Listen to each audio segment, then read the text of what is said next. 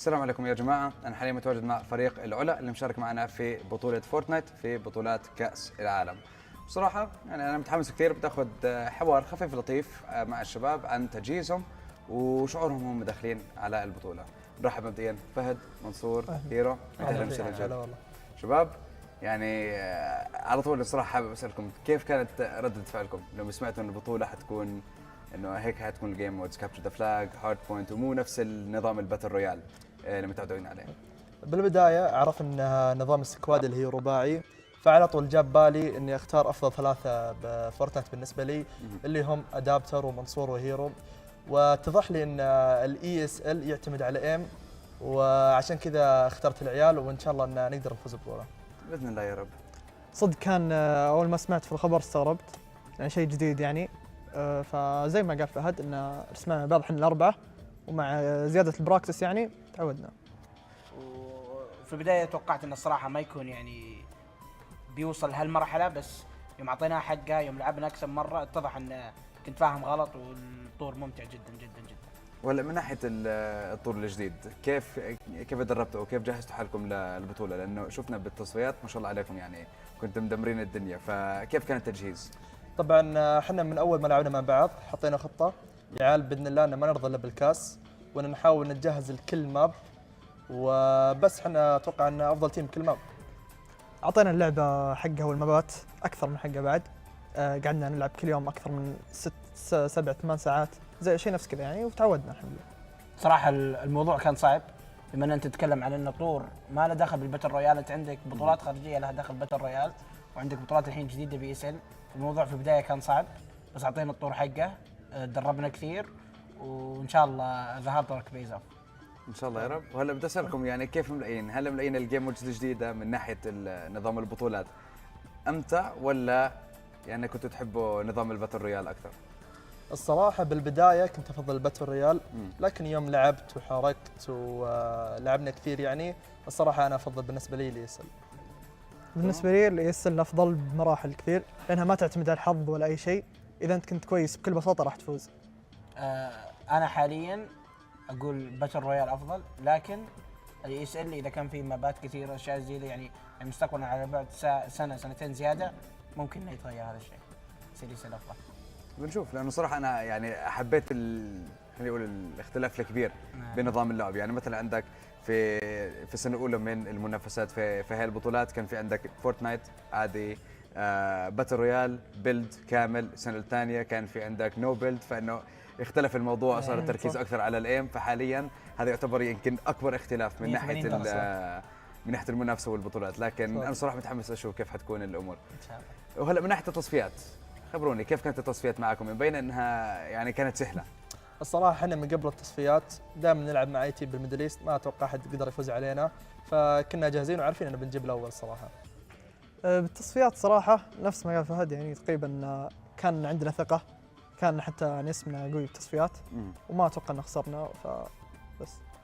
صراحه ابدا انا بالنسبه لي انا ابدا ما كان تفكيري بتصفيات الميدل ايست، كنت مفكر اي سبورت كاب اللي بعده، ويعني دائما ما احط في بالي في الاشياء الاقليميه، طالع بالاشياء الانترناشونال العالميه، ويب فالحمد لله كانت سهله ومشت بعد توفيق الله باذن الله. وهلا من ناحيه توزيع الرولات على كل شخص، كيف اخترتوا الرول لكل لاعب فيكم؟ الصراحة قعدنا نلعب كثير وحاولنا نشوف ان مع كل لاعب مين افضل رول بهذا السلاح. وبعد صراحة يعني مدة طويلة عرفنا كل واحد بالرول اللي يقدر يلعب فيه. يعني من وراء التدريب وتجربه يعني جربتوا مثلا يمكن اكثر من لاعب باكثر من رول، شفتوا ايش افضل شيء بيكون لكل اكثر من شخص؟ شهر. جربنا يعني رولات واجد. ادابتر معروف انه كويس بالسنايبر مثلا، فهذه ما كان يحتاج يعني، هو افضلنا بالسنايبر، فزي كذا يعني على طول يعني. وهيرو كيف كان الموضوع معك من ناحيه الاختيار؟ الصراحه من حظنا ان مثلا في كل كلاس في سلاح معين، في واحد فينا من زمان من قبل نريد انه كويس مره بالسلاح، يعني ادابتر بسنايبر، انا بكلاس الانجينير اللي هو الاس ام جي، منصور بالسكار، وفهد بالاي كي. الصراحه في البدايه كان في تغييرات كثير، خصوصا الطور يعني كل شوي يسووا له ابديت، كل شوي الكلاسات تتغير، بس الحمد لله قدرنا نوصل لافضل شيء. وكيف مبين يعني كل هاي التغييرات او تغيرات ملاقين حالكم تقدروا تتاقلموا مع كل شيء بسهوله؟ اي يعني مع كل تغيير نشوف فيه تطور افضل. حلو. هلا من ناحيه انجازاتكم اللي حققتوها في مهنتكم او خلينا نقول في مسيرتكم في فورتنايت، ايش كان اكبر انجاز لكل واحد فيكم؟ اكبر انجاز لي هو السنه الماضيه 2023 جيمر زيت ثاني على العالم. بالنسبه لي رش لان اللي كان اتوقع نهايه 2022. انا بالنسبه لي انا مثل فهد، انا كنت مع فهد السنه اللي راحت جيمر زيت 2022 المركز الثاني، وبرضه تاهل لكاس العالم بكوبنهاجن السنه اللي راحت. وهلا ايش حيكون هدف كل واحد فيكم، ان كان هدف شخصي او ان كان هدف مع الفريق؟ طبعا هدفنا اول شيء ان نطلع من تصفيات بالاول والحمد لله عديناها. الحين طموحنا ما نرضى الا بالكاس باذن الله. صح، ما راح يرضينا يعني بالكاس، يعني اكيد طموحنا صار اكبر وان شاء الله نحقق. ان شاء الله يا رب. اكيد ما اختلف، اكيد الكاس أكيد لازم ما أختلف لازم، مع لا كلام لا الريال. الكل لازم يتفق. ان شاء الله الكاس ما يطلع من السعوديه ان شاء الله، ينقال ان شاء الله يا رب. وبرضه ان شاء الله كلنا نبدع بالباتل رويال بعد كلها ان شاء الله. وهلا من ناحيه خلينا نقول مرحله المجموعات، الجروب اللي انتم متواجدين فيه حاليا، مين ملاقيين اكبر منافس لكم في الجروب؟ الصراحه يعني احنا تركيزنا ان نعطي كل فريق حقه. ما اتوقع احنا بنخلي فريق كويس فريق سيء. فبالنسبه لي وبالنسبه للشباب بنطالع نعطي كل واحد ومستواه. حتلاقوا موضوع انكم تتاهلوا من التوب 2 من الجروب سهل جدا اكيد ان شاء الله. صحيح، ما راح يرضينا الا التاهل بالمركز الاول من الجروب مو توب 2. صراحه بنتاهل بالمركز الاول لانه يفرق بالسيدنج اكيد على طريقنا بالبلاي اوفز، فان شاء الله نعطي كل شخص حقه، كل واحد اللي يستاهله، وان شاء الله نتاهل بالسيد الاول باذن الله يا رب. وهلا انتم قديش صار لكم عم بتتنافسوا او عم تلعبوا مع بعض؟ اول ما سمعتوا عن موضوع الجيم مود الجديده من بدايه ESL، خلص انه انتم لقيتوا حالكم تشتغلوا مع بعض بطريقه قويه؟ اتوقع من اول ساعه من يوم ما اعلن عن ESL على طول كنا ريدي، ممكن كنا نلعب بطوله مثلا بباتل رويال واعلنوا باكس عنا، وعلى طول حرفيا دخلنا حطينا الكود وجربنا الماب على طول. يمكن من اوائل الناس اللي جربوا الماب. وكيف كانت اول تجربه لكم؟ قلنا هذا الماب غريبة جدا غريبه. يعني متعودين انتم شباب على باتل رويال وتفوتوا ضد 60 70 لاعب ثاني ومنافسه شرسه، لكن هلا تفوتوا 4 ضد 4 مع جيم مودز مختلفه مع خرائط مختلفه، فاكيد يعني كان تغيير كبير عليكم. اكيد شيء غريب. بس قديش اخذتكم قبل ما يعني تعودتوا على هاي الامور؟ انا عارف انكم يعني قعدتوا اسابيع شهور وانتم عم تتدربوا، لكن قديش اخذتكم فتره قبل ما تعودتوا على موضوع انه خلص احنا بدنا نبعد عن الباتل رويال لهي الفتره وحنكون داخلين بنظام جديد للمنافسه؟ هو كان في بطولات الباتل رويال وبنفس الوقت كان بطولات ESL. حاولنا نجمع بينهم وان نعطي الباتل رويال حقه والESL حقه. فكان في زي البريك بالباتل رويال اسبوعين، فاستغليناها بحرق الESL بس. ايه فعلا كان في بريك، قعدنا نلعب، كان ما في اي بطولات باتل رويال، فركزنا على ESL، ركزنا صار شيء يعني تعودنا عليه. تمام. صراحه بالبدايه يعني ما توقعت انه يعني بنقعد نلعب هذا الطور بهالحد، لكن في البدايه جربنا نلعب. اصلا اول ما لعبنا الطور لعبناه 2v2، هو المفروض انه 4v4، احنا لعبناه 2v2. قلنا كيف اللعب غريب ومدري ايش وفي كلاسات كثير كيف 2v2، لكن بعد ما لعبنا ضد ناس لعبنا سكريمات زي كذا اتضح ان الوضع 4v4 وزي كذا، والحمد لله مشيت الامور كلها تمام. الحمد لله يا رب. بس هلا يعني بدي ارجع اركز على البطوله كامل من ناحيه كاس العالم وفورتنايت. غير المجموعه اللي انتم مشاركين فيها، هل في عندكم اي فريق ثاني براسكم، اي فريق يعني حابين تنتصروا عليه، حابين تتخلصوا منه تشيلوه من البطوله؟ اي فريق من ال 19 فريق الثانيين اللي مشاركين معنا؟ والله ما عندي فريق بالي صراحه. ما عندي فريق بالي صراحه. انت هدفكم الكاس بس. هدف الكاس بس. هذا الهدف اللي بيجي بطريقنا بلاي اوفز ان شاء الله بنعطيه حقه. الله يعينه وقت الصراحه. طيب شباب، شكرا على تواجدكم معنا، صراحه انبسطت بالمحادثه وبنتمنى لكم باذن الله كل التوفيق. يعطيك العافيه. That's a wrap. وصراحه انبسطنا كثير بتواجد فريق العلا معنا في هاي المحادثه، وباذن الله بدنا نشوف ايش اللي حيصير معاهم في بطوله فورتنايت في كاس العالم. نشكركم يا جماعه ونشوفكم باذن الله.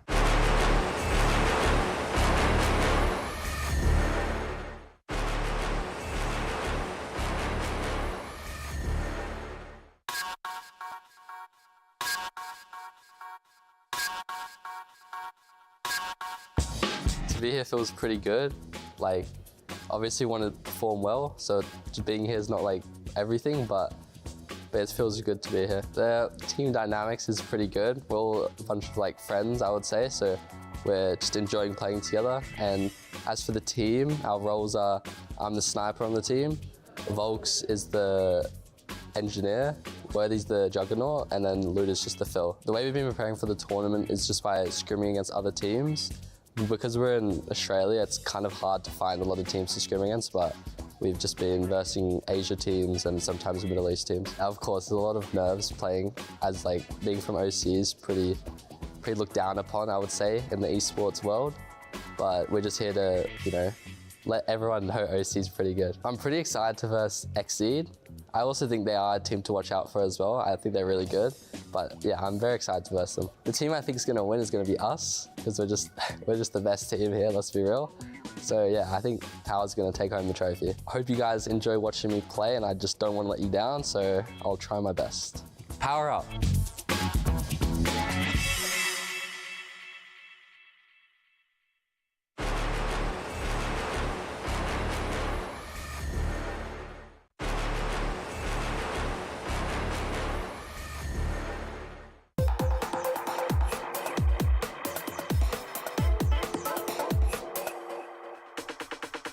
طبعا شعور حلو انك تكون موجود بهذه البطوله من بين كل اسماء اللاعبين، وباذن الله ما نطمح الا بالاول.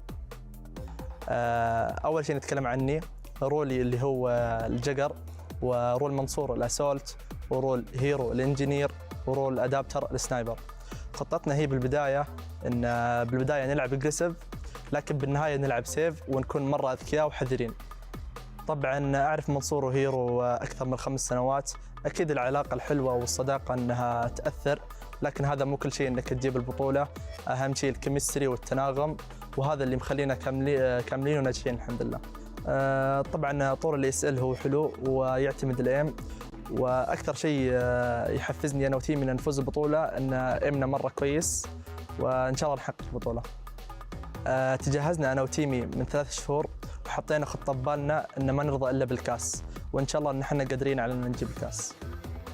توقعاتي بالتيم الفايز اللي هو احنا فريق العلا ان شاء الله، لان اي لاعب سعودي ما يرضى غير الا بالكاس. انا فهد من فريق العلا، السنه الماضيه جبت الثاني، صدقوني هذه السنه الكاس ما راح يطلع من الرياض، انتظروني.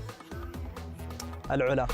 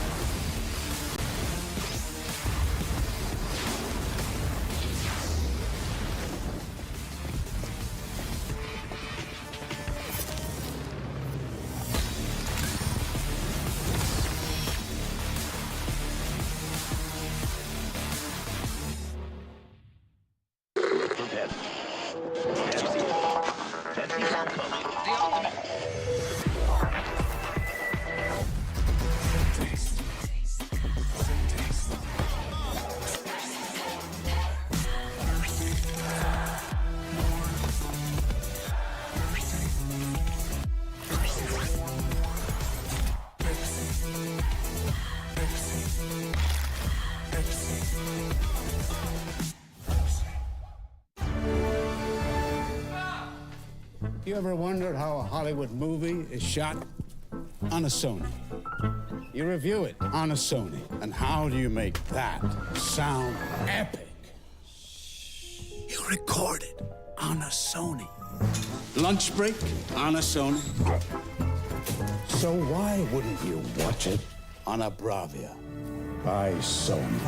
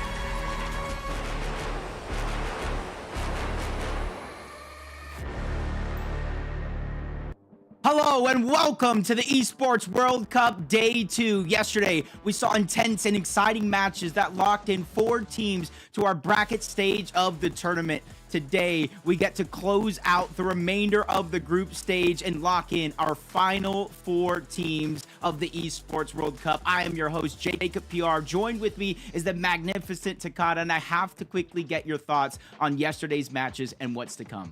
Look, Jacob, I cannot be more excited. Yesterday, we had some matches that, if you look at it from the other end, it looks like a clean sweep, a 3-0, but they were incredibly intense matches. So I cannot wait to see what happens today. But before that, to give you a quick refresher, let's take a look at a video that's going to explain the format for today.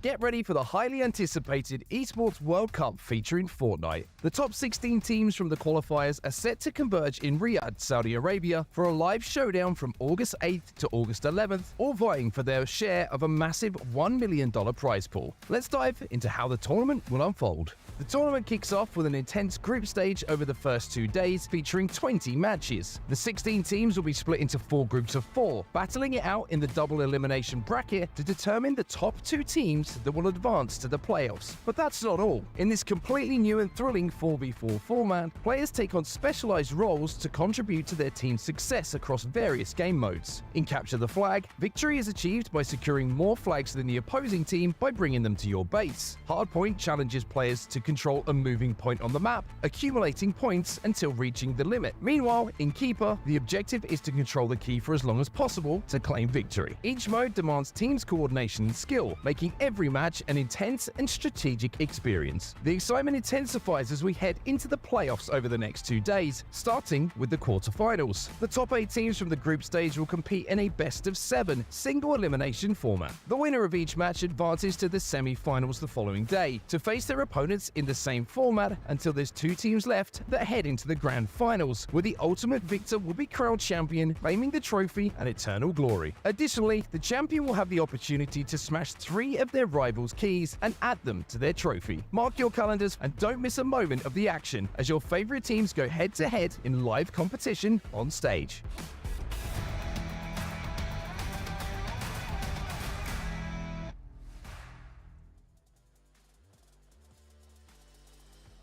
You guys heard the breakdown. The whole stage is set, but this is still the group stage. We still need to close out and figure out our final 4 teams. We got our first place teams locked up in Xset, Exceed, Heroic, and Carmine Corp. And Takada, there's still those 4 teams up for grabs.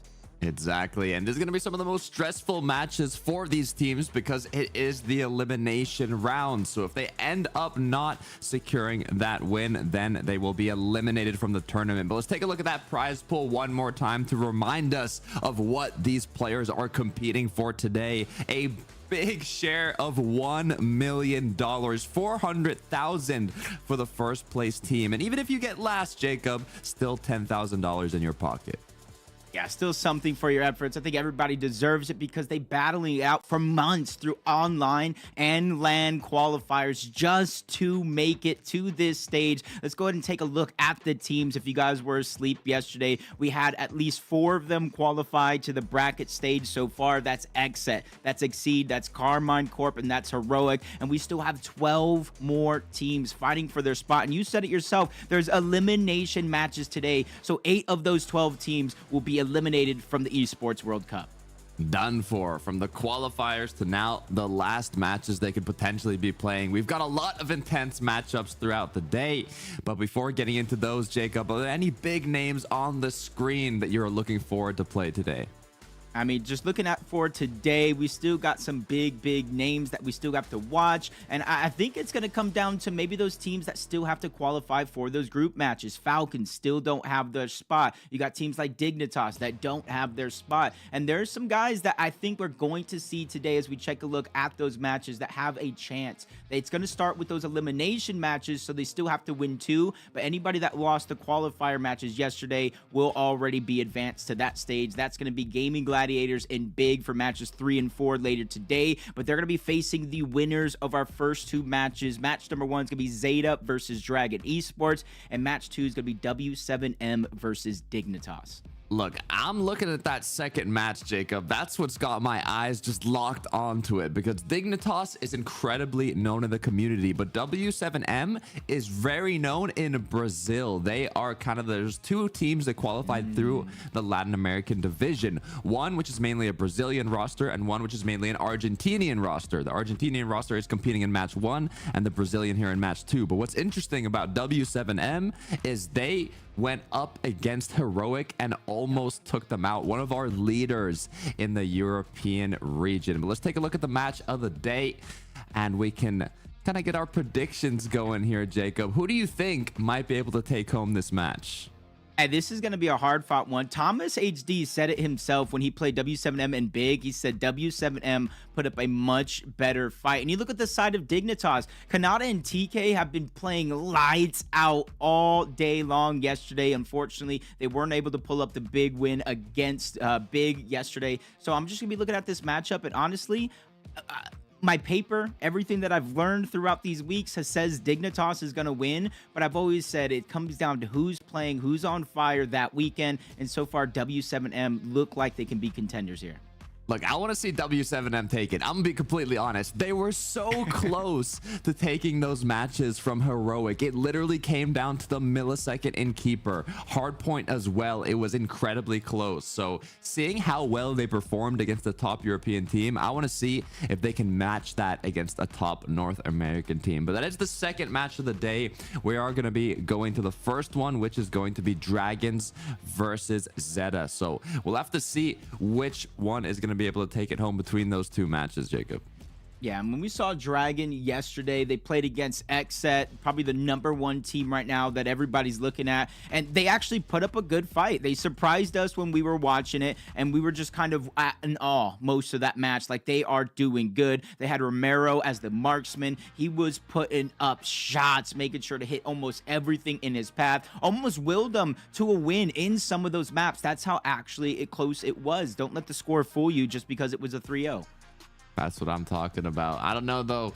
You get a day to rest, Jacob. You kind of can put in the work, the homework behind the scenes. I know Thomas HD was talking about it when he was playing. We asked him, you know, after he won the match in the game winners interview, what kind of went wrong? You did so good on the capture the flag mode, but then when it went to hard point, when it went to keeper, the W7M roster just looked unstoppable almost for a moment there, and it was basically they just hard countered them. So if we look at Dignitas now, do you think W7M put the same work into countering Dignitas and all of kind of their matches that they played out yesterday?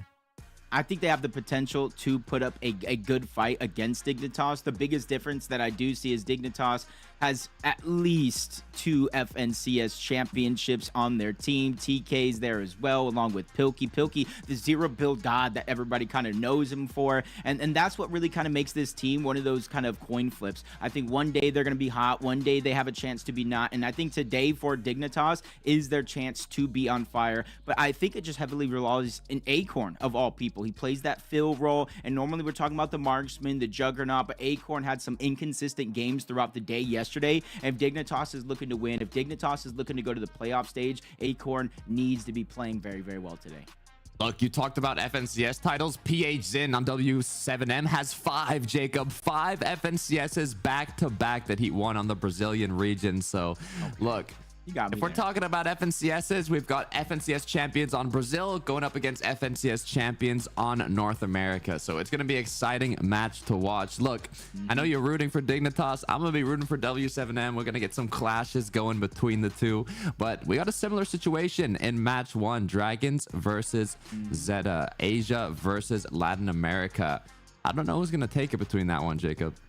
Yeah, these guys are actually pretty good, evenly matched for the most part. Zeta, one of our Asia Pacific teams. Dragons, like you talk about, our Latin American teams. This is a good fight from teams that may not get the best practice against NA, against EU, but this is also a good sign for them because this is match number 1. It's an elimination match. You're going to put everything on the line. Passion is going to show throughout all, and winner of this will go on to catch that momentum, hopefully bring it into their next matchup. Zeta is one of those teams I think some teams might be sleeping on, along with Dragons, so hopefully they're not sleeping on each other, as both of them kind of underdogs in the entire tournament. Yeah, I'm curious to see. Like I mentioned earlier, Dragons is the other qualifier from the Brazilian region. They're a roster full of Argentinian players, but then Zeta has players like Zagao, who played in the Invitational, who's played in multiple FNCSs. I think he has 3 championships titles to his name. So it kind of shows the respect that you need to make it here today, Jacob, just to play in this competition at the level that this competition is at. So seeing 2 of the regions which don't have as much kind of reputation in these major events compared to North America and Europe, I kind of want to see them make more of a name for themselves. Yeah, when I look at the Zeta roster, you look at the players that are on those roster from time to time, you know, in the typical battle royale, I know it's not the same. They're the region that people look at that kind of invents new strategies, that kind of breaks the mold. We saw it at the Global Championship when they were kind of farming the Surge on the down player for a long time. So I expect these guys in an elimination style match to not have any tricks underneath their sleeve. They're going to play every single card that they have in their hand. And we're talking about, you know, some superstars. Zuma is going to be the marksman. I'm going to have to see him really step it up for the team. And then obviously Mini PO, that is the Juggernaut, has to be able to stay alive. They talked about the importance of the Juggernaut because you have extra HP, you have extra shields, you could take more damage. That means you're alive in those fights. And typically you give it to the player that can pick up those eliminations because of Siphon, allowing them to stay alive. So I'm going to be looking at Mini to get those eliminations for his team. Stay alive 5-6 seconds longer than he should. Buy time for the team, especially in those keeper matches that we saw yesterday really go down to the wire. Yeah, and then we also got to go on Phil and Coyote on Engineer. Now, Engineer is a big role. You get that Thunderburst SMG, you get the shield bubbles that you can use, which is incredibly crucial for a lot of these game modes. So hopefully we can see the synergy come through with this team if they've put in the work scrimming against a lot of the other competitors today. Between the two, Jacob, you got Zeta, you got Dragons. Who do you think is going to be taking home? We could look at the Dragons roster here once again. We saw them compete yesterday and they played very well. It's Randu, Lua, iTroll, and Romero. Yeah, Romero, like I said, I mentioned him earlier. He's going to be the marksman for the team. And yesterday we saw him hitting some no-scopes, some quick shots, and really kind of turning the tides in certain points of the match against Xset, which in times almost looked like they were going to win. They were actually going to win some of those maps against Xset, which was a shocker to all. But then obviously Xset turned it on. We know the experience of the team they can be. So I want to see them take those lessons from yesterday and try to apply that today. And now that they have that elite style practice, you know, I'm doing air quotes at practice because it was an official match, but that was reps that are so important. And I want to kind of point out this map cycle. Dragons, they pick CTF on Chalet first, and then they eventually pick the CTF on Panther for the eventual map number 4. But the interesting thing to me is not so much Dragons, but they are all picking blue side. Yesterday, throughout the day, we were seeing a lot of red side picks. So Zeta picked blue side once, and the one time Dragons did get to pick, they picked blue side as well. So it's going to be kind of interesting to see how this kind of affects and change things up from what we saw yesterday and from what these guys were practicing and VOD reviewing from yesterday. I mean, I'm excited to see it as well. We saw a lot of interesting kind of changes in playstyle depending on the game modes as well, but also depending on the people who they were competing against. When it was, I believe it was Heroic match when they were playing against W7M, they played incredibly slow in the first capture the flag match, but then, or when it was capture the flag on Panther, but then when you go on Chalet, it's complete aggression. It's crazy how quickly it changes up, Jacob. Yeah, and it's kind of seeing like blue side right now. So they're kind of opting to go blue first onto Zeta. They're going to be able to get that blue spawn or the pool side of map first. So they got to be able to utilize that first. But Takada, we know kind of who we're going for in this match. But let's go ahead and break out our STC predictions and get it going for this match. Throughout the day yesterday, I think the chat was kind of spot on with how close the matchups were going to be. They weren't necessarily predicting the team right every time, but they were going ahead and letting us know that these matches were going to be close. 100%, Jacob. So let us know. You can just vote right now, make your predictions. Let us know if you think for the game number 1, which is Dragons versus Zeta, who is going to take it home. It's Asia versus Latin America. We asked the chat, Jacob, give me a name. Who's winning? Ooh, just if you're going to put me on the spot, I'm going to have to go Dragons. I'm going to have to go Dragons, man. Ooh, the way okay. they were playing yesterday against Xset, if they can keep that same tempo, if they can keep that same fire, I expect them to win today. look, I'm on your boat. I think they can do it. But to be fair, we didn't see Zeta a lot yesterday here on our stream in the matches we saw in our bracket. So maybe they've got a surprise for us, Jacob. I'm excited to see kind of what they're made up of, what they can pull off. And also, I know a lot of the Asian players that have competed in these global events before have kind of whooped out some strategies that we weren't really accustomed to previously. So hopefully we see something similar come out today, because these are the elimination matches. So if you've already lost one match and if you lose again today in your bracket, you have a chance at elimination. So they're gonna have to be careful and give it their all. Yeah, I like what you said though during that is these guys on the Zeta Division roster to have that global championship, that invitational, that in-person experience. So nerves right out of the gates. You got to be wondering, how are they on the side of Dragons? They lost that match yesterday. They coming into today, they don't have really too many reps on the stage. On the side of Zeta, even though they're in that same boat of losing that match against Falcons yesterday, they have the experience of a multi-day event. They have the experience of kind of going back to your hotel room, not necessarily the most happy, figuring out those mistakes and having to bring them to play in a day number 2. For them, they want to go ahead and make day 3, day 4, that championship of the Esports World Cup, but it starts right here in the elimination match. And they're looking comfortable. I mean, just seeing how they're sitting down, moving around, they don't look nervous at all. We saw some players, especially in day 1, first matches of the day, they were looking a little shaky, Jacob. Maybe first time in-person event, not really used to this environment, but now the players have had a chance to play out some matches, get some rest, VOD review, prepare for the upcoming matches that they had the following day, and they look like they're at home right now. Yeah, they look. I bet you at least 2 of them probably have their shoes off, playing in their socks. Cause that's me. When I played in person, I got as comfortable as possible. I emptied my pockets out. I made sure I had no shoes on, just socks, just trying to be comfortable. And I expect these guys to mimic as much of playing at home as possible, getting comfortable. And that's why you have the coach behind you as well, because what we saw, especially from Heroic with Triprin, is the coach can bring the vibes. The coach to make sure everybody's calm, cool, collected. Yeah, a lot of people think they're there for strategy, they're there for communications and so many other things, but I think the vibes and making sure that the team is kind of positive and a great mindset is going to be just important as every strategy that you have in your book. 100%. Vibes are crucial, just as crucial as momentum is, especially in some game modes like Hardpoint, where it's kind of non-stop momentum. If you're able to keep it up, going from one point to the other, trying to get ahead before the next point appears, you kind of got to stay locked in the game. You can't let those rough matches get to you. So we will be starting out on Shallot. Capture the flag. Game begins. Match number 1 of day 2 of the Esports World Cup featuring Fortnite. Jacob, I'm excited. Yeah, I'm excited as well, and hopefully these teams are not too excited because they don't want to mess up here, because this is the elimination match. Loser of this match, their Esports World Cup will end, and that will be it, and having to watch the rest of the matches with us all weekend long. But Zeta's already trying to defend. Dragon push towards the side. They get the flag out, but it's going to be short-lived. iTroll's still there. Gets another elimination on Dakota. Randu actually got the flag out, and he has a chance to bring it all the way, because if you look at the mini-map, it doesn't look like anybody from Zeta is in position to cut this one off.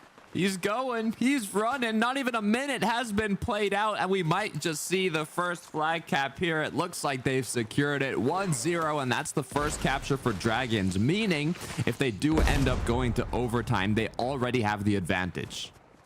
I'm just looking at the chat throughout this one. We got a lot of Dragon fans. I want to hear them get loud in the chat throughout this all, because in less than 60 seconds, sometimes the game-defining flag captures, catching your opponent off guard, really not let them set their foot in this matchup. As Dragon, iTroll specifically trying to defend the flag, and Coyote does go down. That's going to be a successful return for iTroll, and you could already see Dragon is putting themselves on the map. They're favoring towards these tunnels, which gives Zeta, especially Yuma, control of this pool. Let's just hopefully they can do something with it, because they were all 4 up. They got to take advantage of that time.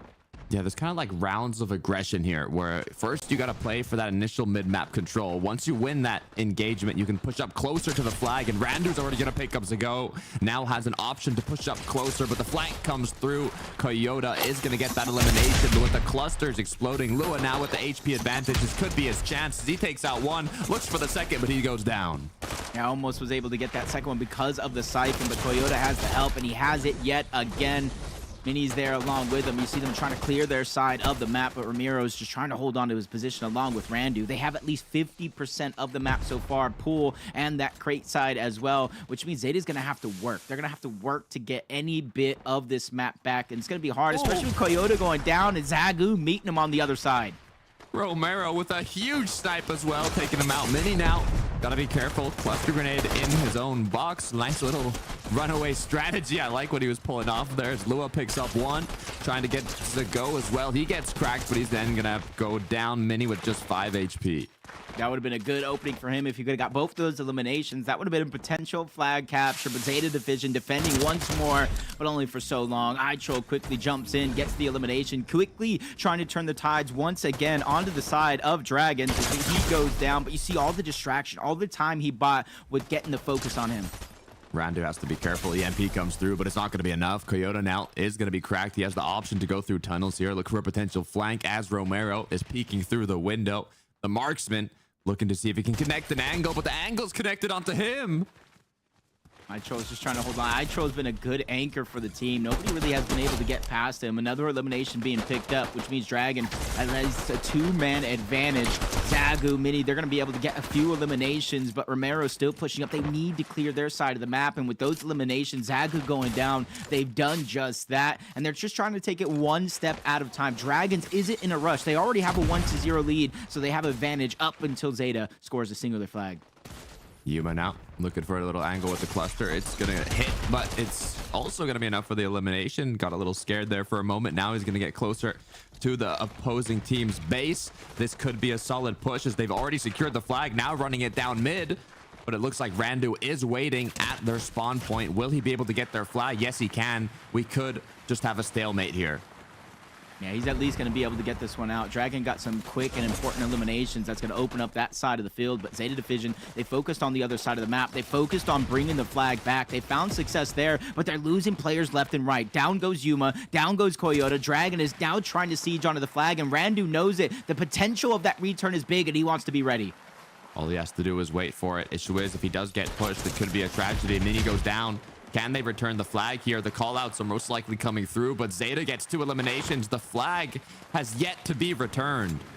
I got to be Coyote getting that elimination onto iTroll, making sure that flag does not get reset. And you see he has pretty good utility towards the backside of those rocks. He has the grenade and he has the bubble shield just in case he gets pushed, which could be gearing up, especially with Zagu going down. But 10 seconds left on the clock.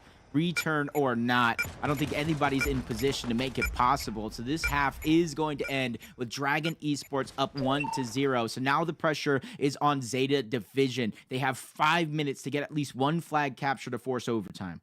And even if they get that 1 flag capture, they're going to need another one, because if they are into overtime and nobody captures a single flag, then Dragons will end up securing the win, because they did get that initial flag capture. So they not only have to tie it up, but even if they tie it up, they're going to have to capture another flag.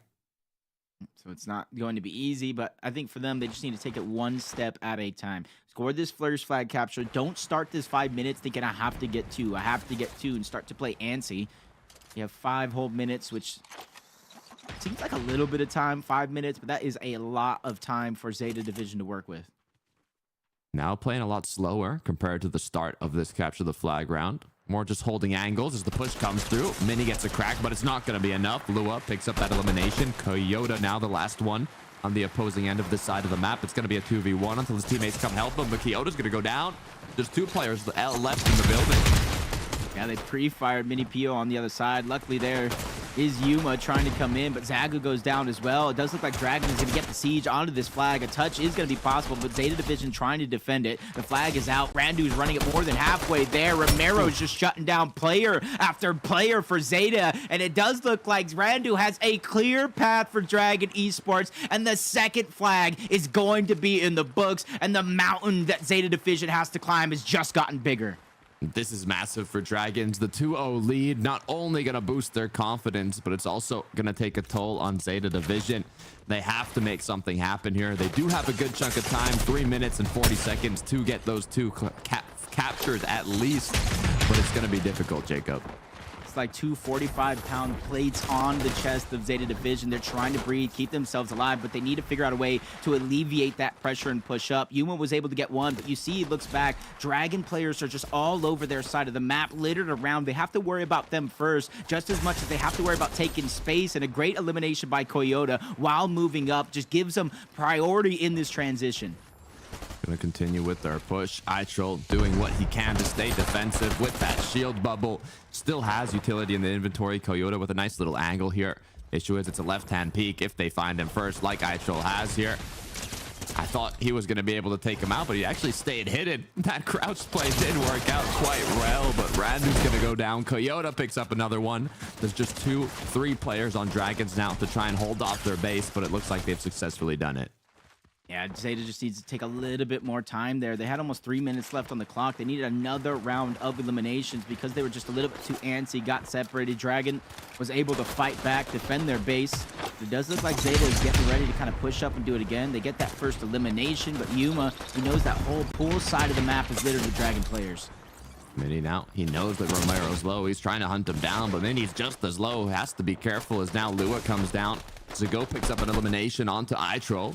As Randu is crouching up. Do they know is the big question. Does Coyote know this is an opponent on the other side of this bush? Yes, they do, and they're going to take him out.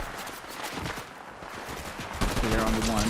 Blue's trying to get the flag out, and he takes down Yuma along the way. Another flag potential opportunity here. He has clear and open field in front of him. Nobody from Zeta Division is really in position, and even if they are, they have a blocker there in the tunnels for Dragon. It does look like Lua's going to find success. That is going to be a 3-0 lead. Dragon Esports over Zeta Division with 1:40 left on the clock. They have to be picture perfect from here on out. They just made Zeta go from having a hard comeback to now needing a blessing to make something happen. 1 minute, 30 seconds, 3 flag captures away, but this could be the start of the marathon as Midi gets through the window, still yet to be eliminated. Flag on his back, no. But it's going to be unable to deliver. You have to win those if you're Yuma. But it helped them stay alive, but they get the flag return for Dragon. They got full map control in the center, 70 seconds left on the clock. If they even threaten to push this flag in, waste some more seconds off on the clock, this is going to be over.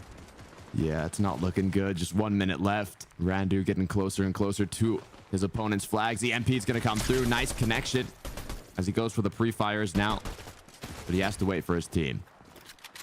Zeta needs to figure out a way to turn this into a play counter cap opportunity. It starts right there with Randu going down.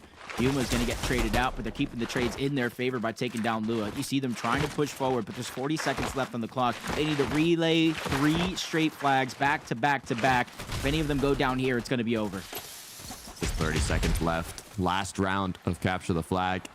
They literally need to capture 3 flags in 25 seconds. If they end up going down now, this could be the end for Zeta. And that's going to be it. 3 members fall. Zagu's going to be the 4th. Dragon Esports rid Zeta Division off the map. And with 10 seconds left, there's just simply not enough time for a Zeta Division comeback. So Dragon Esports will start the elimination match on fire and take a 3-0 win on map number 1. Looking good for Dragon so far. Map 1 in the books. Next up will be Hardpoint. My question is, do you think that Zeta or Dragons excel more at Hardpoint, Jacob?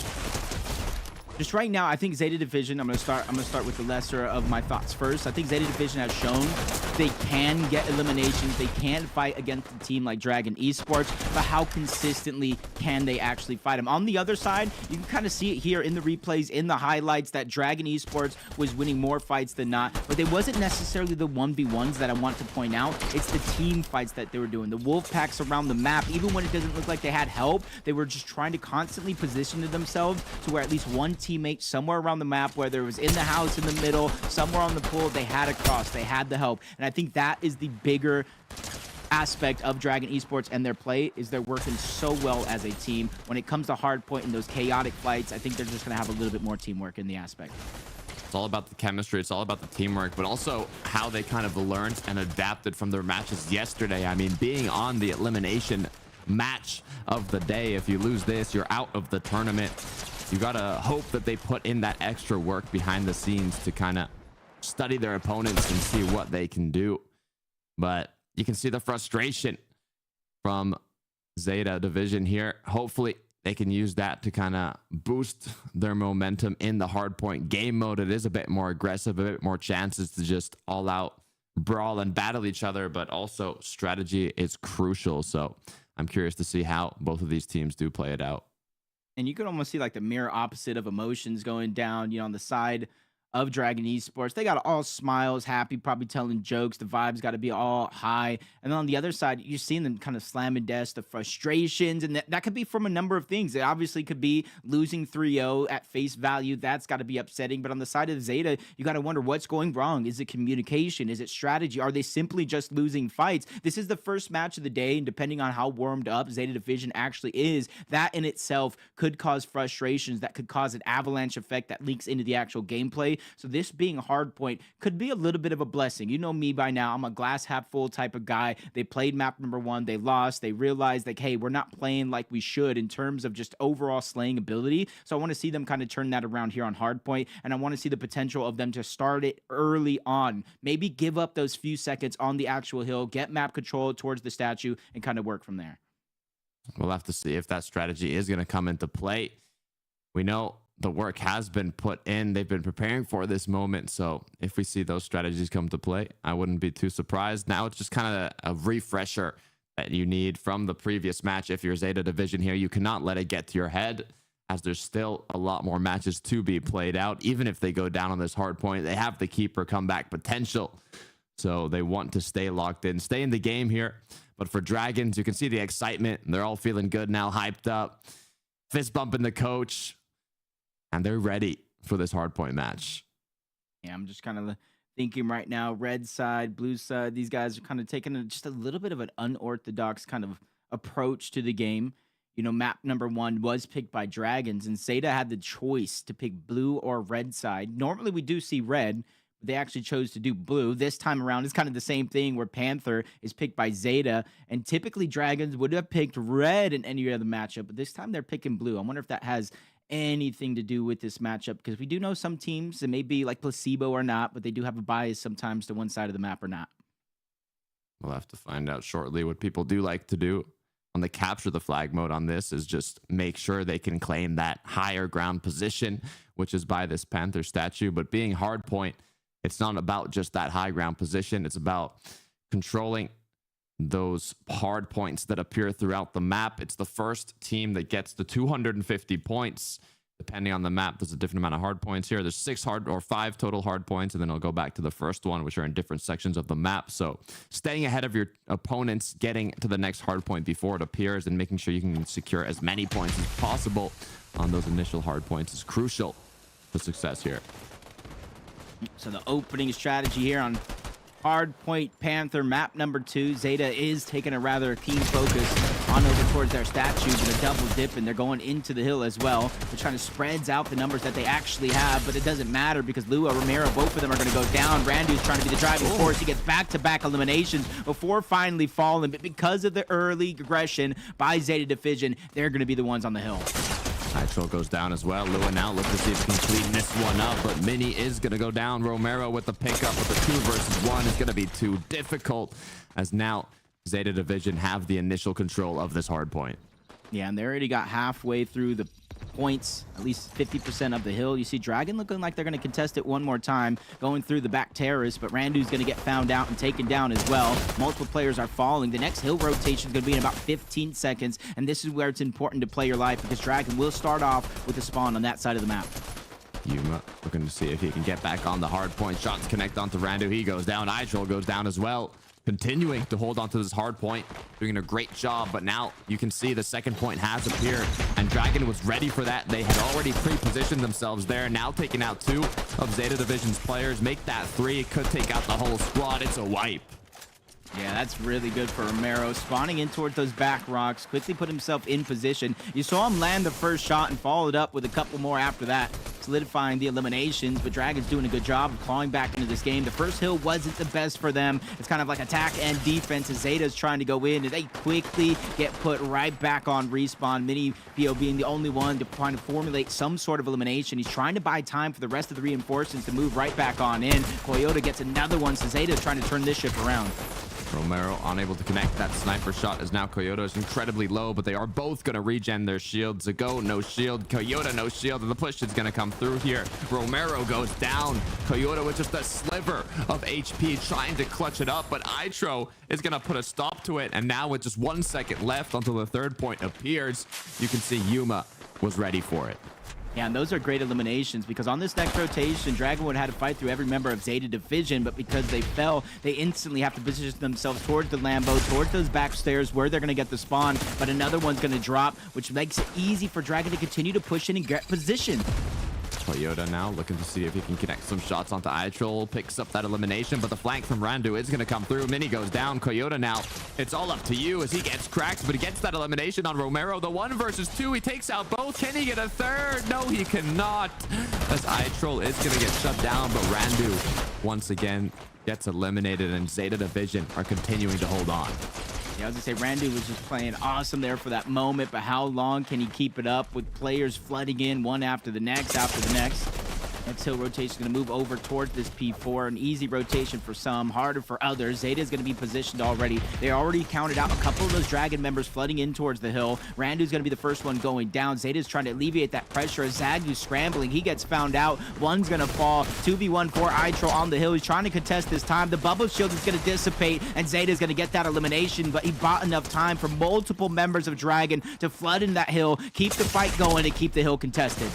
Getting closer and closer to 100 points. Dragon now trying to maintain their lead as much as possible as they do get that elimination onto Yuma. Mini now is going to take the 1v1 versus Lua. Gets the first pick, but Randu is going to finish him off. Dragon is just relentless with the amount of pressure that they're putting on, especially after that first hill where Zeta was getting the majority of their time, and they fall yet again. But it's just a constant battle between these two teams. The post spawn is going to Zeta, but Dragon is putting in so much work to get multiple eliminations, push them back deeper and deeper into the spawn, and now Zeta has to make the decision. Less than 10 seconds left. Do they contest the dead time, or do they move on over to P5? At this point, I think it's just better to get yourself positioned onto P5. Make sure you can claim as much as possible, and they have the same mindset here as they already take out one. Look for the second. They know Randu's close by and he's low. They just don't know exactly where. As now, Randu's going to do anything he can to waste their time as Idol tries to hold on to this 5th point. As Yuma goes down, Mini goes down. Dragons might just have done it. Yeah, they have woken up from that first hill. They realize, hey, we're probably playing a little bit too fast. We're throwing our lives away. And since then, they've been making sure to have that teamwork that I was talking about after map number 1. Itro gets taken down. He gets caught off guard. Yuma with the beam. He almost gets back-to-back eliminations before he falls. But Zeta's putting in work. Multiple eliminations by Zag, who's going to give him final control over P5, but all they get is 20 seconds for it. Mini now seeing what he can do to hold on. He knows that Romero is close by. Doesn't want to push him though, as Romero has to wait for his team first, but with a miss calm, he is going to go down. Mini picks up the elimination. Now just 4 seconds left. These players should be looking for the next hard point, which is going to go back to hard point 1. Yeah, that amount of hill time right there was good for Zeta Division. It's not going to break it wide open for them to come back, but it's going to inch them step by step by step, and that's exactly what they got to do. Cannot get over-aggressive, especially with Zagu having full control over the statue with another elimination. The rest of the members of Zeta are positioned over towards P1, watching that back terrace. No free flanks for Dragons. Looking to see if he can connect that snipe. He knows that Itro's close. He hears the comms, but Randu's going to pick up Mini. Yuma's going to get the revenge as now Zeta Division closing that gap little by little, getting closer and closer to Dragon's points. And Zeta's doing a good job. It's these late hills, so it does look like hill 5 back to the first one where Zeta's getting the majority of their time, but a late second push from Dragon. They're at least trying to cut it short here, get ready for that next rotation, but you can already see in the mini-map, Zeta, they don't have it, so Dragon's going to be the first one onto the next hill while bleeding every second of this hill dry.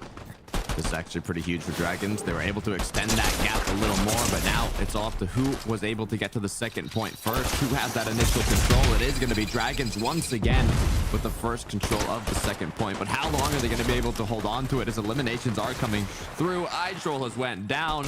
Zago looking to pick up Randu here, but he gets taken out.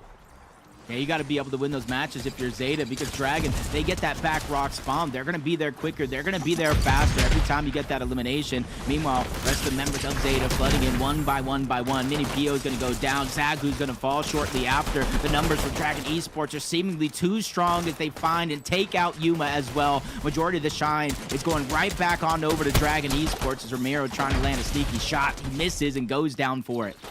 Full control is what Dragons had on this second point so far. They have not lost it for a single second, and that trend is going to continue all the way to the end. Almost 200 points for Dragons, but it looks like Zeta is looking to claim this point 3 first. Yeah, 2 of those members went down on that rotation. I thought it was going to be frightful, but Romero falls as well, which opens up a little bit of flexibility here for Zeta. They hold it down to Lambo. Back spawn is there as well. iTroll trying to move in, but he gets spotted out. Mini Pio going towards the backside as well, and Dragon is getting multiple eliminations in the spawn. They're trying to flip it in their favor. I'm not sure if it worked, though. Shots are going to come through to Yuma. He's going to go down. Lua now going down as well, as Mini is trying to save it here for Zeta Division. Randu is going to wait for his teammates to get back in, spawn back in, and it looks like they're going to do a calculated team push. Yeah, it looked like Dragon was trying to flip the spawn. They didn't find any success there, so they sneak back in through the far, flanking onto the Lambo. 2 quick eliminations being picked up. Zeta's trying to claw back by taking down iTroll, but with no time really left on this hill, everybody's forced to make that quick rotation. Right back on over to P4, and this is where Dragon Esports was able to contest the hill time and time again, no matter what position Zeta had. That's a big rotate from Zeta, though. They've got every player on this 4th point. All they have to do is hold on to it now. This first engagement, this first fight is everything. Randu just 1 shot away. He goes down. iTroll goes down as well. It looks like Zeta Division is going to be able to hold on. This is good for Zeta because 216 points. Dragon already has that lock. Zeta Division now eclipsing that 200-point mark. A good amount of time left on this hill. Zeta Division cannot win, but on the other side, they can get 1 point. Dragon Esports can get to 249 with uncontested time, but Zeta does a good job of contesting it, grabbing a few eliminations. Even if they fall, they did their job of making sure Dragon cannot win on this hill. Zeta with Mini back on it, but iTroll is going to stop him, and Romero now looking to see if he can take control as Zagu gets tagged. As now Romero is going to go down. The battle for this 4th point is going to come to an end shortly, as it's just 3 seconds until the next point appears. Yeah, Randu already overextended. He extended very, very early on over to the other side. P5 stealing away the spawn from Zeta. EMP going out. Mini Pio is going to go down, and Dragon Esports are going to solidify the map 2 win and take complete control of the series. Great job from Randu there, picking up the last points by just getting out of the previous hard point, staying ahead, making sure he's on that spawn before any of Zeta Division's players reach it. It was a close match, but in the end, Dragons stayed true to their momentum from game 1. Yeah, you can see very, very early on, Zeta had a decent lead, but from the ending of that first hill throughout the rest of the matchup, Dragon was making sure to not only lock down most of the spawns, but they were making sure to trade, contest a lot of the time, trying to flood in one by one, which most times it doesn't necessarily work, but you could see in some of the big moments, the players of Dragons were picking up 1, 2, 3 eliminations when you'd think they should go down without any. Yeah, they did a great job, honestly, of not only getting eliminations, but their coordinated attacks. Dragon a lot of times would kind of wait as they had a player flanking around until their team was ready to do that full-on attack. And when they took those team battles, they tended to win a lot of them. But to be fair, Zeta did a good job as well. It was an incredibly close match. So for this next game mode, which is going to be the keeper game mode, that's also very aggressive, I think it's going to be a close one. Yeah, especially since I think Zeta Division, little by little, is warming up more and more, getting more and more comfortable, especially in those more chaotic fights that Hardpoint does have over Capture the Flag. But going into Keeper, it's very, very similar. It is very, very chaotic, very, very aggressive. But at times, we have seen teams able to set up, whether if it's at the tower, basement side of the map, or just consistently rotate that key around with the Infiltrator class that we do see introduced into that Keeper and sometimes the Capture the Flag most. Yeah, I'm just looking here at how the players might be handling this. It is a difficult start. If you lose both the first maps, you know it's going to be a difficult comeback. You got to win every single one from here on out. First to 3 with this keeper mode, though. It's the start of a possible comeback if you can make it happen. As a reminder, to how this game mode is played out. It's on a completely different map, Taverna Zoni. And then how it works is it's the first team that gets to 150 points will win. To get points, there's a key on the map that you need to take control of. One player can pick it up. They'll get a little movement debuff, so they'll go slower, but they will be securing points per second for their team. And if there's enough of a gap between the points on both teams competing, so if one team is incredibly in the lead compared to the other, then the opposing team will get 2 points per second instead of 1 point per second. So it's a fun game mode, a lot of aggression, a lot of battling it out nonstop, and we'll see if kind of the strategies from yesterday have evolved, Jacob. Yeah, I want to see Zeta kind of use their tricks. This is one of those new modes to where teams can have, you know, cards left up their sleeves ready to kind of throw it down, and this is one of those moments to where it's an elimination match. Yes, we are in group stages, but you no longer have that comfortability of being able to lose a game. Your tournament life is on the line for Zeta Division, so I need to see them pull out all the stops here on Keeper, whether they're switching different specialists, you know, putting the marksman away, adding something extra onto the map that we have seen some teams do and utilize so far. That's what I need to see out of Zeta, because so far right now, Dragon Esports, strategy aside, because they do have some good strategy and setups that we've seen on CTF and on Hardpoint, they're just simply just outslaying most of the times. Most of the individual battles, most of the team battles, just going way of Dragon Esports. And Zeta, first and foremost, need to figure out a way to slow that down.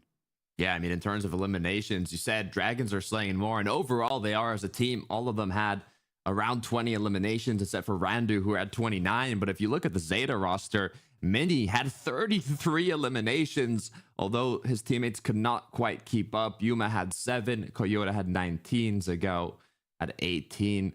But the 33 elims from Mini did an incredible run on the hard point. Now, the issue is on Keeper. It's more than just eliminations, about team chemistry, the synergy that they have to keep their teammates up and running. So we'll see if they can kind of forget about the previous 2 matches and just focus on the current game. Yeah, because I've always said, you know, in a 5-map series, best of 5, that you just need to win 3, whether it's the first 3, the last 3, or any mix of 3 in between. You just need to win 3. Yeah, you might be playing more maps than you want, more stress by going down 0-2, but Zeta still had to win 3 maps at the end of the day, and it could start here with Keeper, getting the momentum on their side. And I think it just relies on this opening strat, because if Zeta wins this opening strat, gets the Keeper or the key and a couple of eliminations, that starts to build the confidence. That starts to build the momentum. But on the other side, if Zeta loses the opening match, Dragons will continue to build their confidence. They'll continue to feel like they can play however they want and continue to shut down Zeta. And we'll see as the game starts up. The first Keeper match of the day, 3rd map. Let's see what goes on. Trades in through the middle. Zagu's first going to be the only one going down, but Coyote quickly follows. And you can see Dragon Esports getting that early key control in the hands of Romero. And you can see the switch up. Romero, typically the marksman, switching on over to the infiltrator, giving him a little bit of a movement boost, which when you have the key, that kind of negates and slows you down just a little bit. So he's trying to even the tides. A couple quick eliminations from Zeta early on are trying to get the key out of the hands of Dragon Esports. Continuing to hold on here. Dragons already has 35 points. This is only 150. It's not like 250 on hard point. So 40 points off the bat is incredibly strong. To go with a nice little snipe is going to come through, but Randu looking unstoppable as he continues to get eliminations. Is going to be shut down by Mini. This was the elimination leader of the whole match, including all of Dragon's roster in the hardpoint game mode. So he's going to be a danger with this key, but the cluster grenades are going to get the best of him. Yep, and see his teammates still trying to battle it out, and you saw they put it in the Juggernaut hand. They thought that extra HP would have made the difference, but he gets beamed, clustered in the outside of zone, unable to escape, so the key is going to go back in the hands of Dragon. Yuma's doing what he can to turn the tide. Nice EMP to break the shields, but the numbers game just a little bit too much as Randu gets the elimination, keeps the key in hand, and keeps Dragon Esports gaining points. Zeta's gonna have to lock in here. The snipe is gonna come through, just one shot away. But Zago needs his teammates to back him up here as he continues with his push. They're on the run. Romero with that key card is getting it done. 70 points already for Dragons as they keep on going. Yeah, just continues rotating around. Every time that somebody from Dragon spawns in, that's a good amount of information, and that's where they try to rotate to, away from the Zeta players, where they have help. But Zeta's doing a good job of pairing together a couple of eliminations here. They got to be able to take down Randu, but a nice EMP yet again, breaking the shields, keeping him alive. Continuing on forwards, but is going to get shut down. Randu now with a trade. Lua looking to pick up one more. He gets Yuma, but now the 2v1 is going to be too difficult to overcome. And Zeta Division finally look like they have a bit of time to work with this key here, but they're going to have to regroup and get a lot of points. Yeah, there's not a lot of time left on the actual clock. With the way this has been going, we might even reach 150, but Mini PO gets another back-to-back eliminations, keeping the key intact. But Romero is scrambling in, trying to find one, but Yuma takes him down. The trade still favoring Zeta for a little bit, but it does look like Dragon was able to get the key out of there throughout all that chaos. Somehow they snuck it up, but Mini does not want to let that one slide too easily as he continues with his push, taking out one, looking to get the second, successfully getting that elimination, Lua being the last one. Now looks like Zeta Division once again with that key card, and they're actually getting closer and closer to Dragons here. Yeah, they have about 50 seconds to catch up with more than double that left on the clock, but iTroll just gets the key back in the hands of Dragon. You see the relay on over. They want to make sure they keep it in the infiltrator's hands. Romero's scrambling around. They know the players of Zeta are trying to push in, get the elimination. And you see iTroll, he's just pretending that he's with his teammate, tries to hide, but he goes down to Mini PO. Zeta trying to make a last-second push. They have 30 seconds left before Dragon Esports takes round one. Yeah, 130 points almost for Dragons. They're going to be just 20 points away. That's 20 seconds of that key card, but Romero is going to go down. Yuma's going to pick it up, and now Zago is going to be able to hold off for his team.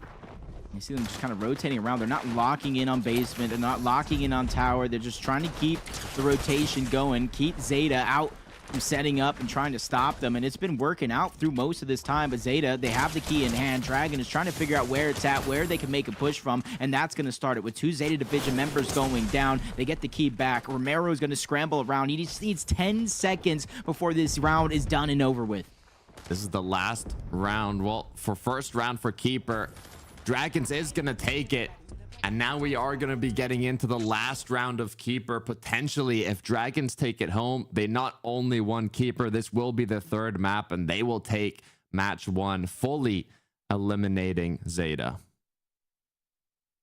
This is big for Zeta now, because it's not just maps that you need to go down. It's not 2 maps you need to lose, because you already lost those, and now you're on the brink of elimination. Everything that you fought for months, the online competition, the in-person competition, boils down to this: 5 minutes left in this round. You have to win this round, and already Dragon Esports goes in, gets the key, and gets on out, starting Romero's rotations around the map.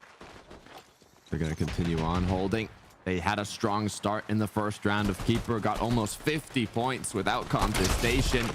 As now, the way it looking, Romero has his bodyguard, Randu, looking to see if he can hold off Yuma, gets that initial elimination. Romero going to continue on rotating, continue on running through.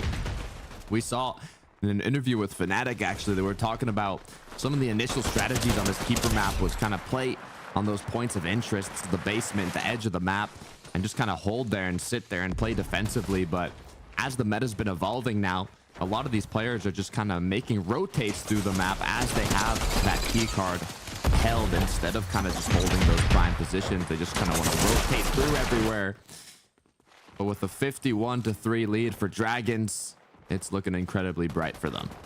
Yeah, they're literally rotating from tunnel to tiles to window to back rocks. They're not even setting up in one spot. They're just getting eliminations, keeping it moving. But nice shot by Zagu, trying to get things on their side. But Romero once again rotating that one around. He's trying to get out alive with the infiltrator. He does have that little bit of extra movement, but he finally gets caught. 3 members of Zeta get quick eliminations to find the players of Dragon Esports, get the key out of their hands and take control. They have a 70-point deficit to try to overcome with their tournament lives on the line.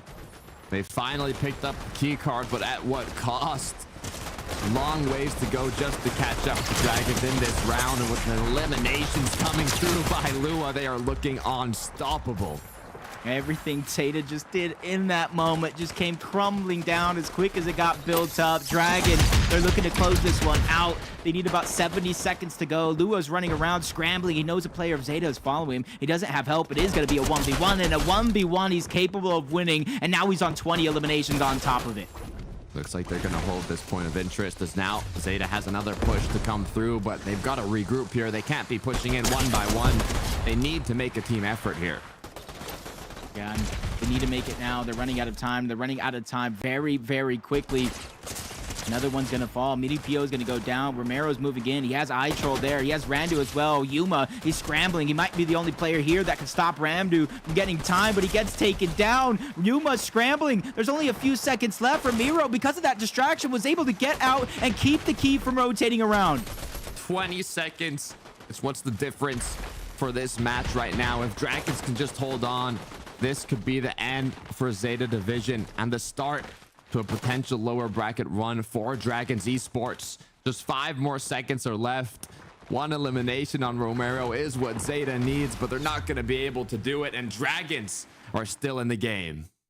They do it. They complete the 3-0 sweep. And yes, they did have the slaying power. But I think the most important thing that we saw from Dragons as they took down Zeta Division was their teamwork, the rotation, the strategy that they brought out here in day number 2. And I think that comes when you play a team like XSET so close in the first match of the group stage, you start to believe in yourself. Even with a loss, it was so easy for them to crumble, but they took that different approach. They built on that. They took those close matches. They went ahead and they VOD reviewed, and it worked out because now we see them here, day 2, first match of the day, an important elimination match. They come out firing on all cylinders. Outside of that hard point and maybe one round and a couple moments here on Keeper, it wasn't even close. It was not close, but it was close yesterday, Jacob, and Dragons had some heartbreaking matches to close it out, but you can tell now that they've put in the work. They've studied their opponents that they've been battling up against today, and so far with the first match it's working well, but the job is not done. They still got a long ways to go. Yeah, they still got one more match, and it's going to be a big match for Dragon Esports. They got to go up against Falcons. Team Falcons with this Tayson, Chicho, Yapko, and Teeny. They lost a devastating 3-0 to XSET yesterday. And if any time is to take advantage of a team like Falcons, it's over a big upset loss like that. Look, Falcons are one of the most favored teams going into this tournament. So seeing that you're going to have to play against them now, I think Dragons are going to be happy coming from a win like this, a 3-0 sweep. They're going to have that confidence, but at the same time, going against Titans like the Falcons roster, it's going to be a hard one.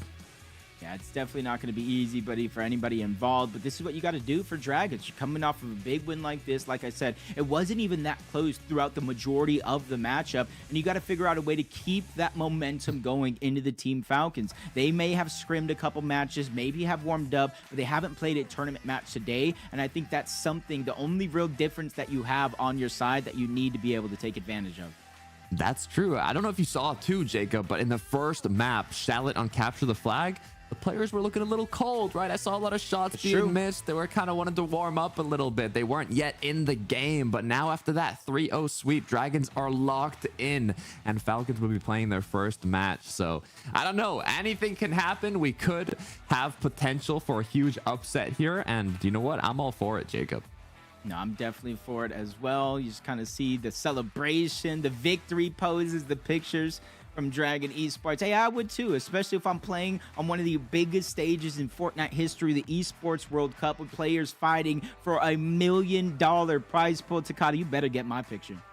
Yeah, I'll get it 100%, Jacob. And now, as these players get ready for their next match, I hope they put in their work. But you know what, Jacob? I've got some questions for one of these players here today, and I believe that we have Lua with us here. Lua, can you hear me? Hey, yes. Yeah. How are you, Lua? Oh. How's it going? Look, I got a quick question for you. Yeah. Yesterday, you had quite an upset, but today you guys looked like you were on fire, unstoppable. So I want to know what happened in between yesterday and today. Did you put in the work? Were you studying the opponents you're going to be battling against today? How did it look? Oh, yeah, of course. Like, we've been studied, like, we lost yesterday, but no problem. we will win today. We are going to pass groups, you know. I like that. I like that confidence coming out of it. You know, you just kind of mollywop Zeta. You kind of took them down in rather quick 3-0 fashion. Was there anything from that game that you're going to take to play against Team Falcons, which is kind of arguably one of the best teams in the EU region? Yeah, but I don't know. We will see what we use for them. Okay, I love it. I love it. And look, I want to know, you won all 3 of the maps. You won Capture the Flag, you won Hardpoint, you won Keeper. Is there any game mode that you think your team needs to work on a bit more, or are you confident in all of them? I think we are confident in all of them, but maybe we are a little bit like we are not that good in Capture the Flag, like the new map, but we handle it. Okay, do you have any secrets? Because you mentioned the new map. You got the new versions, the old versions of Capture the Flag, King of the Hill. Looking forward to your match against Falcons. Is there any tricks underneath your sleeve for these maps, these modes, or you just kind of play how you guys practiced up until this point? I think we're going to play like we practice, and we have some strategies, and we will do what we know. That's what I love to see. Look, I know you have a lot of fans cheering you on. The whole chat was spamming, go Dragons, go Dragons. So I want to know, are there any words for your fans, for everybody watching today? And also give us your socials so we know where to find you. Okay, you can find me in Twitter as Lewa FN, and in Twitch like equal, but with one more A. The last is que quiero darle las gracias a todos por estar viendo y un saludo a mi familia, a mi novia, a todos y a toda la gente que nos banca de Argentina. Muchas gracias. Thank you. I love it. Idolo, muchísimas gracias. Thank you so much. I really appreciate it, Lua. Have a good rest of your break between your next match, and good luck on the match against Falcons. It's what you love to see, Jacob. He pulled it out in Spanish. Shout out to his fans, to his girlfriend, to his family, to everybody watching here today. So I hope everybody heard that. Let's take a look at the results once again. The STC predictions that we had going into this match, it was 42% for Zeta Division and 58% for Dragons. So the chat had faith, we had faith, Jacob, and they took it home. Yeah, just by looking at the chat, though, and seeing how many Dragons fans, everybody's just cheering them on. I thought this was going to be a little bit more of a landslide of a predictions, but it's good to know whether you win or you lose, Zeta Division still has their fans, still having supporting them, you know, so shout out to Zeta. Even though they're eliminated from the Esports World Cup, they pulled up, they put on such a great show. One of 16 teams from around the world just to make this international stage, so congratulations from them. But we have one match on, we have a couple more to go, but we're going to take a quick break, and we'll see you guys on the other side. Get ready for the highly anticipated Esports World Cup.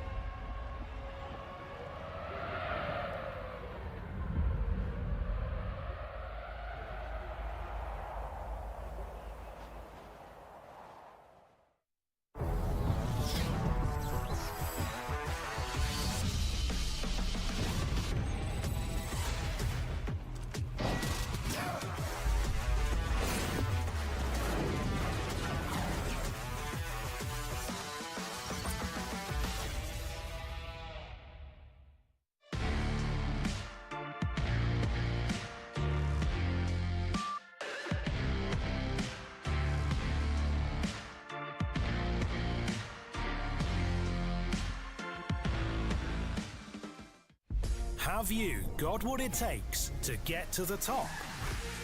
It doesn't matter how high you climb. To reach the top, even the biggest champ needs a break. So you can recharge, dive back in, and dominate.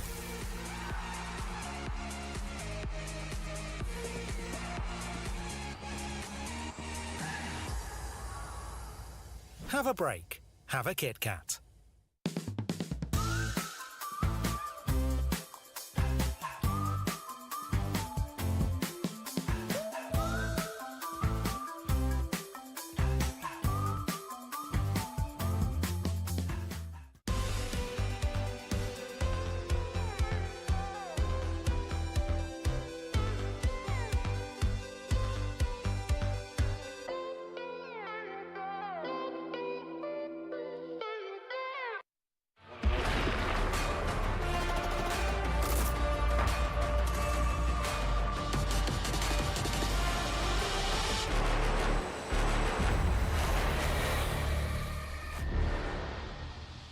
Welcome back to the Esports World Cup featuring Fortnite. We saw an intense matchup against Zeta Division and Dragon Esports. It's an elimination match where Dragon Esports was able to have a clean 3-0 sweep, eliminating Zeta Division from the Esports World Cup. And honestly, those Dragon Esports fans are loud and proud in the chat, Takada. They had their way today.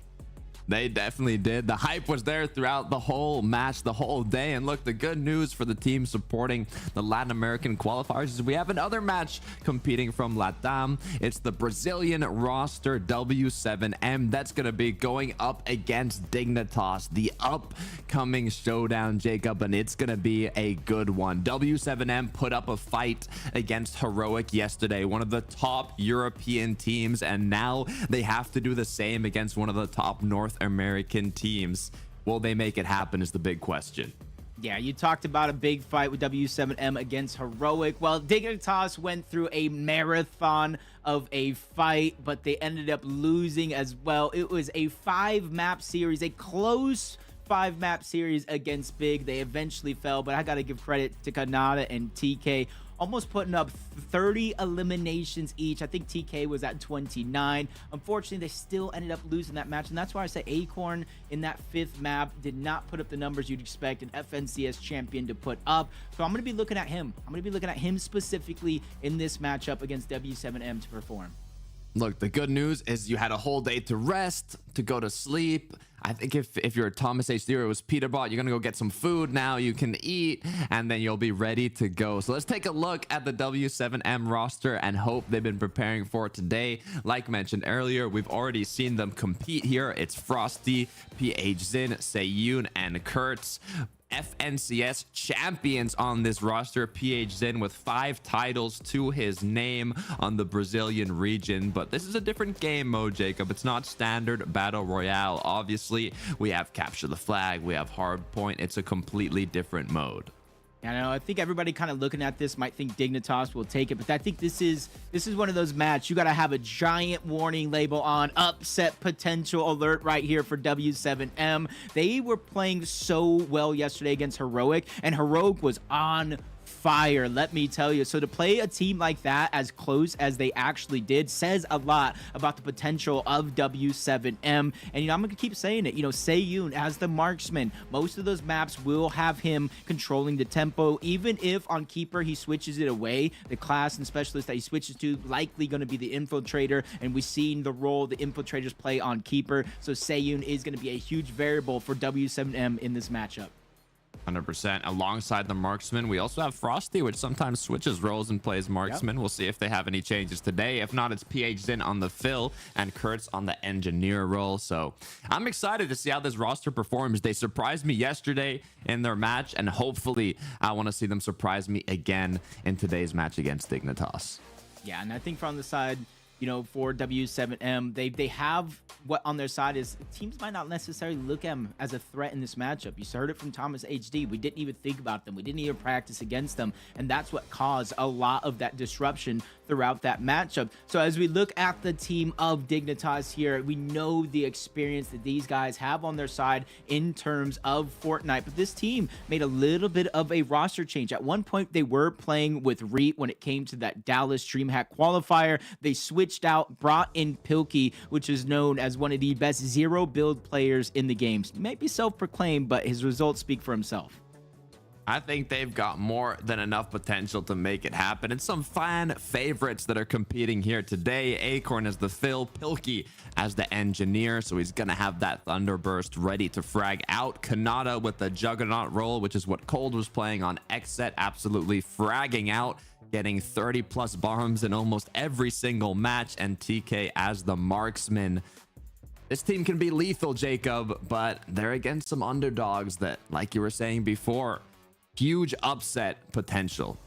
Yeah, and even though I'm talking about Acorn needs to perform with TK and Kanata playing at the level that they are. Because again, if these guys are performing well, Acorn doesn't, this 4v4 style mode, every single player needs to be putting in their own effort. Because if one player is not playing well, you can notice it. You can actually notice the team struggling because of one player not necessarily playing as well. So even with Kanata, TK on fire, they need to continue that momentum into today. Because if they are not slaying and fragging out like they were yesterday, there's going to be a heck of a lot more struggles for Dignitas than we saw in that big matchup.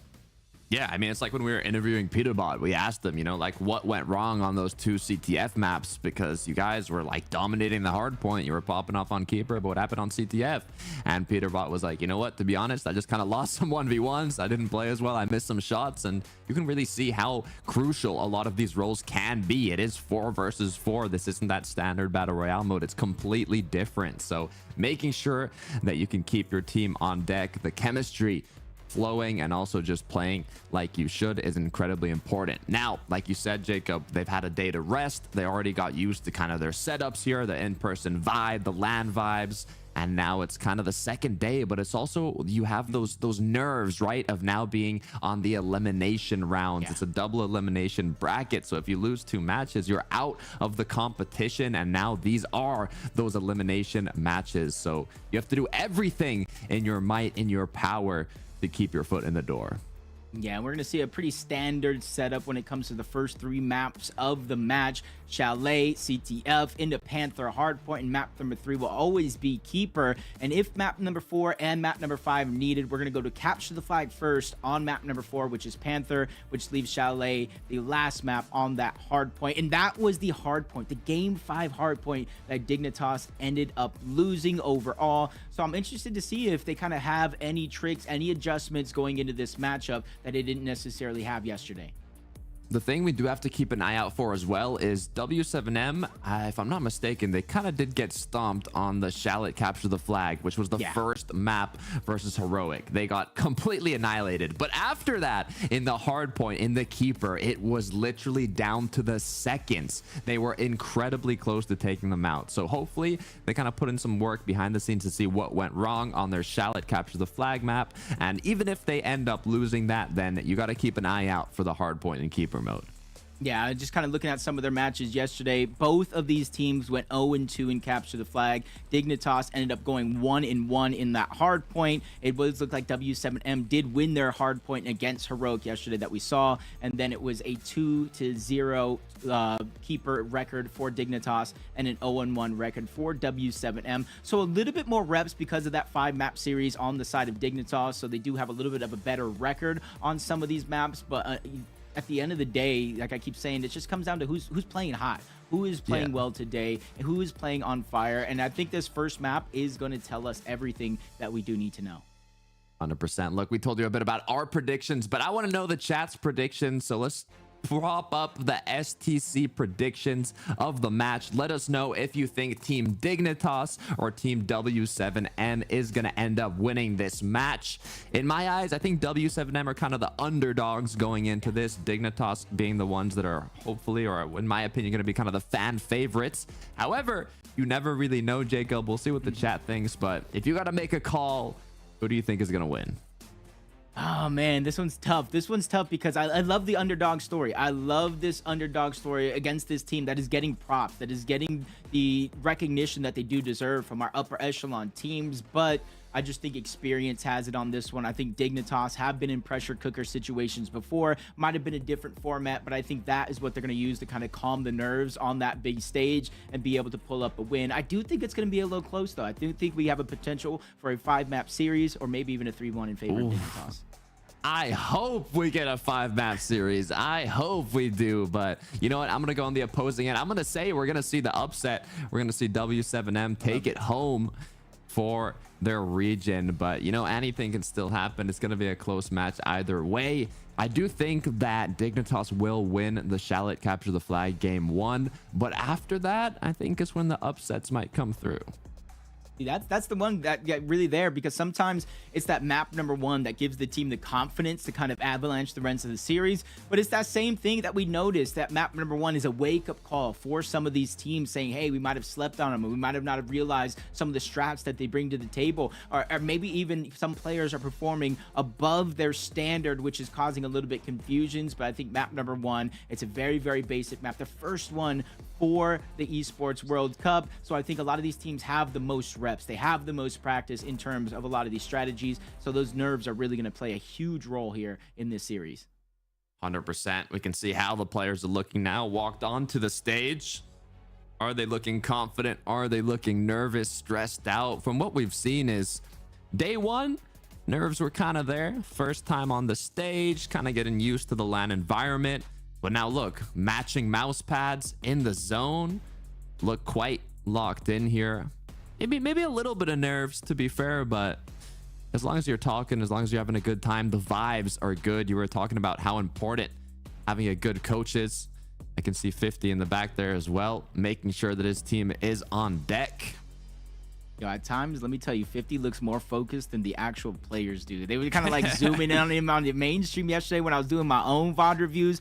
50 was locked in. You might as well have handed him the keyboard and mouse and kind of put him as the sub 5th player. He was ready to go and kind of just throw out some shots there for the team. But that's what really makes I think makes the difference, especially when two teams are kind of evenly matched, because sometimes when you're in the moment, you don't realize everything that's going wrong. Sometimes players have a tendency to get a little quiet, not necessarily communicate, and that was one of the things that I did notice on that Dignitas roster, is some of those players on the roster weren't necessarily calling out, communicating, and that's what puts a little bit more importance on someone like 50 to fill in the gaps. And that's where some coaches, you know, they have different strategies, different coaching styles, but it's very, very important that the players respect and accept them as the coach. And I think 50 is one of those coaches that every single person on Dignitas respects him as someone is a part of the team.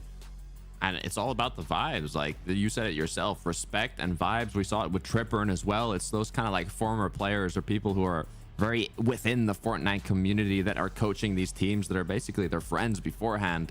And it's a good way to kind of keep that vibe strong going into the matches throughout the day. And even when it doesn't go quite your way, when you have an upset match that you thought 100% you were going to win and it's just not go in your favor, being able to just focus up, forget about it, move on, and continue with all the prep and strategies that you have put into play beforehand.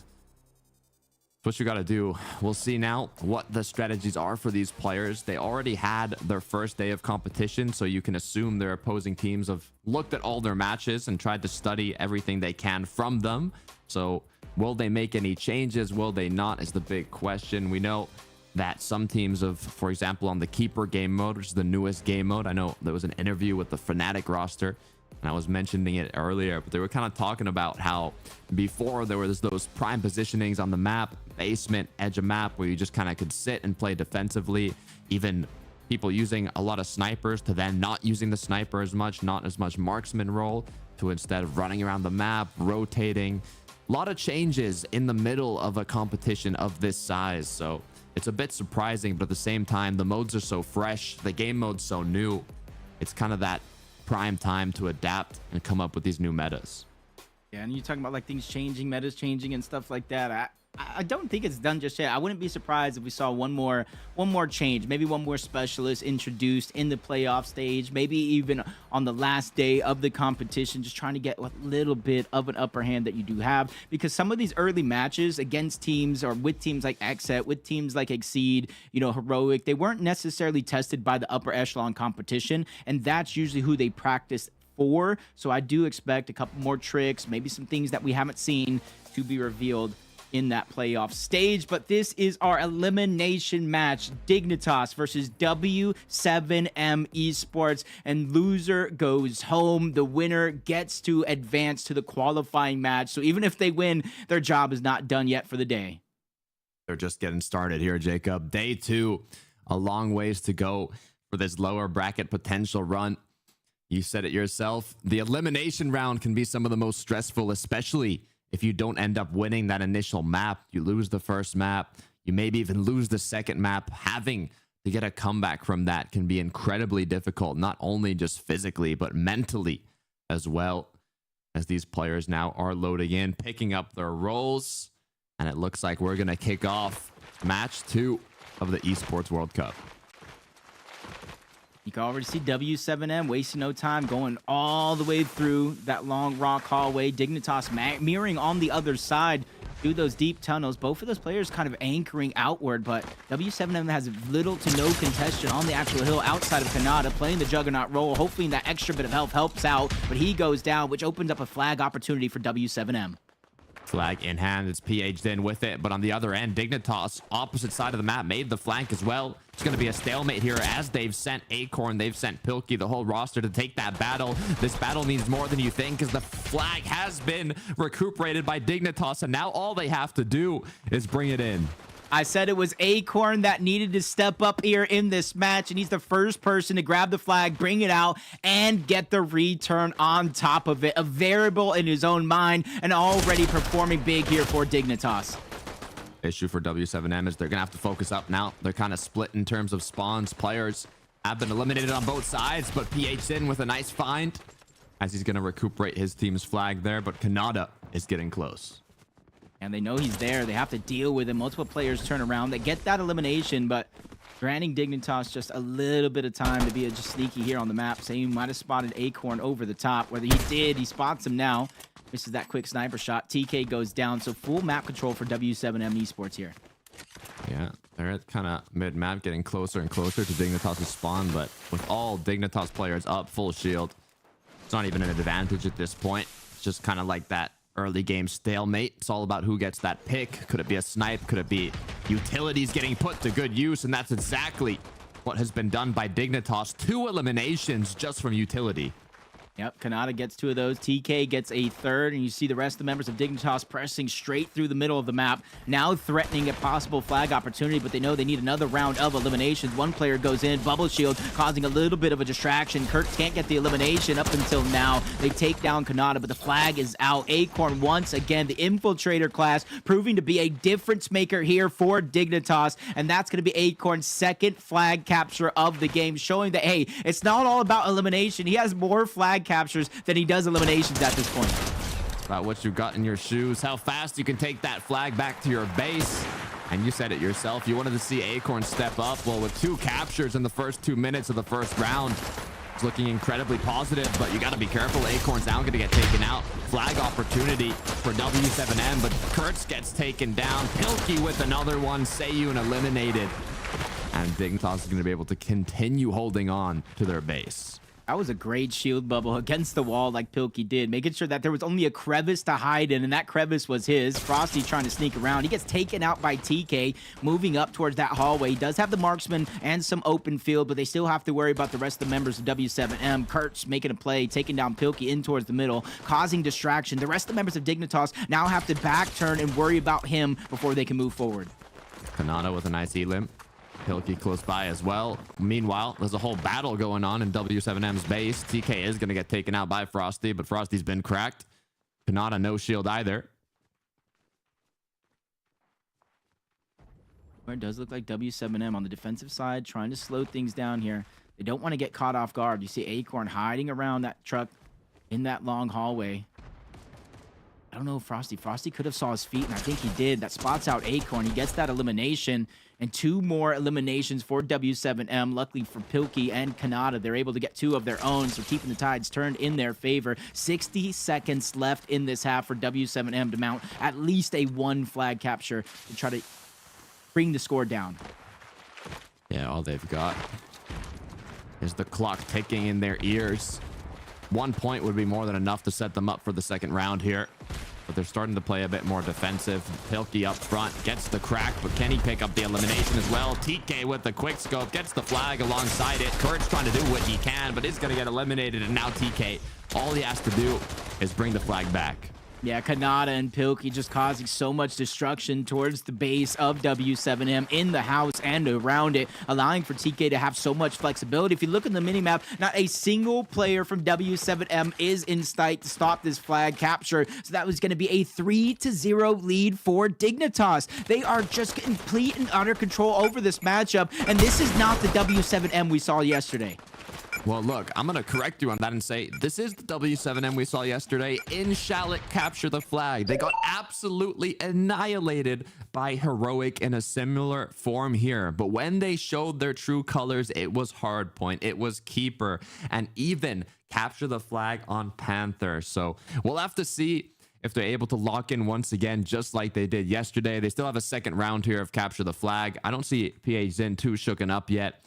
Still know that they have that potential to make something happen like they did yesterday. So this might just not be their map, might not be their game mode. We'll see what happens here in the second round. I just need to see some life out of here in the second round. Even if they lose, see some life. Show that you could put up some sort of a fight. Kind of similar strategies to open up that last round, but opposite for each one of these teams. The Seiyun is going to be able to sneak past, gets first. Shields are down. He's bought enough time to try to continue moving forward, but Kanata flanks around, gets that elimination, clears him off his side, but another couple members of Dignitas fall, which means W7M can keep this full control over the pool side of the map. Pilkey looking to see if he can find an angle here. He's going to go right backside to Rocks. Frosty now looking as well. A lot more defensive play styles coming through in this second round. Not as much aggression. Holding angles, holding corners, using utility. Trying to do anything possible just to get that advantage. Kanata with the first pick onto Seiyun now. Man advantage for Dignitas. You see them crashing in toward the middle of the map on the mini map because they know Frosty's over here by himself. They got an elimination, which means they have a weak point on the other side. Dignitas moving in to try to expose it. Acorn being a little bit of a distraction. He's going to go down, but it just means Frosty's going to have to backtrack to deal with the rest of the members of Dignitas. And you can see he started to do that, but he trusted his teammates to do the rest, so he's going to hold on to what map control he does have left. 3 minutes and 40 seconds are left. If you can get 1 flag capture a minute with a little room for error, it could be exactly what W7M needs, but they're going to need a significant change in playstyle, something to bring them back. As now Pilkey is doing what he can, takes out PH Zin, and continues on forwards. I love the effort out of PH Zin right there, but almost every single one of his teammates had fallen in quick succession right there. He knew he probably had to abort the flag, but it was just too little too late. Dignitas with a 3-0 lead. 3 minutes left here in round 2. So W7M needs at least 4 flag captures. 3 of them have to be in the next 3 minutes or less. What's kind of scaring me for W7M is they seem to be kind of losing their 1v1s here. There is a lot of utility coming to play from Dignitas, but at the same time, it's kind of difficult to just win your one-man battles, and it's so important, especially in these game modes. We'll see if anything changes shortly, but Kanata taking up close to another elimination, make that close to 18 as Frosty tries to escape. It just seems like Dignitas is able to kind of catch these members out of W7M and kind of force these individual battles. Force fights they may not necessarily want to take. PH Zin, he wanted to take that one. He goes back to back. He's sliding, gliding into the flag, gets the touch, but how far can he bring it out? Because Dignitas, fresh off the respawn, shut him down in mere seconds. Frosty now. Not too many options either. He just lost his teammate, has no shield to work with. It's Kanata and TK on the other end, just waiting for him to crouch around this corner. They know he's there now. Kanata gonna make the push, gets the initial elimination, and now it's PH Zin and another 1 versus 2, but he takes out Kanata. The potential for a second one is huge, but TK gets the best of him. Yeah, that would have been a good chance to kind of mount a little bit of an offense, but they're still continuing to lose those individual battles around. Dynamite through the top. TK trying to cause a little bit of distraction onto Frosty. At least 70 of the shield is done. As Kanata's distracting in towards the middle, stretching out the defense, making sure they cannot convincingly help each other as he scrambles back. He knows exactly how many players are on the map and where, but W7M with those eliminations, you can see PHN owing to try to grab the flag again, but Pilkey cuts him short one more time as Dignitas defends the throne. Continuing to hold on now with just a minute and 15 seconds left. Back to a miracle is what W7M is looking for. 3 flag captures in just 60 seconds is what they're going to need here. But with Kanata eliminating Kurtz, Frosty falling shortly after, PH Sin as well. The squad wipe has come through, and now it's a full-on reset. Now, that's what I was scared of right there. Someone like Kanata, he was playing so destructive yesterday, just tearing up anybody in his sight. He's doing it yet again. He was in a battle that he should not have won and still ends up with a disadvantage and wins it. Sliver of HP, waiting for Acorn to move up. Bubble shield against the wall. Acorn gets tagged up, but Kanata turns, burns down Kurt before going down. Frosty's trying to catch up. Acorn has such a distance that he has to cover, and 2 more blockers are there. They get one of those eliminations. Acorn is trying to run it in, and there it goes. The 4th flag capture of the game for Dignitas, and if you didn't know it was over, well, you know now. Destruction is the first word that comes to mind when I'm looking at this. 10 seconds left, but the match is already concluded. Dignitas is gonna take map 1. Shallot CTF will go in their favor, but I don't want you to count W7M out yet. I've repeated this 3 times already, Jacob, but I'm gonna say it once again. They played against Heroic, similar situation, got dominated in the first map on Capture the Flag Shallot, but after that, Hardpoint, Panther CTF, Keeper, all of those game modes, they looked incredibly strong in. So hopefully we can see a repeat of that today.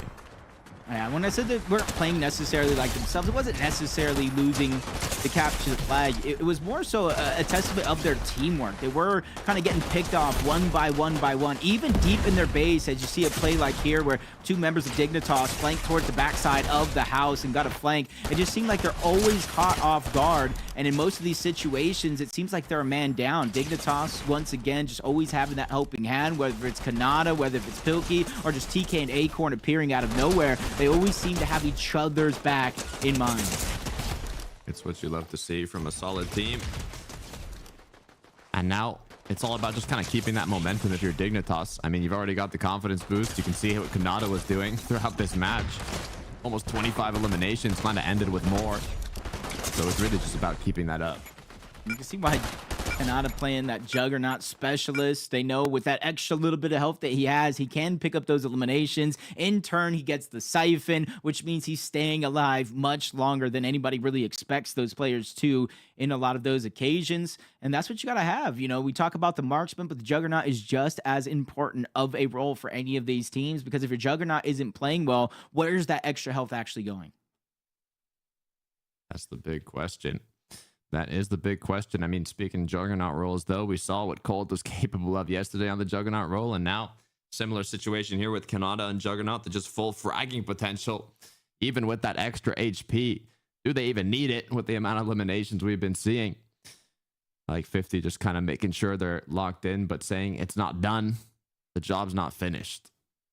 Yeah, I like that, because it's easy to get excited. It's easy to get ahead of yourselves. You win map number 1. It probably feels a little bit easier than what you would have expected, but you don't know the comeback potential of W7M. You were talking about it. They have all the potential in the world, and that's why 50's there. Just calm him down. He knows the job's not over yet. It's just group stages, and it's an elimination match at that. So if you think any team is just kind of roll over, go out without a fight, you have to be crazy, especially when there's $1 million on the line. Yes, I said that right. $1 million. This is life-changing money for each and every one of these competitors on the stage. $400,000 for the first place team. That's a lot of money, Jacob. That's a lot of money. You know what? If you hear me just stop responding, it might be because I'm on my way to put myself in a roster here, start playing myself to get a bit of that prize pool. We can see here, this is the second map that we're going to be seeing. It's Panther on hard point. I hope you're used to it already if you've been seeing the matches throughout these, well, yesterday, which was the beginning of this Esports World Cup featuring Fortnite. I'm thinking W7M might take this one, Jacob. I don't know why. I got a feeling. Yeah, I think they're in a similar situation than I was talking about some of those teams yesterday. If they are going to win, it has to start on hill number 1. Whether they're slaying out and push Dignitas off or just get the majority of the time by being scrappy, they have to give themselves the lead because we know Dignitas has the potential to come back in each and every one of these maps. They have the slaying power. They have the teamwork and the unity. So if W7M, they have to go ahead and basically smack them in the mouth early, kind of shut them up, make them kind of second guess like, hey, is this the team we just played against or is it not? Yeah, it's kind of break that momentum, right? That's what you'd hope. Taking a look at the stats from the last game, though. Wasn't completely fully updated from what I can see here. The leader in terms of eliminations was Kanata at 24 eliminations. So we'll see if it can keep that up in this game as we start off hardpoint. Sayun just kind of moving up in towards the middle. Dignitas being the first one to grab a couple of seconds, but short-lived. The W7M overthrew them on the hill, but they're just trying to back up on towards their wall. They have the back terrace if they do need it, but W7M, PH Sin specifically, instantly moving up. Bubble Shield coming out from Kurt just the nick of time to keep them alive from all those explosions, but a final push is in from Dignitas. They get the eliminations that matter, and they get control over the hill and the map control to the top side statue. Gonna tie it up 15-15. Still a long ways until the second point appears, so they do not want to give it up anytime soon. Another push is gonna come through from W7M. Frost is gonna get taken out though. Teammate falls alongside him as Pilkey hasn't really had to do much. He's just kind of been chilling here. His teammates have been doing the whole work. Yeah, he knows they're kind of already pushing forward. Second hill is already being a threat. W7M does have those back rocks, so they will be able to spawn and get back into the action just a little bit quicker. So elimination on the Kanata and Pilkey was huge, but TK, the driving force towards the outside, this is where you stretch the defense from W7M because somebody has to overextend and deal with TK first. Meanwhile, the rest of the member Dignitas still floating in through the middle. Pilkey quickly shut down. Kanata gets one, but he's taken out as well, but it's about the distraction. Allowed for TK and Acorn to make a short appearance in the hill before they were taken out as well. Good job from W7M to hold on, though. This is what they needed to recuperate the score they lost from the first point. The issue is they don't have the HP or shield advantage, and now it's a full reset from Dignitas. They are commencing their push. Frosty's already been taken out. TK with the shots onto PH Zin, and it looks like they are going to be able to hold on to this one now. Dignitas is overthrown. Heroic for the second point. Yep, late into this hill, so it's not going to be a lot of time for Dignitas. So they do want to try to bleed every second dry, but W7M, fresh off the respawns on that back rocks, they take down the members of Dignitas, and they keep what little lead they have intact, which makes this next rotation important. Acorn is already positioned on towards the Lambo. They have the back stairs spawn, so they're getting this early time, which is going to force W7M, if they want to keep the lead or as big possibility for that lead possible, they need to push towards the back spawn first. Yeah, they got to be careful. It was a good job from Dignitas to get to that point first. And all these utilities, I'm seeing just utility domination by Dignitas. They've put in the work to know where they need to throw these clusters, and they're using them incredibly effectively, cracking the whole W7M roster with a single cluster grenade. Now, did not allow them to get that spawn as W7M is going to get picked off here. But now this is a huge potential for the push. That's the snipe that Sayun needed to connect. They have the HP and shield advantage now as Acorn's the last player standing, and W7M has overthrown it. That was a great one by Sayun. He hits the body shot on the player on Lambo. He turns and gets the elimination on the Kanata, and he knew his teammates were coming to finish everything else off. But Dignitas first to the next hill rotation. TK is going to be the first one to take out one. Pilkey gets another, and Kanata gets a third. That means early hill time on P4 for Dignitas. Yeah, Sayun's going to have to wait it out a little bit here. Just look for snipes until his team is right back in the game. TK, though, is going to go down. Now, Sayun's going to get cracked. This is a huge potential for W7M. They've already taken foot on the point. Now they just have to clean up their opponents. Acorn goes down. The whole roster goes down. It's a squad wipe. There's just 37 seconds left on this hill. Dignitas does have that spawn that favors that stair side, so they're quick to the punch yet again. Pilkey getting that first elimination towards the outside. Open up the window of opportunity, and it gets wide open right there as TK lands a good shot. Kanata gets two, and the rest of the members of Dignitas, they're going to get the remainder of these 20 seconds. TK positioned onto the terrace. That would have been good if he could win, because it's allowing for Dignitas to push outward, even though they have the current hill. Frosty going extremely early to the next point here, trying to hold on and be prepared. W7M got to 90. Dignitas taking the lead with those final seconds. And now it begins. This battle is incredibly important for W7M. If they can get this this initial fight against Dignitas, they should be able to hold on for a significant amount of time.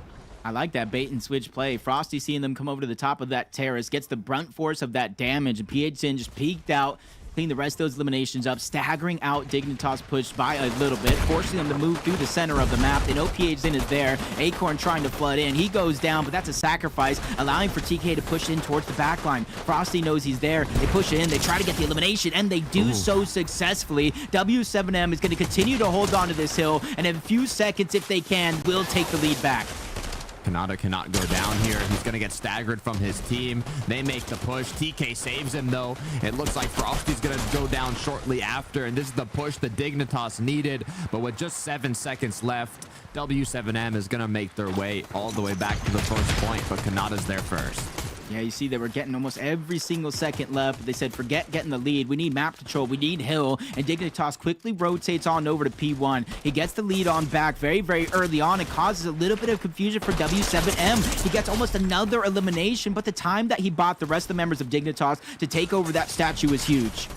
Ooh, TK with a big pickup there. Kurtz gets headshotted. PHZin now last player up, but the EMP is going to come through. TK's dropped to 14 HP, gets eliminated as Kanata tries to save the day. Cluster grenade comes through, and Dignitas continues to hold on to P1. Now late second push from W7M. They're trying to at least get Dignitas off what little time is left on this hill. Kurtz is going to find some success. You see Frosty joining the fray to try to get some more time, but less than 15 seconds left on the hill. Dignitas, W7M, they have P2 in mind, but it starts with these eliminations here in the middle of the map.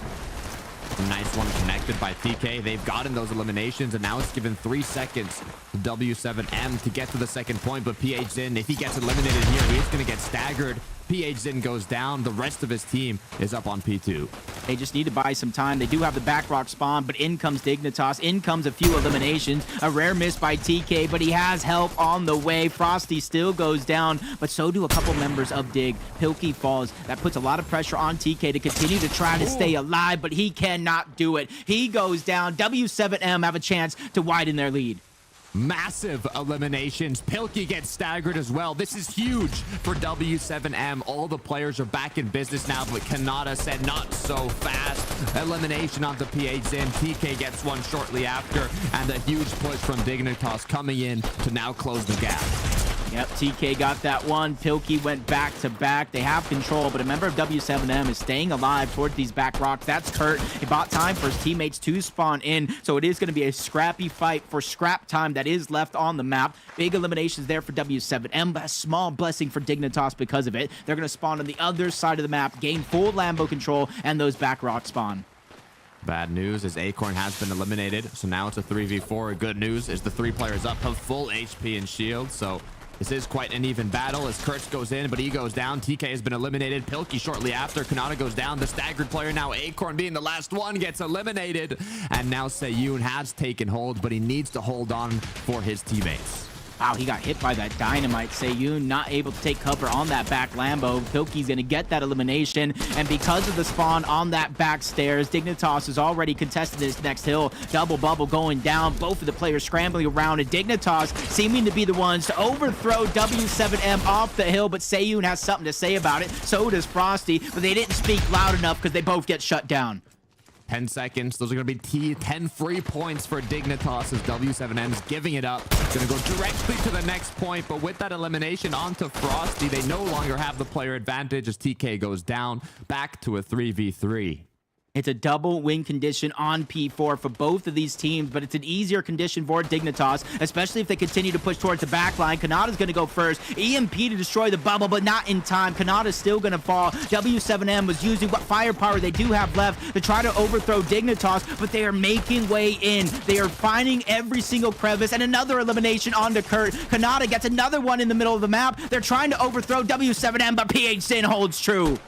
Looking unstoppable, but Acorn is going to be the one to put him to an end. Frosty comes through for the laid up crew as Pilkey is going to hold on strong, but the timer's going to run out. Kanata and TK make it back in, and now all they have to do is hold on a little longer.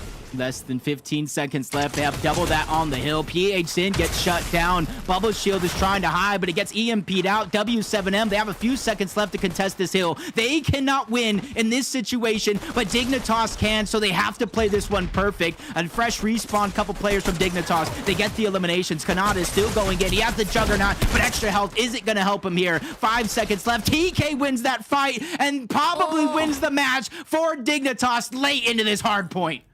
The final seconds matter the most. Dignitas coming in clutch to finish it off strong before that hard point closed out. 50 giving them the quick fists bumps, and now map 2 goes to Dignitas to give them that 2-0 lead. Now all that's left for Dig, if they want to close it out, is the keeper game mode. But W7M, they were looking stronger on this map, Jacob. It's what I was talking about. They didn't quite win, but there's definitely potential for something to happen. Yeah, it showed that they're finally waking up, just getting the eye boogers out of their eyes after that map number 1 and say, hey, we have the potential. Plays like this from Seiyun, hitting Pilkey on the hill, getting another elimination, and then turning back just like this. It was just unfortunate enough that in majority of these hills, Dignitas, even though it was scrappy, they were at the bare minimum able to get 50% of the hill time out before it actually became a scrappy fight, especially later on in these final hills. That was a good match. I'm excited to see how Keeper plays out. Dignitas is looking good, to be fair, Jacob. We didn't see their matches yesterday here, but I know that they had a bit of a rough one. Didn't quite go as they were hoping, but now it looks like they have that potential for a full lower bracket run. If they do get eliminated, they are knocked out, and they do not want to let that happen. Yeah, see another map to 24 elims for Kanata yet again. Pilkey putting up a big 20 himself, and even though TK didn't have that 20 eliminations, he still put up over 4,200 damage with that marksman, making sure that Dignitas had all the firepower that they needed in order to overthrow W7M in a close matchup. You can see now, it's not like they're completely celebrating yet. They got the fist bumps in, but they're still looking quite in the zone. You know, they're not fully ready to throw up the flags, be completely happy with their win. They're kind of just waiting for the keeper mode. They still got to finish the rest of the work that's laid out for them. Acorn's thinking about strats, talking to 50, thinking, you know, what do we do here? Do we just keep it up? They're looking almost completely locked in here. I want to see kind of what W7M might be feeling. Hopefully their coach is trying to hype them up a little bit. Be like, you know what, you did this yesterday, you can do it once again. Kind of give them a bit of like animal, like a little emotional boost, you know, to get them ready for this third map and potentially the final one if Dignitas ends up taking it.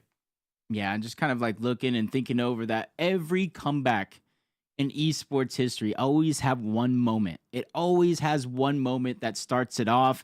And on map number 3, Keeper, W7M, if they want a historic comeback here in the elimination match, it has to start on Keeper. And I want to see whether if it's a close 2-1 victory on map number 3 or a complete shutout 2-0. I want to see one of those moments here for W7M where we can literally see it change in real time how they can take over a game. But right now, just kind of looking at the entire roster of Dignitas, they're just all playing on fire. There is not one player that you can kind of look at and say, hey, maybe they need to play better, because Dignitas is a 4-man unit right now. Think about it. Think how crazy it could be, though, if they end up winning Keeper, even just by a little bit. W7M takes home Keeper, starts the full comeback run. It would be Shallot Hardpoint on the last map. Before that, Capture the Flag Panther. Those are maps that I could see W7M winning. And if they're able to get that reverse sweep, it would be legendary. It would be legendary. Because then they would have to go up against, I believe, Gaming Gladiators or maybe Big again after this one. So it's not going to be an easy fight. Because right after you're done with your elimination match, you just got to go and do it yet again. So yeah, they will have to play against Big after this for their qualification spot. This is just going to be tough because Dignitas, they get a rematch against Big. If they do win, W7M will be placing against them for the first time at the Esports World Cup. And just like that, things are kicking off here. Let's see what Dignitas has up their sleeves. Let's see if W7M is able to hold on. Seiyun got that initial keeper, but unfortunately did go down, and now Dignitas is going to take that first hold. Yeah, TK went off with the sniper in that last match, so not too surprised to see him kind of hold it on in this keeper where we have seen a lot of flexibility and a lot of changes. Kanata trying to bring the key all the way back. Maybe even trying to find the basement. The fight's going to go down here out in the open. W7M losing 3 players right out of the gates. Kanata returned it all the way back into their spawn, and he's going to hold on to it as long as possible. But you see another rotation of W7M players coming in. Yeah, crouched in the corner, just doing what they can. This is a new position that we haven't seen a lot of teams hold before. I wonder if it's because they're just stuck in that corner. If they just keep getting elim after elim, that they're comfortable there and they don't feel the need to move out. Already at 41 points. It is just to 150. It's not like Hardpoint that's 250. They're 2 separate rounds here on Keeper. So if you're starting off with already 50 points like Dignitas is, this is a huge advantage for them. Yeah, this is what they would call the back tiles part of the map. We haven't seen too many teams hold on to this part of the map convincingly, but it does look like Dignitas is going to get a good amount of time, basically back towards their spawn, but W7M finally able to get the eliminations. Down goes the keeper, and the control has switched on over. How long will it last? Because Dignitas already picking up a few eliminations. TK backing down opponent after opponent, which leaves Seiyun by himself on the run. Yeah, he has to be careful here. He got slowed down, gets eliminated. 23 points is what they were able to pick up in that initial run. Frosty now trying to regroup with PH Zen to do another fight here as Acorn is doing what he can to stay up. He's holding on to that one pretty well. Does have the EMP to kind of destroy any bubbles or shield in his path. You see him going towards those back rocks, trying to extend his run.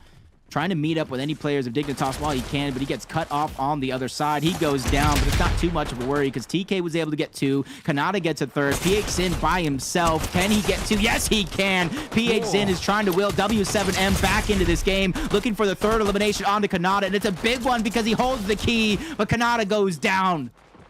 Now, they continue with the key. W7M is what they need. They just cannot afford to get eliminated quickly. They have to regroup, but Kanata with one side of the flank, his teammates on the other, gonna take out PH Zin. Seiyun going down, as now Acorn is gonna pick up that key.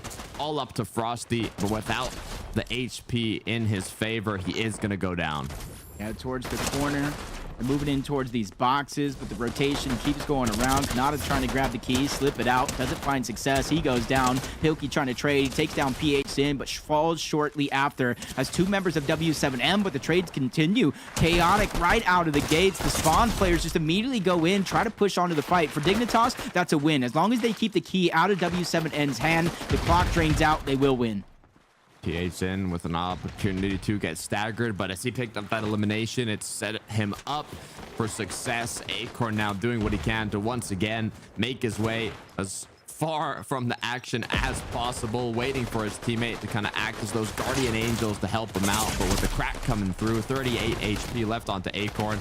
He's gonna juke around, but it's only gonna last so long as Kurtz picks up 2, maybe even 3 now with the option to grab that key and continue forwards. That's a big 3 eliminations for Kurt, and you can see they're getting 2 points per second here up until a certain point, trying to get a good comeback here for W7M. I don't know if Dignitas has noticed the 2 points are being accumulated. PH Zin just trying to turn around the corner. Kurtz is there to save the day. The relay on the key, trying to give it to somebody with just a little bit more HP. PH Zin playing the Juggernaut. He does have the HP. Kanata gets elimination onto Kurtz. A late second push here for Dignitas, but at least for them, W7M is now only getting 1 point.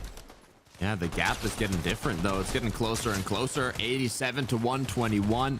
Dig was in a greater lead earlier on, but now that they've picked up that key once again alongside a couple eliminations, it might be just what they needed to finish this one off. Just 20 points away. That's 20 seconds left for Dignitas to take it home. Yeah, and with 30 seconds left on the clock, Dignitas just wants to prove a point here, win the round with 150 instead of just letting the time expire off of the clock. 5 seconds left, couple more eliminations as TK lines up another shot. Kurt goes down, and Dignitas will win round number 1 on our map 3. Looking at Acorn there, you can tell the vibes are at an all-time high for Dignitas currently. Now we're starting to see a bit more smiles. They got map 1, they got map 2. They weren't even fully celebrating, just a couple fist bumps, but now they're starting to smile, just 1 round away from potentially taking out W7M. W7M straight out of the gate, just trying to get the key in hand as quick as possible. Dignitas trying to defend it. TK lines up a shot. Kurtz goes down very, very early. TK trying to go back to back, but he gets shut down, which gives a little bit of advantage for W7M, but Seiyun just trying to rotate it in, runs into Acorn. He falls, which grabs the key for Kanata. Kanada's going to get a bit of time to breathe, but with the spawn coming in from Seiyun, Kanata tries to drop the key off the map. Was he successful in it? Will they be able to grab it without falling is the big question. As Frosty now gets a quick elim. TK going to get that revenge. PHN was able to pick up that key, so now he's going to regroup with his team, but Kanada's blocking the path, and he's going to take him out. A little bit of more of a fight here from W7M to start it off. Kanata trying to answer back. He gets taken down. Acorn barely surviving, getting the siphon with that elimination, giving him the confidence to continue to push up and take down Seiyun. Back to back from Acorn as Dignitas once again steals back control of the key. PHN doing what he can to take out Pilkey. Acorn continuing to hold on to that key as TK is the one guarding him. PHN's going to pick up one, though. TK falls down shortly after, and now W7M has control once again, looking to make a lead. Only a few seconds for now, but more players of Dignitas trying to flood their way in. Kanata and TK do get 2 quick eliminations in quick succession, and Frosty gets found out as the third. Acorn is the fourth. Full wipe for Dignitas over W7M, and even though they trail about 20 points here, it's still early on in this round. PHN doing a great job to pick up one, but he gets surprised, gets eliminated. Acorn now doing what he can to hold on, but Kurtz with the 2-piece. It's going to be enough to pick up that key once again. Has Frosty to hold him off here. This could be pretty big for W7M if they can keep on going. They just got to continuously rotating this one around. Kurtz is going to be on the run, but eventually you see the members in the minimap. Acorn trying to cut him off on one side. The rest of the members of Dignitas flooding through, trying to help him out. Frosty is there. Kurtz gets one elimination. PH Zin gets another. 2 members of Dignitas trying to brute force their way in, and they will both go down along with Kanata, leaving TK the last one alive before the wipe comes in. W7M trying to take over here in round number 2. A lot of potential, a lot of time as Pilkey tries to find the key, but he gets taken out from the side. Acorn now with a good spawn. Potential for a flank here as he goes in the basement, but Kurtz is staying up.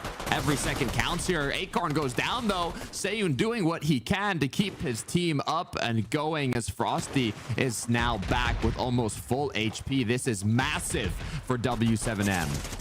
Oh, that's a big fight, though, for TK. Into the basement. Down goes Acorn. He drops in, gets the elimination. TK, Acorn, Kanata, they all get one before Kanata falls. The change in control is real. And it's surprising to see W7M. They had a chance to lock down that basement, but Dignitas was too quick to disrupt any bit of setup they have, and it worked out for them. 107 to 57. The lead is significantly in W7M's favor this time around. The tables have turned. But can they maintain that as Dignitas now have the key? Trying to rotate it on around little by little. They have the time here to keep this one relatively close, and more time left on the clock for this round. PH Zin goes through, but he gets taken down. Kurtz trying to show up late to the party, and he crashes it indeed. 21 eliminations for Kurtz. Again, the key is in his hands, and he's been the guy that's been running around along with Seiyun. He strikes flank. Here's that Frosty's in a fight. Frosty wins that one, which opens up the flexibility for that rotation on that side of the map. That's a big elimination from Frosty. Kurtz could even go up to that tower now, but he's going to choose against that. He knows Acorn is close by. The EMP comes through. Kurtz just has to stay up here. Seiyun needs to cover him. Frosty needs to cover him, but the full push from Dignitas is going to come through successfully. It seems like, I feel like W7M might have a little bit more success if they set up, because they keep trying to rotate the key around, and that's where Dignitas is able to cut him off around every turn. Acorn's gonna fall, not at TK. Pilkey as well. That's another wipe for W7M. Less than 15 seconds. That's all that needed. Dignitas has one final push to try to stop this round. W7M defensive utility going out. Seiyun goes down. The key quickly grabbed, but it's shut down yet again. Pilkey with the late heroics trying to take down Kurt. TK is there, but Kurt goes back to back. Kurt goes back to back. Gets both of those eliminations and cements the round 2 win.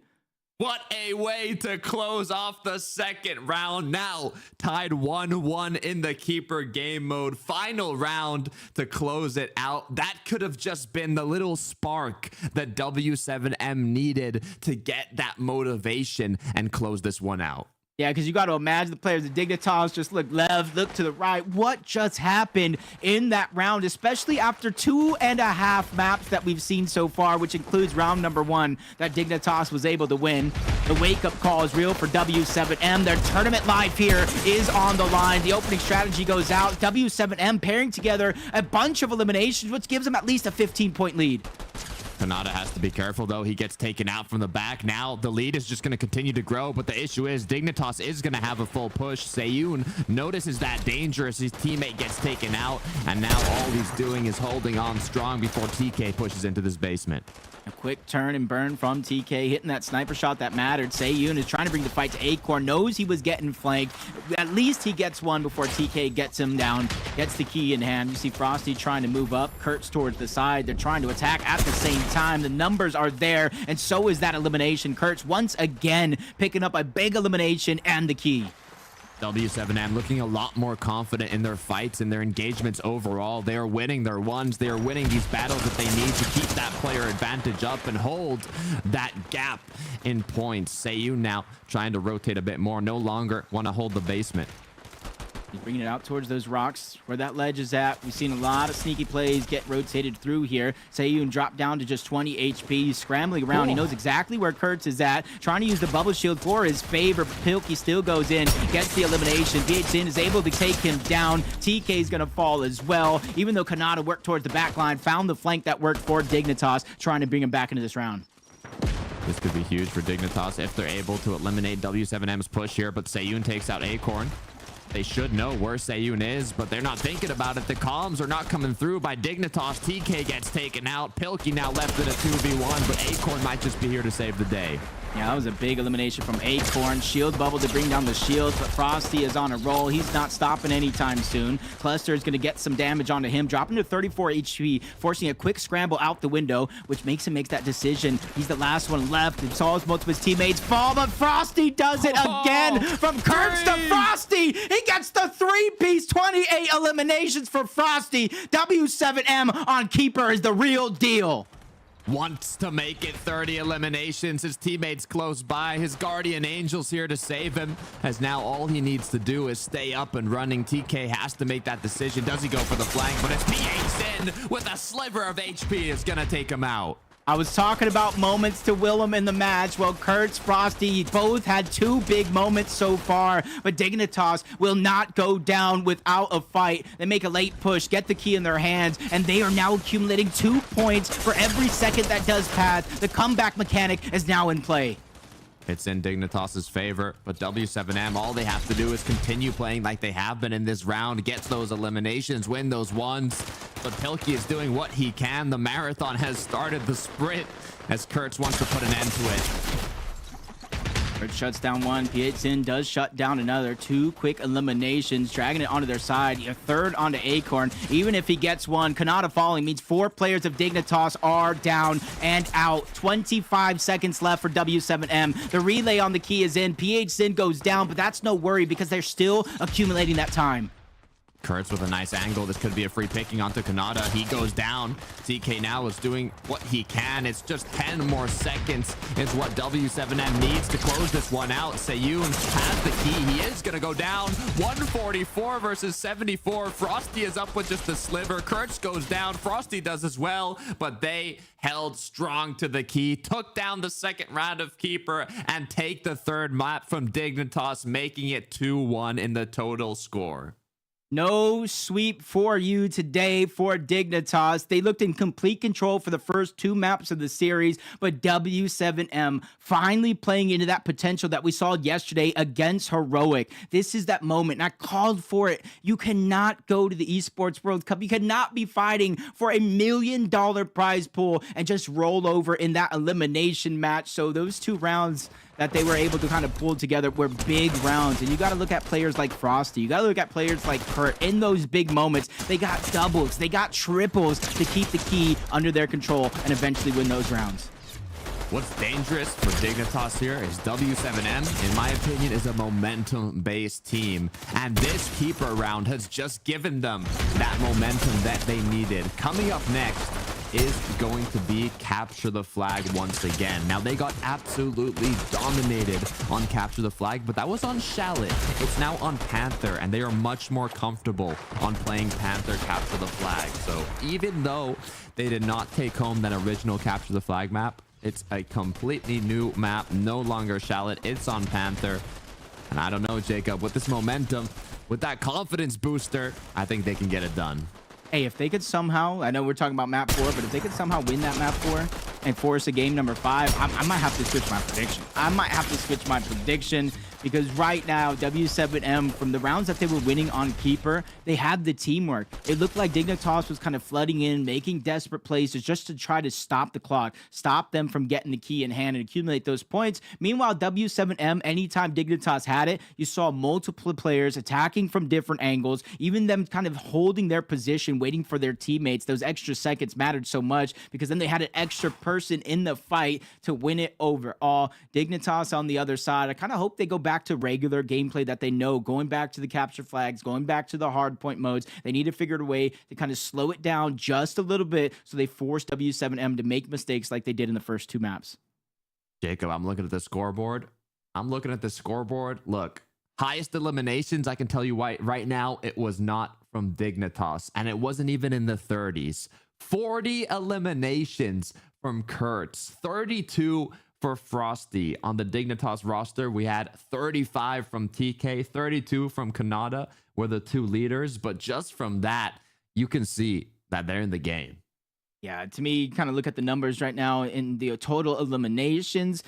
Relatively even for the most part. Maybe Dignitas kind of outslayed him a little bit. TK with 8,300 damage, but it just goes to show that those rotations that W7M were making and when they were actually getting the eliminations to save them, and then obviously Frosty's big play along with Kurt in a time that they should have lost the key, they were able to hold on to it a little bit longer. Those were the real difference makers, and it looked like on the first 2 maps, even though Hardpoint was a little bit closer than that first one on Capture the Flag, you could see their teamwork getting informed. They're helping each other more and more. They're either stagging each other out to wait for their teammates or pushing as a full complete unit, which is catching Dignitas off guards more time than not.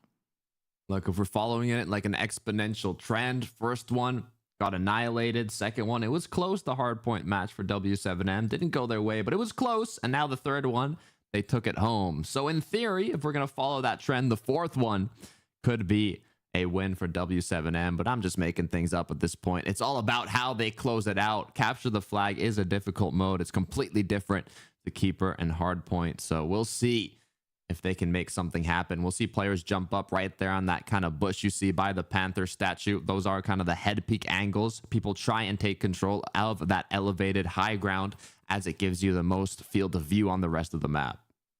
Yeah, and usually since it is Capture the Flag, one side does have the benefit when it comes to that statue. If you get that full control, you can look into your opponent's side of the base where the flag is actually at. So when you actually go in and try to threaten for a flag opportunity, it's a little bit easier than on the other side where you don't have the statue, you just have the terrace. There's not really a line of sight on that side of the map. It all starts now. Let's see how they do decide to play this one out. Not even battling it too much for Terrace. As Acorn's trying to get a sneaky play here. You can see on the southern side, it is going to be TK looking to see if he can find another angle. TK just kind of taking it slow. Does have Seiyun in that tunnel. TK at least spotted him out. I'm not sure what information Seiyun was able to get, but Kanata gets that first elimination. Seiyun evens the tide, an important one because you saw everybody on W7M kind of converge on that one location trying to deal with Kanata. Now Pilkey has to do the same thing, but Seiyun wins that fight. And now he has a clear path to at least grab the flag. Seiyun picks it up. You can see the difference now in just motivation. They're winning these 1v1s that they need to. And Seiyun continues to make it towards his base. His teammates throwing the shield bubbles, trying to do what they can to cover him. But at the same time, you got to think Dignitas is holding on. They don't want to let this one slide. PH's in now with more HP, has the flag. Can he close it off, though? He gets cracked, and he makes it. It's 1-0 for W7M, and they get that first cap that gives them the overtime advantage. And now a counter cap opportunity for Dignitas. Kanata did what he can. He got the elimination on the Frosty, but he relayed it on back, and that's how the capture came through. But he's just stuck in the base for now, waiting for Acorn, Pilkey, and the rest of the team from Dignitas to get the eliminations. That way he can find a breakaway outward. 2 more players from W7M will fall, and that's the opportunity Dignitas was looking for. Yeah, this might have been enough for the counter. I don't think W7M is going to have time to make it. Dignitas should be able to capture this flag, but even though they're going to be tied 1-1, it was the first cap from W7M, which should give them that advantage in the overtime. But have they stopped it? They have not. That was incredibly close. Yep. Dignitas, great on the defensive side. Seiyun almost gets the go-ahead yet again, 1-1. Dignitas versus W7M Esports. But a quick reminder, if we do go to overtime, Dignitas will have to score that flag capture to win. So no matter what, for the next 2 rounds and overtime, Dignitas has the pressure to score the flag. Yeah, they got to be careful here, but they are going to be the ones aggressing towards this push. Kurt's just respawned in. Seiyun's the only one that's waiting. It is that marksman. He has the sniper rifle, and he cannot afford to miss a shot here, but he gets cracked, hits the shot onto Pilkey, gets pushed, but he takes out Kanata as well. That's a big one for Seiyun. Unfortunately, it's on their side of the map. So they get an A for being able to defend it. It's is trying to get the flag out, but he went the long way around Cluster to try to get a little bit of distraction. TK gets an elimination. That's a big opening for Dignitas to try to get the stop of PH. He booked it out. TK with the stop. He hits the headshot. Flag is going to be returned. Dignitas with 2 minutes left. They get a counter cap opportunity. They're already 1 for 1 in those opportunities. Those are the game-changing shots that you have to hit. But the issue is now with this potential flag from Acorn, he is going to get it closed, but I believe PHN's going to cut him off. He's actually going to get the counter flag here. It's going to be a stalemate now, and it's in favor of W7M. We got Pilkey running through the center of the map yet again. He's trying to cut him off. I don't think there's any help on the flag, but neither does Acorn. He goes down. I'm not sure if the flag actually got returned. PHN has to return all the way around. There's very few people from Dignitas that are going to be there to cut him off, so that might be the go-ahead flag capture for W7M Esports. I'm trying to see. They did. They got the flat cap and the flag back. And not only that, if TK goes down here, it could be massive for W7M. But luckily enough, with just 50 HP after the siphon, TK is going to hold it out for his team. It might be early on in this capture the flag, but that keeper really proven to be the turn of the tides for W7M. Kanata goes down. Kurt's continuing on his rampage. 10 eliminations so far before he is finally shut down. Good map control for Dignitas. You see them pushing up towards that statue, but TK has to be careful. There's somebody from W7M waiting in the wings. Seiyun gonna drop that dynamite, unable to connect onto Acorn. Acorn's teammate there. It's a 2v2 now. Seiyun gets cracked, so does Acorn from the flank. Goes down, PH in, and Kurtz making use of their angles as now they're instantly gonna lock their eyes onto their opponent's flag. PH in, spotting out Kanata. Pilkey getting that side of the map as well, so he does have reinforcements. Great shots and trades against Kurt, but he gets dropped down, forced to bunker, wait for his HP to regenerate. He is the Juggernaut, so he does have a little bit more health to kind of start off. He heads in towards the outside. W7M this time around taking a slower approach towards this flag, especially with only 13 seconds left. Yeah, I don't think there's enough time to fully bring a flag to the other end, so it's all about just stats at this point, kind of thinking what you're going to do next. 1 second left. 2-1 for W7M. We have one more round here of capture the flag. If it doesn't go to overtime, it'll be 5 more minutes for these players to do what they can to either even up the score, augment that gap, or maybe even bring us to overtime if we tie it up.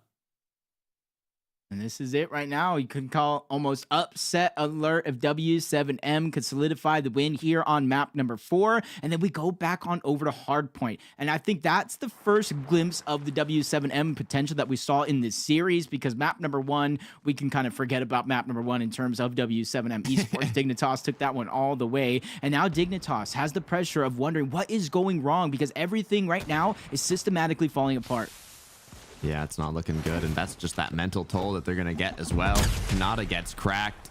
Kurtz is going to go in with that push, but he's got to be careful as PH Zin also needs to recuperate his HP, take a bit of time to heal back up, as Kanata's going to get peeked, and he's going to go down.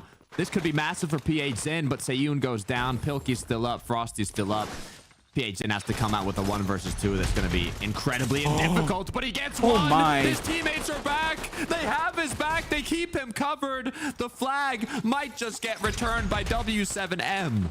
They need that return. PHN already made it towards the back rocks. TK is moving in though, and he's the one that they have to watch out for. The flag is out. He's at least trying to keep it stalemate situation. He's putting it all on his team to try to get those eliminations, but down goes Kanata. You see Pilkey moving in. The relay is out, and TK connects with a headshot, shutting down a player from W7M.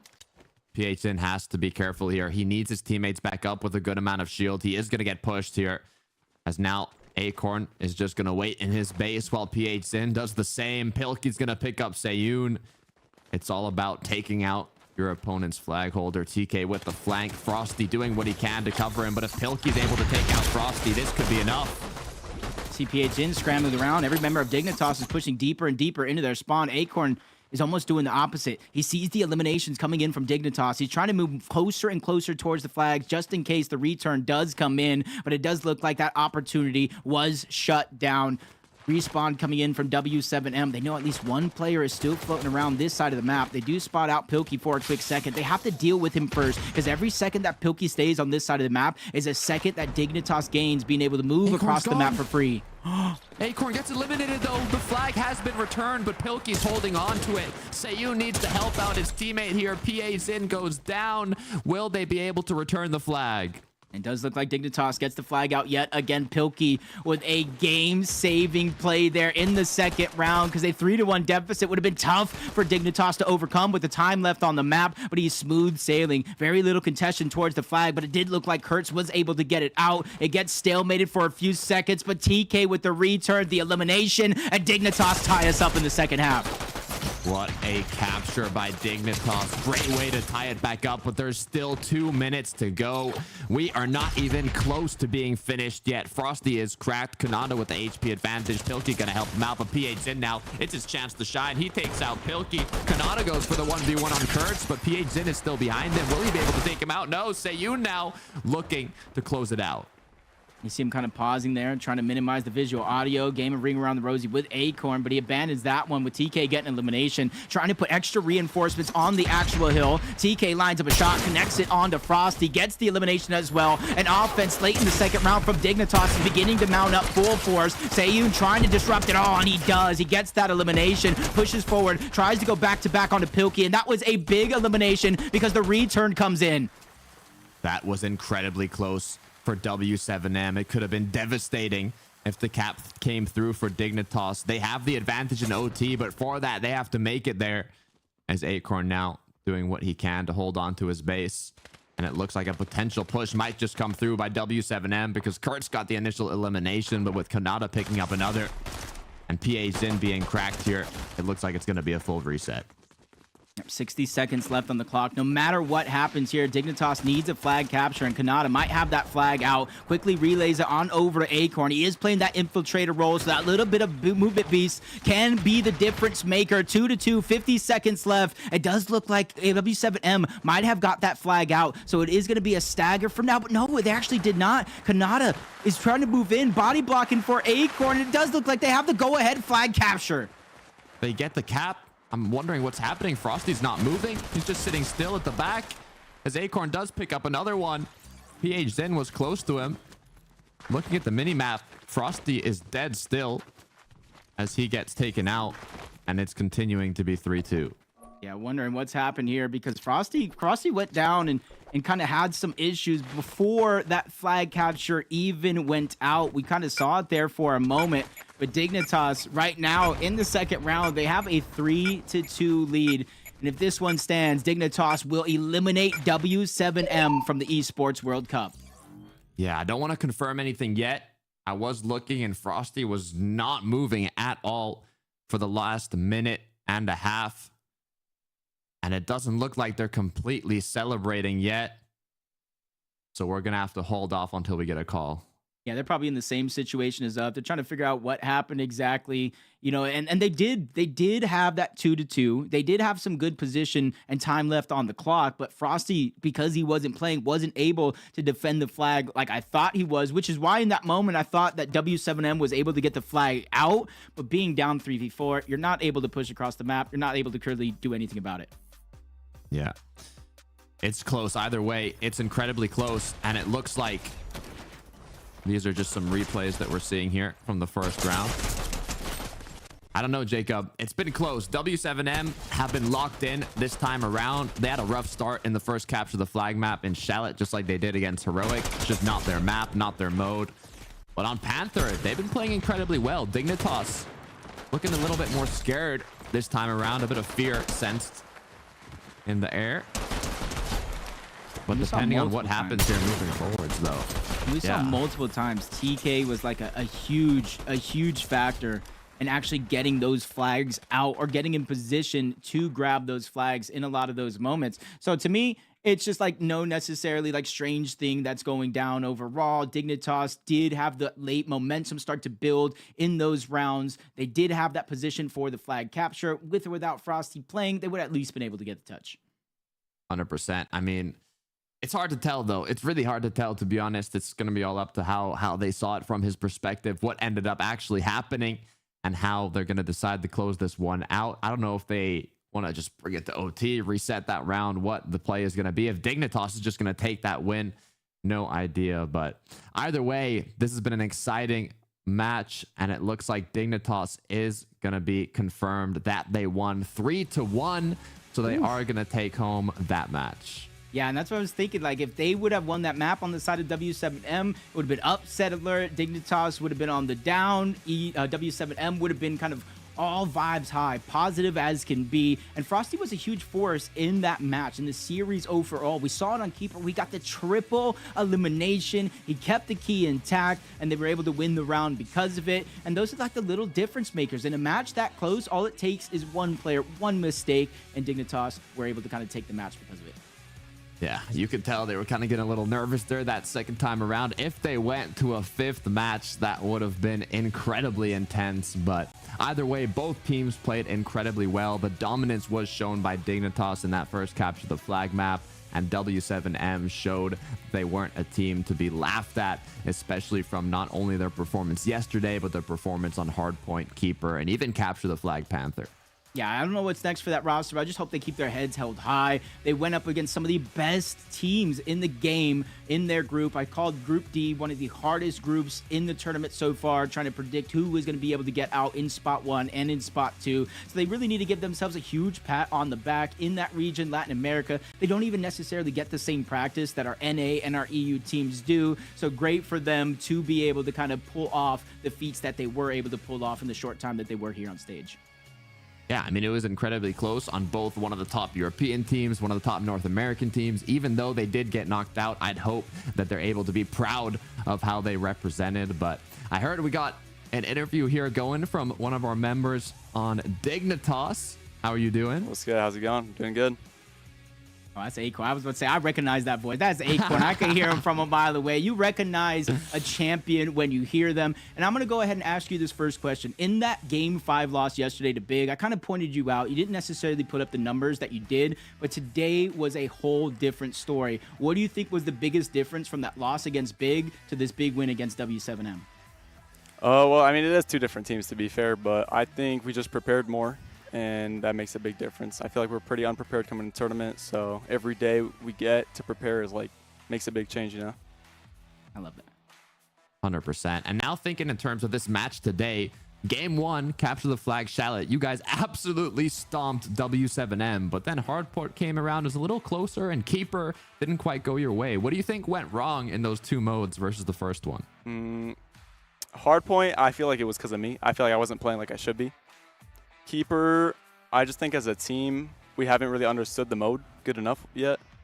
And I feel like that team just has a better understanding. Like, they were just running around with the ball, and we were just chasing them, and then they're just off free spawns. We can't catch them. I don't know. It's kind of like we haven't understood the mode yet, to be honest. But Hardpoint, I think, is on me.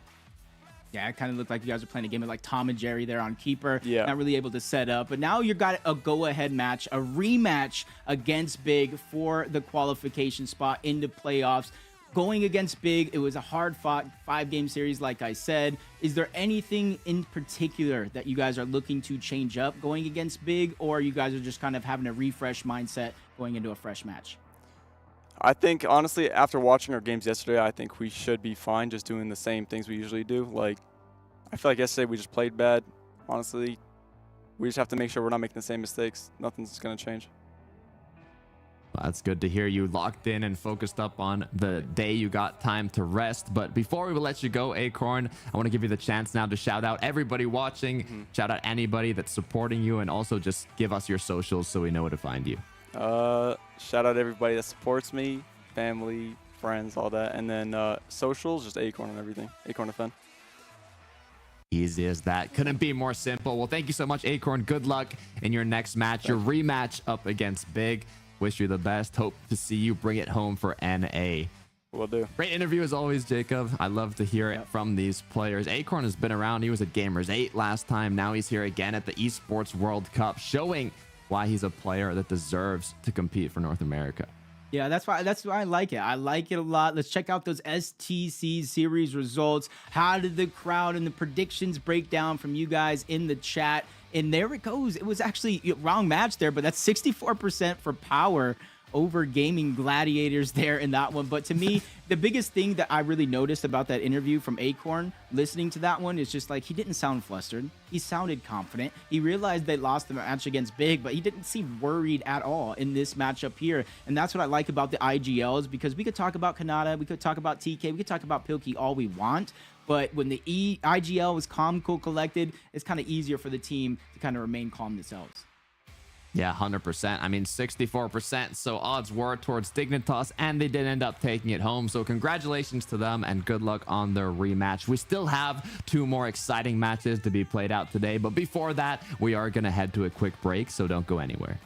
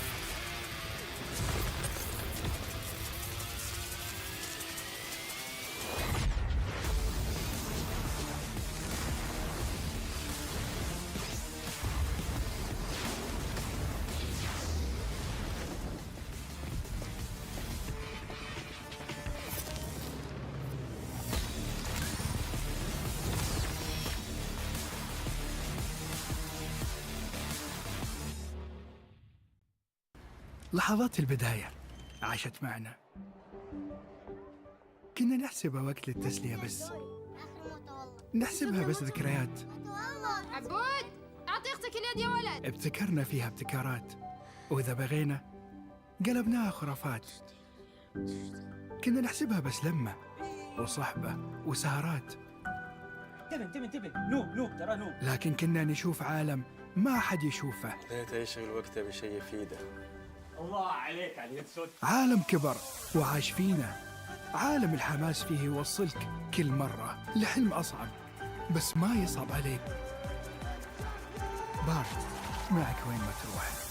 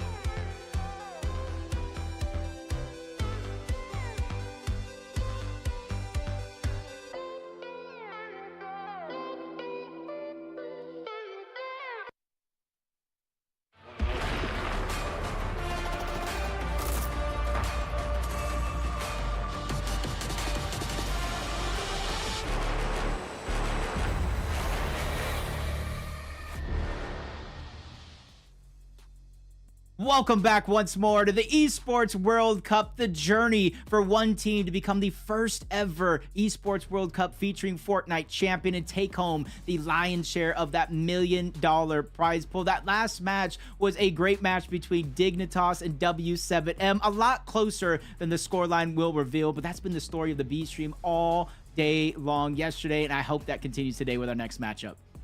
Yeah, I mean, we get a lot of like full sweeps, right? 3-0s, 3-0s, 3-0s, but they don't feel like 3-0s, especially with these types of game modes that are being played out today. Hardpoint, it can literally be 249 to 250, and you still end up winning that round. You could do that 3 times and it's a 3-0, but we have had some incredibly intense matches, and I'm sure that the next 2 aren't going to be any different. No, they're not going to upset at all. Let's go ahead and just get right into our next upcoming match. And this one is such an important match. That last one we watched was an elimination match. This is the total opposite. This is a playoff bracket qualifier match against Gaming Gladiators and Power. This is going to be a fun one to watch. Gaming Gladiators were on yesterday a lot of matches. They were looking quite powerful. They've got Vanya, FNCS champion. They've got top European talent. And on the other end, we've got Power from Oceania, Alex, Looter, Worthy, Volks. This is going to be a tough one. No, it definitely is going to be a tough matchup for both of these teams. Gaming Gladiators, we saw a few times throughout yesterday on both of these streams. Some close matchups, some not so close matchups. So I'm just interested to see which version of them we're going to see. On the other side, Power, they come in with little expectations on themselves. They realized what they're up against through the powerhouse regions. And I think that lax playstyle has helped them so much in this tournament so far. 100%. Let's take a look at the Gaming Gladiators roster. We saw them yesterday, but we'll take a look at them once more. Like I mentioned earlier, they do have Vanya, which is an FNCS champion, but he's not the only big name on the roster as well. We've got Sined, Nefrizi, Howley, Jacob. Tell me about him. I mean, these guys have been in the game for a long time. You got Vanya, one of the FNCS champions of this chapter. Sined, former teammates of Vanya, I do believe. And then Nefrizi and Howley. These guys have been lights out so far. Their aim is impeccable for this Gaming Gladiators roster. They're 1-1 so far through these group stages, a 5-3 map count. Their best game mode so far seems to be Capture the Flag. They have a 3-0 record, hardpoint 1-2, and pretty even when it comes to Keeper. They are starting on a Capture the Flag map as always, so we'll hope they can take it home. On the other end here, we have Alex, Worthy, Volks, and Looter coming all the way from OCE, and I'm excited to see how they can perform against the top European team. Alex will be the marksman. Worthy is going to be playing as the Juggernaut. Volks engineer, and Looter will be filling. Yep, they're already coming off of a win in their elimination match to start the day, so they kind of warmed up. They should be ready to go in this series, but it's not going to be an easy one. We saw Gaming Gladiators yesterday in so many tough scenarios, a 5-map series that they ended up losing as well. So I just want to see Gaming Gladiators here perform with that same type of confidence that they did yesterday. Capture the flag, it's going to be on Chalet, map number 1. So with a 3-0 record on their capture the flags, this is how they can start this series off with the momentum on their side. And the common, right? Chalet CTF to start it off. It's what a lot of these teams have the most practice on, and it's what they love to play. So I'm curious to see which one has put in more of the work behind the scenes. I know GG, coming from yesterday, is definitely going to be working on their strategies throughout yesterday and today. The thing is, when you're playing against a new team, especially from a different region that you might not have even played against, but not even scrimmed against, it can be kind of difficult. It's what happened to Heroic when we were interviewing Thomas HD against W7M. He said, you know, we're normally scrimming against European teams. So when we played against this team that came from Brazil, we just weren't ready for the counters they had to our strategies, and it almost got the best of them. Yeah, especially since there is a lot of footage to be gathered on those North American, those European teams. This side's a little bit different. You know, even myself trying to prepare for this power matchup, there's not a lot of footage on. There's not even a lot of footage in that DreamHack Dallas event. But I want to go ahead and bring it to you guys in the crowd again. Let's go to get our STC predictions underway. I want to know, because the crowd so far in these 2 days of competition, they've been relatively close. Not necessarily correct, but in matches that we thought would be kind of 3-0, they're close, they're on the line, and they're reading these matches perfectly. Yeah, it's been close to 50-50. Put in your votes. Do you think the Gaming Gladiators will take it home, or will Power? It's been about, I think the biggest gap we've had was like 72% to one of the teams, so it hasn't been incredibly far. We'll see if this match is similar or something different. I'm hoping we get a best of 5, Jacob, like go all the way to map 5. We've had a lot of sweeps, but I want to get more of an intense match going. You know, to me, as much as I think, you know, Gaming Gladiators should be able to take this one, whether it's a closed series or a 3-0 shutout, my heart.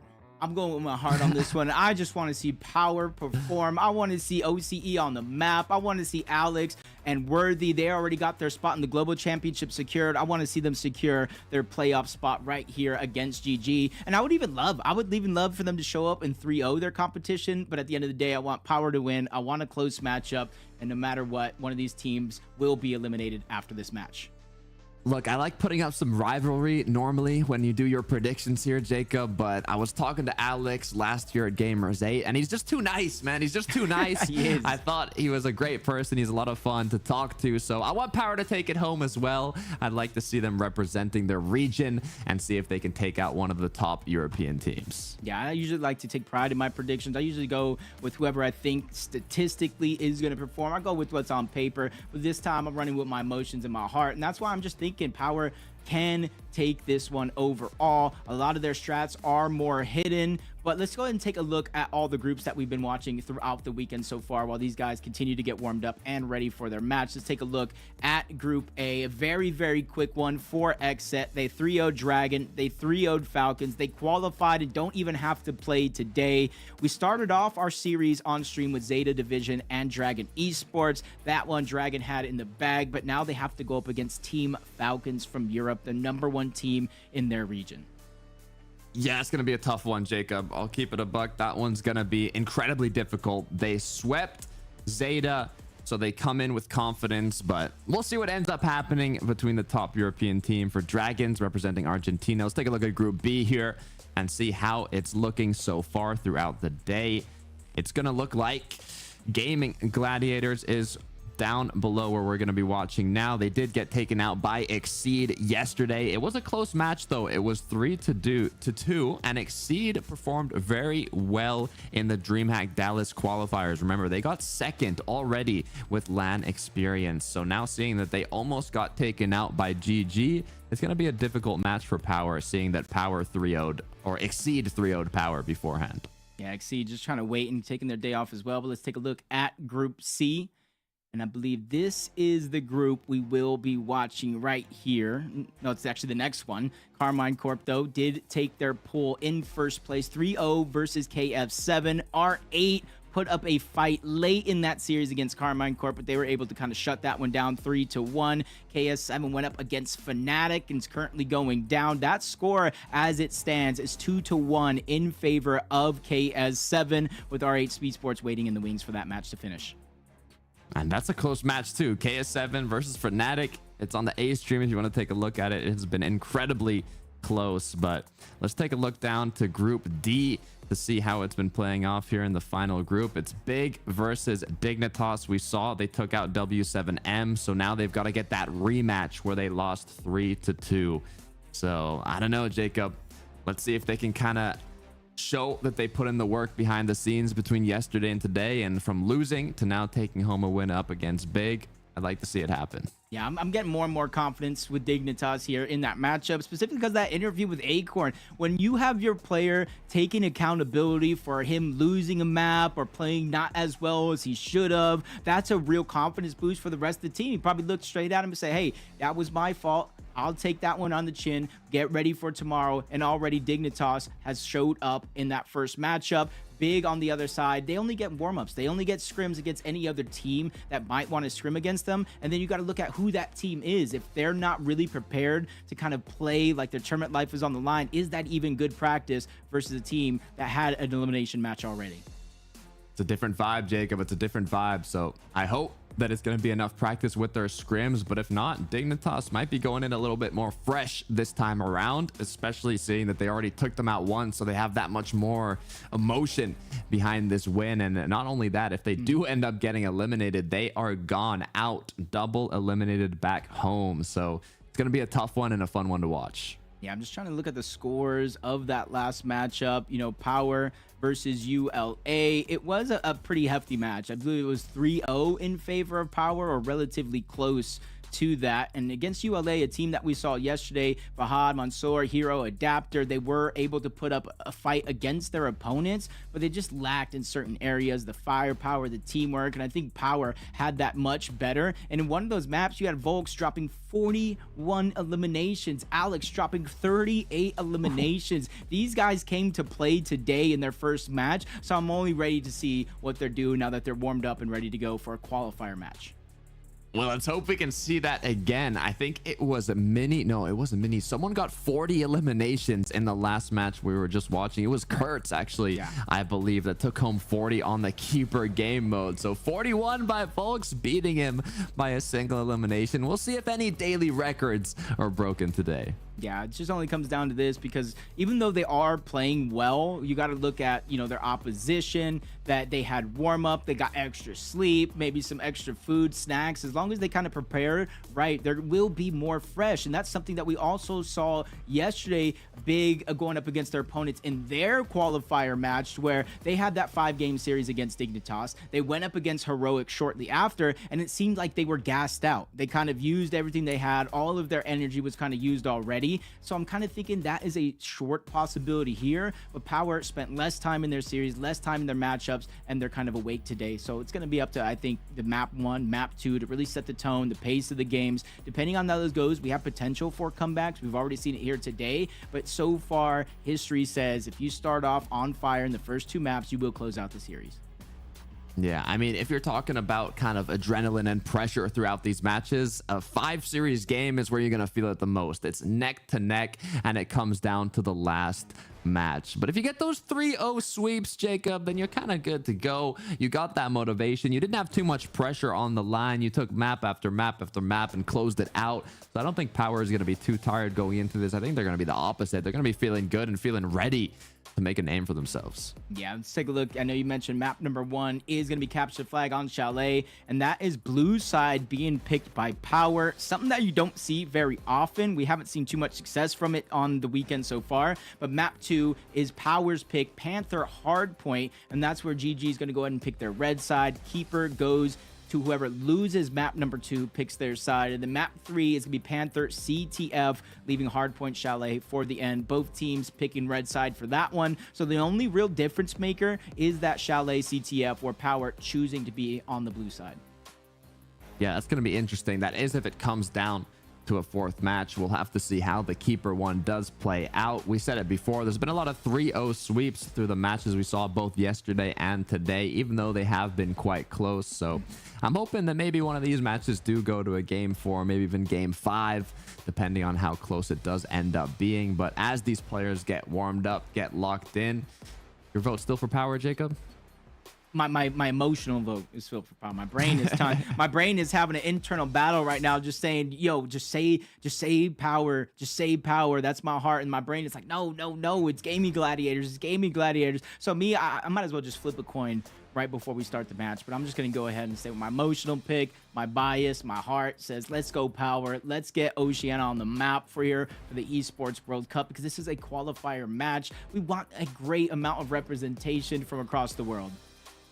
100%. No, I just got word these players are still setting up. So before they get ready for that first match, we are going to head to a quick break. And when we're back, we will start the match with the Gaming Gladiators going up against Power. See you soon.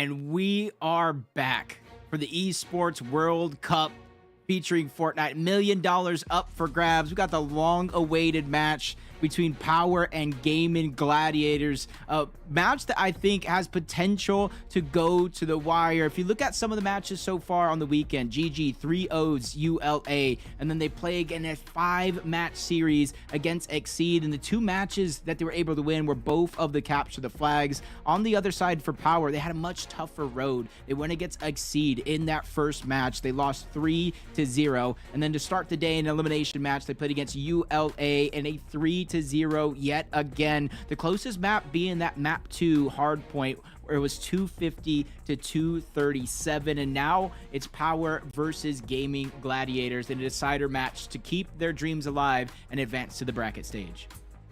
They had a bit of extra time here to get locked in, get in the game. Coming from that 3-0, Power is going to be feeling happy going into the match, feeling a bit more motivated. We have Gaming Gladiators. We saw them throughout yesterday, full of top tier European talent. You can see now, it seems they're already in game, already kind of getting warmed up, getting ready for this match. This is a different stage from the main stage. I wonder, it's like thinking of like a side note, if it's how different it is to play on this one versus the main stage with a bit more lights and the crowd and everybody kind of cheering you on. Maybe you're a bit more locked in on this one, you know? This could be a good chance for that comeback. You can see we will be on Chalet. It is capture the flag. Game 1 is about to commence shortly. We gave you a chance to make your predictions. Me and Jacob are going to be rooting for Power this time around, but to be fair, in terms of odds, the odds are in the European team's favor based on history of Fortnite competitive. So I wouldn't mind a quick upset, Jacob. Yeah, and just kind of take note, neither one of these teams have lost on this map and mode just yet in this tournament. So this is a battle of undefeated teams on Chalet, capture the flag. So one of them will receive their first loss. Red side is going to be Gaming Gladiators. Blue side is going to be Power. They got to pick their side this time around, and maybe they're saving the best side for last, because once they switch, they're going to get that full pull control that Gaming Gladiators already has in this round. Kind of more of a controlled start here. Everybody playing their angles. Marksman's looking for those initial snipes to connect. Volks has been cracked already, but no eliminations. First blood has yet to be made.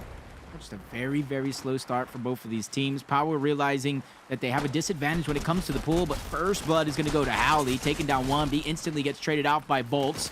Power naring together 2 eliminations as Alex gets another one for the team, but Gaming Gladiators are positioned so far back, specifically Vanya here with the marksman, that Power has to slow things down, get another round of eliminations before they can get aggressive for the flag. Yeah, Vanya knows that Volks is just right in that corner waiting to go for that flag, so he does not want to make a push quite yet until his team's kind of opens up that opportunity for him. Cluster towards the outside, just not deep enough to get damage onto Volks. He fires back right underneath the car, taking just a little bit of damage, but he knows he can't push up just yet. A full spread from Gaming Gladiators, but Worthy going down is going to open up an opportunity for both Sined and Vanya to try to push up and spread the defense thin from Power. Sined now pushing up tunnel, looking to see if he can find an angle onto potentially Looter or Worthy here. Issue is he has no shield to his name, so more of a waiting game. This is probably the most slow Chalet match we've seen yet, as Volks is going to go down, and this is going to open up that opportunity to push on in. Yeah, I see Worthy, they see Looter, they know they need another round of eliminations. They're trying to target out Looter. He's going to fall. Confidence starts to build for Gaming Gladiators. Every member is starting to push up. Cluster towards the outside. That's going to connect. Taking down Sined, but quickly turning. Worthy sees that his base is under siege. 2 more members of Gaming Gladiators. They are not going to be able to get the flag out. They spawn just in the nick of time for Looter to get both of those eliminations and rib their side of the map of Gaming Gladiators. Good way to play defensive. Now, gonna go back to mid-map. Can't even play aggressive yet, though, as the spawns have came through from Gaming Gladiators. So once again, that mid-map stalemate.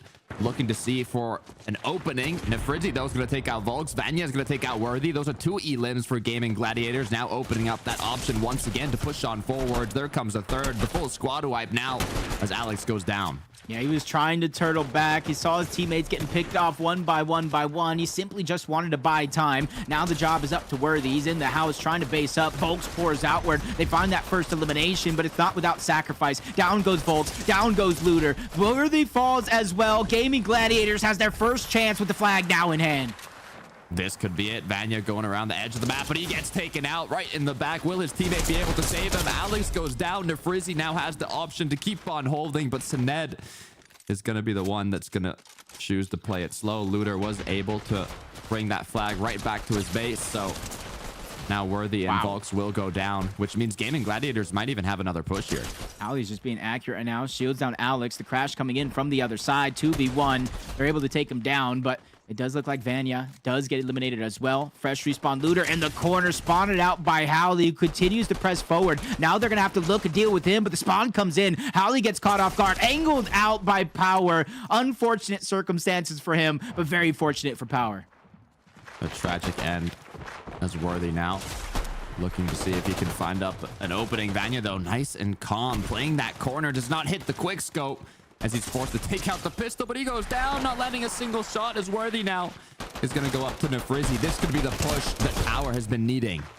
Yep, they push up on one side of the map. You see on the other, that one's quickly getting taken over as well. They have both pool control and they have those mid-map / mid crates, especially with Volks going down. They're going to continue to press their luck forward, but Vanya's trying to overextend. He sees his teammate doing just that towards the tunnel. Looter versus Howley, a big fight that Howley's going to win, and now all the attention has been drawn to him. Vanya gets cracked, 68 HP. Volks in the shield bubble as he has to be careful. Your base is getting attacked, Volks. You need to protect it. Vanya with the quick scope, not a connection though, as Looter is still going to go down. 16 HP for Vanya, but Howley has already picked up that flag. With just 18 seconds left, we might just be seeing the first capture of the day. Yeah, they sealed the deal. They completely wiped Power off the map, forced him onto respawn. Nobody was able to push up and get any sort of block onto Howley. That one's going to be free. That one's going to be easy, and that's going to be a 1-0 lead for Gaming Gladiators into the half.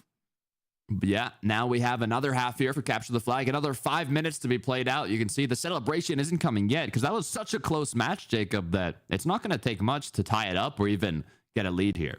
Yeah, it was pretty close, but Power kind of failed multiple times to get into the Gaming Gladiators side of the map, get a convincing flag pull out, but there was at least two. Multiple times Gaming Gladiators was able to push over and get the flag out. One of them at least led to the capture. Now that we swap sides, Power has a little bit more of an advantage. They can quickly move in and take that full pool control in that side of the map.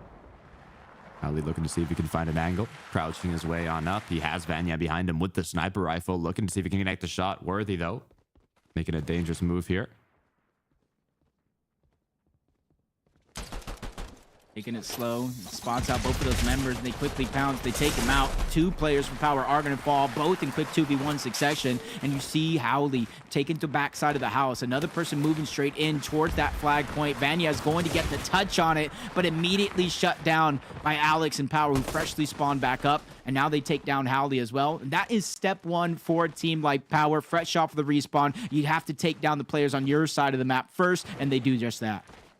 What's next, though? Step 2 and 3. They need to take mid control, go into their opponent's base, and then step 3 is pick up that flag and take it back. So they've still got a long ways to go. They're just back to that center mid map, kind of back and forth now that Gaming Gladiators have fully respawned back in. So it's going to take an elimination to open up that option to push in.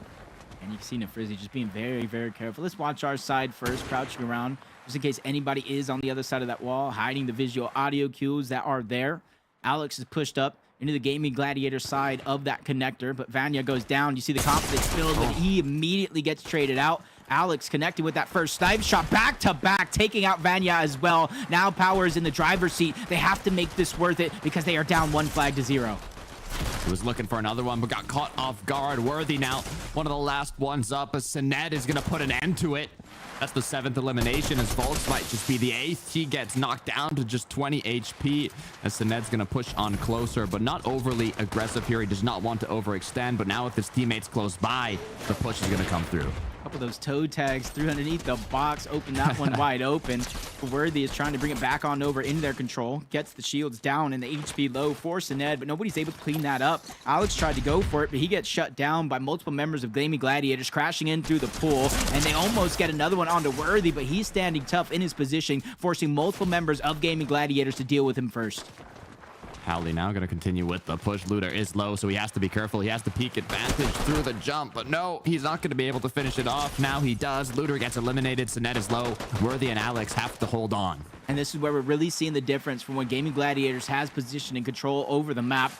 They kind of set up first, they slow things down, and they're trying to force Power to make a mistake. Out goes the cluster, in goes Grenade. Both of those are going to be dodged as Worthy pushes up, getting a little bit of distraction for Nefrizzy. Volks cleans up both of those eliminations before Luder goes down. Man advantage for Power as they continue to push up. Worthy now looking for an option, as Vanya is going to be the one that finds it. Now with his 12th elimination, he is going to push through. Luder and Alex, they know of this though. The EMP. You gotta run, Vanya. You gotta run. Can he make it out? He cannot, as now Power another chance to move on forwards. Yeah, they have to make these count. There's only 1 minute and 45 seconds left on the clock. This is the second half. At bare minimum, they need one capture to tie us up and bring us to overtime. But Sinet and Nefrizzy, they're able to get two. Even with Howley going down, Sinet is feeling that confidence to push up. The flag is out. Alex is down. And that was the big cutoff player outside of Luder, who both fall. And a second flag cap opportunity as well within reach as Sinet makes it past and into their own red zone. That's not good timing for Power. Right as the flag got found, they just kept getting picked off like flies one by one. And Sinet just had a free walk back to his base. The second flag capture, and now with just a minute left, Power has to make something happen right now. Any back-to-back relays on this flag. It starts with those first two eliminations they were able to pick up. But Alex gets checked, trying to push up, takes down Sinet. It is going to be a little bit of a trade because Nefrizzy takes down Alex. The early damage that gets finished off. Bolts falls. Nefrizzy from across the map. Worthy's able to get the elimination. This could be the start of something huge as Power continues to find elimination after elimination. Luder now goes in on the flag. The respawn player from Gaming Gladiators cut that one short. Cut down all hope they had. The dream crushed right in front of their eyes with just 30 seconds left now, and Alex getting pickaxed. It is not a good look for this first map. Yeah, Gaming Gladiators in their 5-game series against Exceed. It was the capture the flags in which they prevailed in, and against Power in the qualifier match of their group. They're going to stand true on the capture the flags yet again. 10 seconds left. They have that 2-0 lead, and because of it, they will win map number 1. Next up is now time to lock in and focus for Power. Let's see how the celebration looks, how happy they're feeling. A little bit of smiles, but not too much celebrating yet. They know the job's not finished. It will be Panther on hardpoint coming up next. Based on Power's playstyle, Jacob, you think it's going to be easier or harder for Power on hardpoint? I think it's going to be harder. I think it's going to be harder for them because they were doing good. They were getting key eliminations, which allowed them to push up and take some map control, but they weren't able to push outside of that. Gaming Gladiators had a great defensive setup. Every single time Power looked like they were going to get some control, it was immediately shut down. But on the other side of things, prime example here, Gaming Gladiators was basically living on the middle of the map or on Power's side of the map. Multiple times they were able to break through, get key eliminations, and take over in the spawn. And instead of just kind of willy-nilly trying to grab the flag, they realized they needed another round of eliminations. And I think that's what Power kind of lacked at, and GG was doing so much better in order to get these flags out and those eventual flag captures. Yeah, I mean, it's going to be a tough one, especially if they're not able to win those one-on-ones that are so crucial to winning on hardpoint. But it wasn't a terrible start, to be fair. That first flag capture was in the last second, basically, of the first round. And then the second round just didn't quite go their way. So if they're able to step it up on hardpoint, you know, I do got faith. You said it's going to be more difficult, but I still think they have a good shot at it. You can see them. They're not fully down yet. They're more strategizing. You see Alex talking there and trying to figure out, you know, what kind of went wrong. How can we change this up for the next game? In terms of the score for that match and how many eliminations each of these players did have, the leader was Howley with 20 eliminations, and right behind him was 16 eliminations from Vanya. So there wasn't too many elims. It was kind of more of a passive game. Yeah, no, I agree as well. There wasn't as many kind of trades and chaotic moments in that match. which kind of, I think, helped Gaming Gladiators a lot because they were able to keep it small. They were keep it meticulous, a lot of strategy focus from their setups to their takedowns on Power's side of the map. So if Power has any key to victory, it's to make this map as chaotic as possible. Try to throw out all strategy and force Gaming Gladiators to do the same thing and force a lot of those chaotic fights, kind of trickle in one by one and kind of negate any of the team aspect that Gaming Gladiators has going on, which I'm kind of making it sound easy, but it's definitely not going to be easy for Power because it really starts with them winning those individual battles, which they weren't winning too many on map number 1. Yeah, it's going to be tough. Those one-on-ones are so important. I laughed a little bit because I saw Vanya do a little pickaxe motion in real life as he pickaxed the last player there right before the end. But you got to lock in for the next match, Vanya. I see you got dropping things on your desk, pickaxing people. This is a serious match, okay? You got to focus up, got to lock in, cannot let these underdog teams surprise you.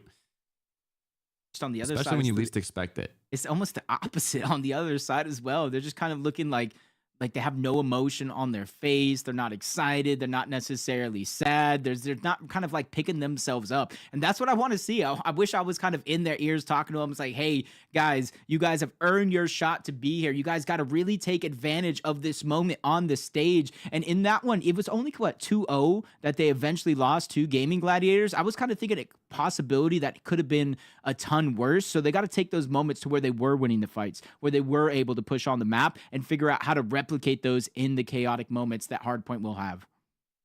Well, let's hope they are able to do that. They had a day to kind of focus up, lock in, and reset beforehand. So if they have put in the work behind the scenes to strategize these modes that might have not went their way in the previous matchups, then hopefully we can see something come out here. I want to know why there's so many smiles here. Get a quick massage before the game.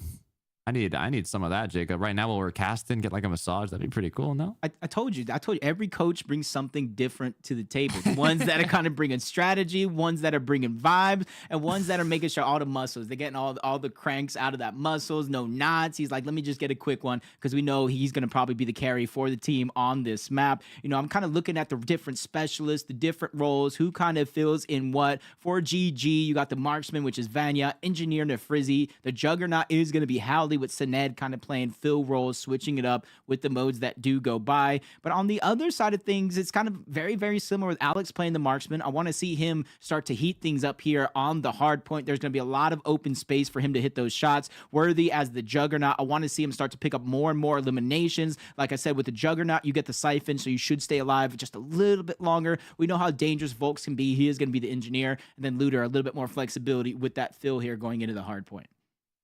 You got Vanya, though. Vanya has been hitting some insane shots with the sniper rifle throughout the day. So if you can keep that up on hard point, it's going to be a difficult one for Power.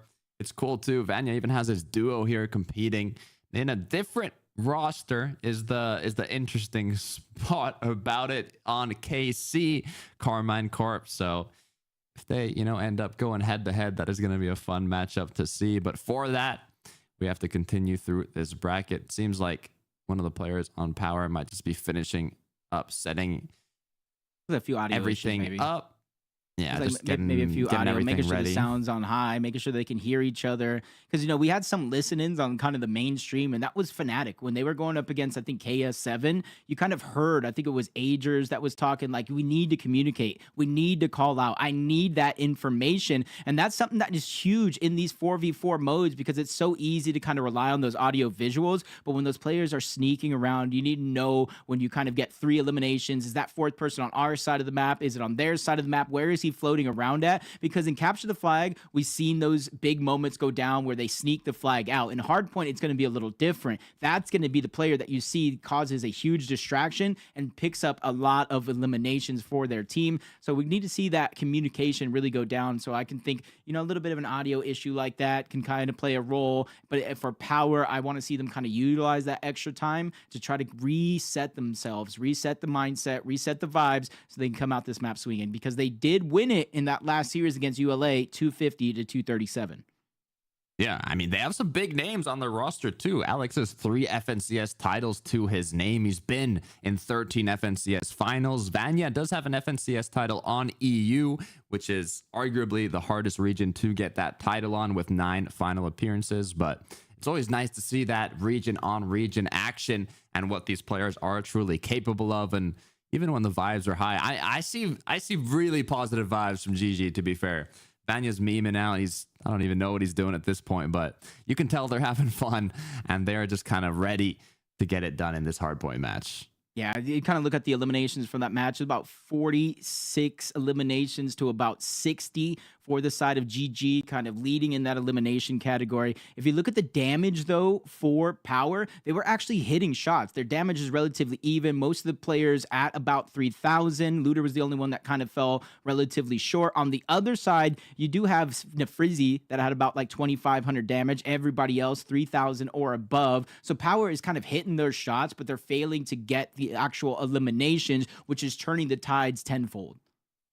And they have, just that much more pressure on their shoulder because they are the only region representing OCE. Latin America had 2, EU has a bunch, but they are the only ones representing OCE. So it's kind of all on them for their region to show what they are truly made of. So this being that elimination match as well, and if they do end up going down, they are completely out of it. So hopefully they can step it up here in this next hardpoint match and make something happen. And on the side of Gaming Gladiators, even they're one of the ones that have the issue and this kind of little extended pause that we do have going on so they can kind of fix the issue, make sure everything's equal and fair. I just want to see them kind of keep their confidence, keep that momentum on their side, because it's easy for them to come off of a win like that and then kind of just with the break slow things down. Their adrenaline slows down a little bit. It's not at an all-time high as if they were playing in that match. So I just want to see GG come out with the same fire, the same tempo for the hard point, because all it takes is that little bit of lackadaisy, that little bit of pressure getting let off a team like Power for them to start off with the tempo that they need. I hope so. I really do. I really do. And sometimes these breaks can be beneficial, but they can also do the opposite. If you kind of lost the first game, sometimes your mindset just wants you to go right into the next match and keep playing, but you don't want to play tilted, right? Now that you've had a bit of time to talk with your coach, figure things out, see what might have went wrong, just kind of refresh your brain a little bit, you might be a lot more ready to get right into it. So on the other side, GG is going to keep doing their thing, but hopefully on Power's side, they are kind of locked in here and getting focused and ready for their match as Vanya stands up and tries to kind of figure out what's taking Power so long. I know we have 2 matches going on at the same time. This is one of our decider matches, Powers versus Gaming Gladiator. On the mainstream, we do have Team Falcons going up against Dragon Esports. They're in the second half, Takata, and let me tell you, Dragon Esports is up 2-1 against Team Falcons in map number 1. So already we got exciting matches on both of our streams in these elimination and in these decider matches, which means that the playoff side of things is going to be even more exciting because everybody has already tested themselves. They've already went against some of the competition and they've already became first or second in their pool.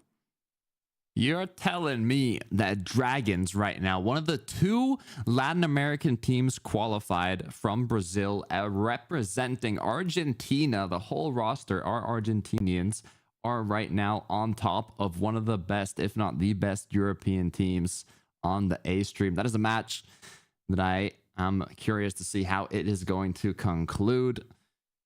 I don't know, Jacob, you think they can do it? I think they can do it right now, especially against a team like Team Falcons that I feel like coming into this tournament, they're not the same dominant self that we saw at DreamHack Dallas. They kind of overtaken in the rankings, so they kind of have the #1 seed, but little air quotes here. Are they the #1 team anymore with how XZ is playing in North America, how Heroic and Carmine are playing in EU? So this could be a big moment there, a big upset moment that we could see potentially happen here. That's kind of why I bring it up. You have a powerhouse team in EU, Gaming Gladiators. You have an off-region team in Oceania with Power. This is the upset we were looking for, and what a weekend for upsets to happen. $1 million tournament, $1 million up for grabs.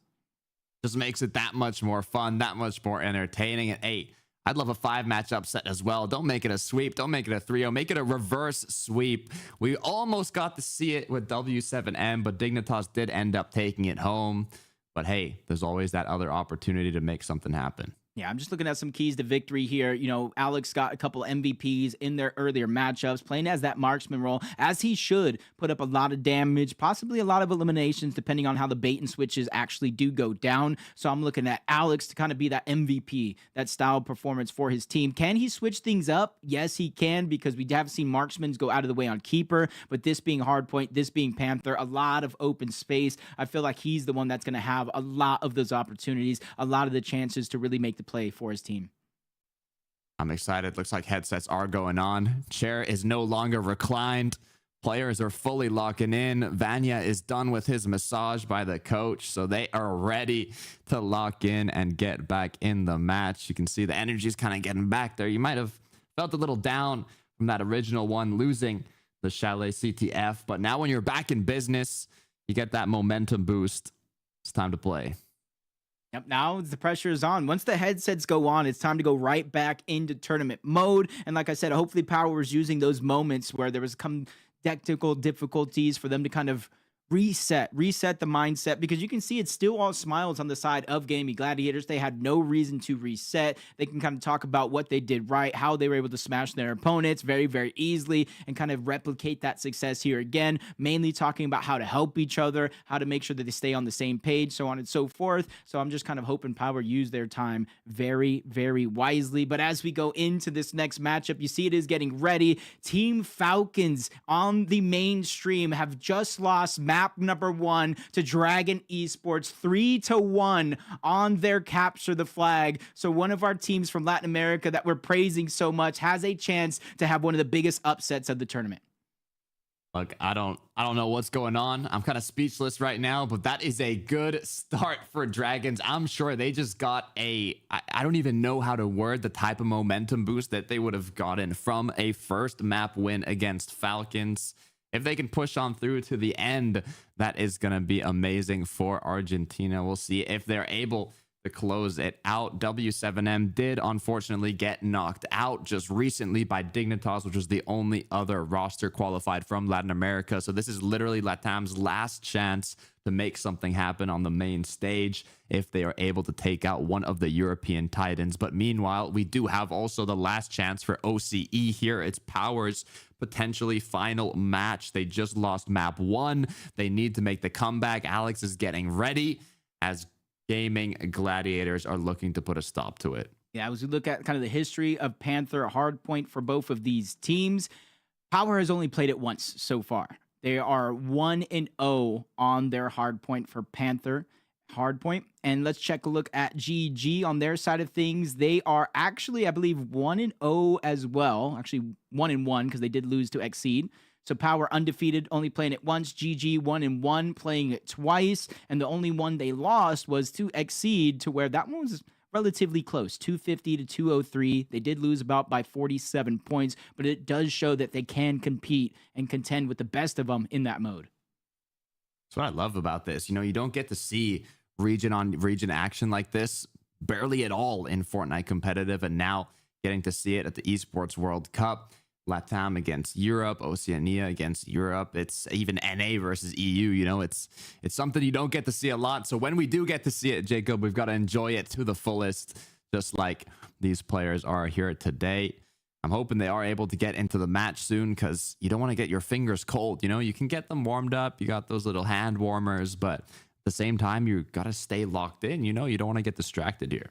Yeah, I think for Power, it's kind of easy for them to get back into the game. You just came off a loss. There's really nothing to kind of replicate there. You're almost starting fresh. On the side of Gaming Gladiators, they came out swinging on that map. They kind of destroyed Power, and every move that they made anywhere past that pool, that 50 point, they kind of had the full control over the map. There was not one time you saw Power kind of threaten the flag in the convincing manner. On this side of things, GG, like I said, open space, more chances to help each other, especially if you're able to take that top statue control early on in these first couple hills. And depending on where you start, if they can manage to flip those spawns, take that rock control for P2, they'll be in a great position. So it really does depend for these early hills, what side you do spawn on. Do you choose to flip the spawns? Do you take some map control? And I think GG is going to use the time that they had here to strategize where they can kind of pinpoint and take advantage of, and where the weakness is on the side of Power on this opening strat. Well, I don't know if they were using this time. Vanya was getting a massage, but they definitely used the other time they had, as Alec is making toy weapons here and shooting his teammates. So hopefully they don't do that in the match and aim it at their opponents. But I can see Vanya on the keyboard, on the mouse. It's looking like they are close. I'm getting excited, Jacob. I'm hoping, look, hardpoint, I think Power can take hardpoint. When they go to keeper, keeper's kind of a dice roll, you know? It's a dice roll, and I don't really know who's going to end up taking it. But if we get back to capture the flag once again on Panther, I do think that Gaming Gladiators might actually take that one. I almost think the opposite. If Power can win keeper, I think they have what it takes to kind of bring that into the capture the flag again. But to me, keeper is advantage for Power just a little bit because very, very similar to that W7M and heroic matchup, to where it's a new mode where there's not a lot of practice even for our NA and EU teams. So the practice that they do have, all these other regions do get to take advantage of all that VOD, all that practice, and kind of throw their own little personality into that strategy and kind of make it their own. And I want to see Power. I want to see what they have. I want to see them play to their full potential. My heart has them on their side. Doesn't matter what my brain is saying. I'm on your boat. My heart also has Power. They're locked in the game, picking up their classes right now once again. So let's see if they are going to be able to close this one out. It is hardpoint. It is not capture the flag on Power here. So we are going to go directly to the battle. It is about kind of staying ahead in hardpoint and making sure you not only capture the initial one, but you get ready for that upcoming point. There's 5 different points on the map. First to 250 points. Let's kick it off. Already, it's Gaming Gladiators taking that early statue control. Outside towards the terrace, though, it does look like Power is putting a little bit more of a focal point on that side of the map. Trying to contest the hill. Shield bubble going down. Great EMP for Looter. That leads to Volks getting that elimination, but it still trades early on. Nobody getting the upper hand, even though there is some points being scored. Power not backing down until they have to. Nafrizzi gets that elimination, and now they have a clear-cut spread across the map. Gaming Gladiators starting off strong, getting point by point while they have the hard point secured. Worthy looking to see if he is worthy to claim this point. Nafrizzi has been cracked, but still the Gaming Gladiators holding on. But is it going to get stopped? Yeah, they're just kind of leaking into the hill one by one, leads to Gaming Gladiators getting eliminated in the same fashion. They get 30 seconds on the clock, and with only scrap time left, it does look like Power is going to make a late hold for that time, try to close the gap as much as possible, especially knowing they do have that side of the map. They got the rock spawn in case they do need it for this next rotation. Good job for Power, making a little bit of a comeback here, looking to tie up the score, but the next hard point has appeared. The net is going to go down, and it is going to be Power that were already ready to go. Yeah, I do believe they sent Alex initially onto that spawn, fresh off the respawn. Everybody else held their position, knowing that Gaming Gladiators still had to push up. They found some key eliminations, allowing them to kind of get that lead on their side of things. And you see the scramble from Gaming Gladiators on the other side. They find that first elimination on the Volks, and that's going to be the first green light they get in this push. Worthy gets the shutdown. Dynamite towards the outside. He's going to fall. Trades continue to go back and forth, but Alex and Power are seemingly holding strong. Nice little hidden position by Alex. Capitalized on that advantage as Vanya now is cracked. Looking to connect the snipe. He hits it onto Volks. Looter now on the point. Will he be able to hold on? He will not, but Vanya goes down as well. This could be a potential comeback, but Worthy gets stuck. The cluster grenade drops him down to just 15 HP, and he goes down.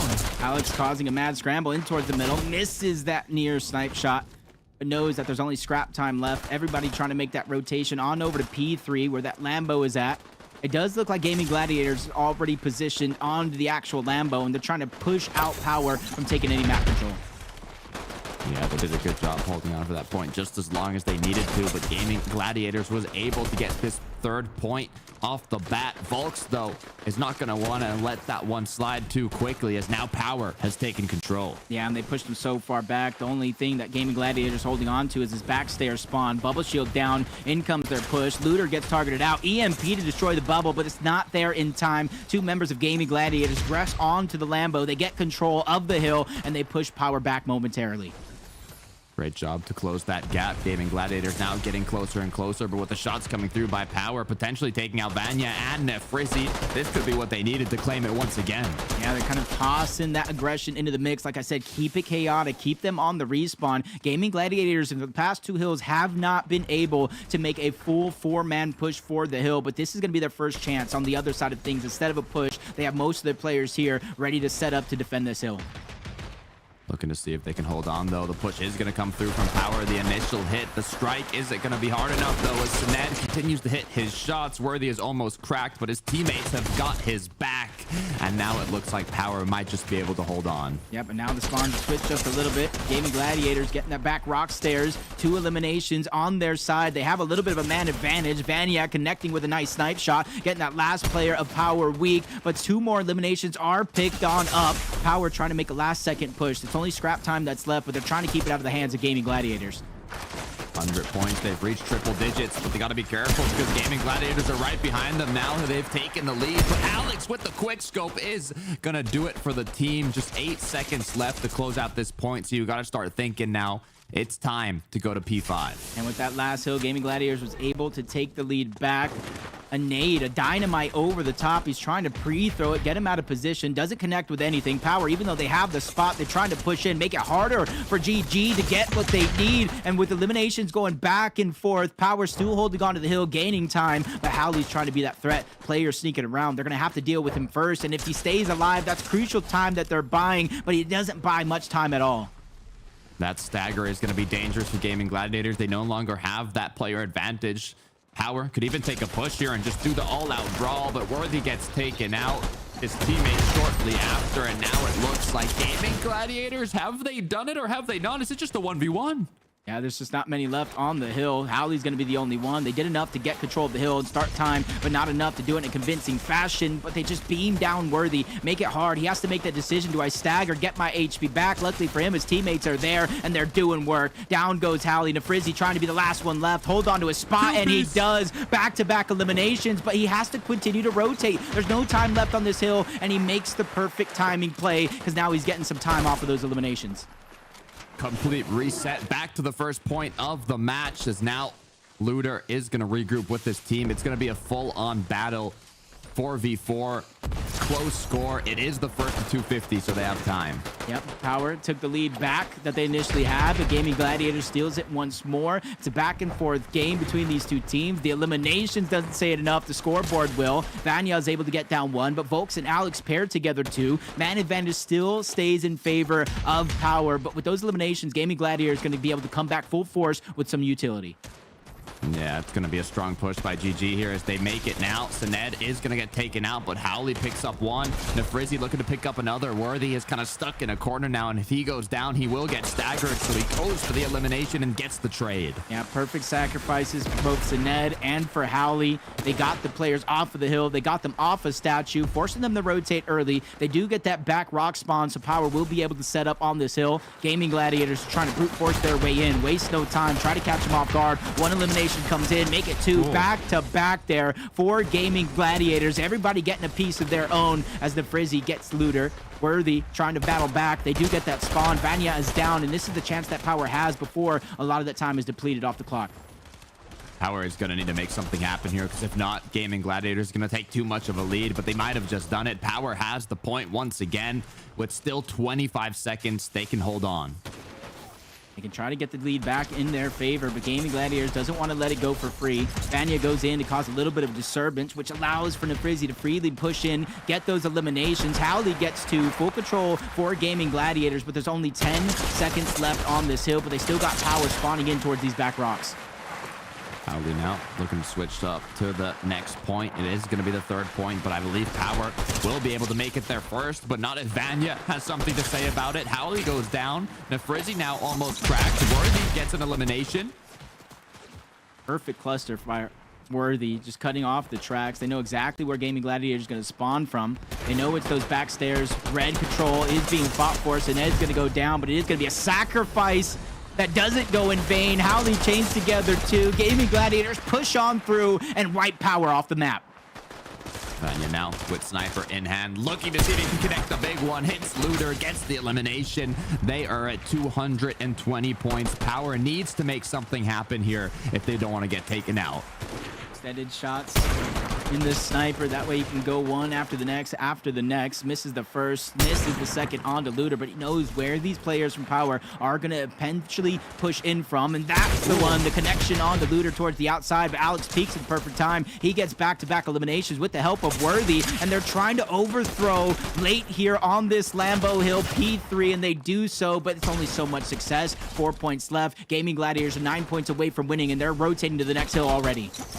It's all about this fourth point. Everything is on the line here. Gaming Gladiators can close this one out if Howley is just able to pick up both eliminations, which he is. And it looks like Gaming Gladiators will take home hardpoint and Panther, making it 2-0 in the series. Yeah, commanding lead for Gaming Gladiators. And it started off good for Power. They were able to get the elimination, stagger out Gaming Gladiators a lot, but they said enough is enough. You saw a lot of those moments. They geared up as 4 players, both on the offensive and the defensive side, and they made sure that their pushes matter. And then there was multiple times, and when I say multiple, I mean many times, where Howley and the Frizzy were picking up multi-eliminations, 2, 3 at a time, and eventually a full-on squad wipe where they're able to take a convincing lead.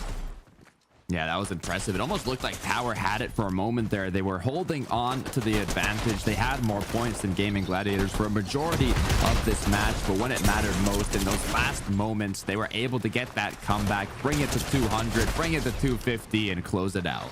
Yeah, this is, I think, one of the last times you saw it relatively even. A full hill to grab. Gaming Gladiators pushed through, and they grabbed a little bit of that lead back, and they kept it intact throughout the remainder of that hill into the next one as well. And then finally, when they had such a big lead, once it went to that P4, they were able to close it off, catch Power off guard. Big eliminations right there for Howley, but he put himself in a position to where even if he lost that fight, they still win the game. Distraction was the goal, and he solidified that goal.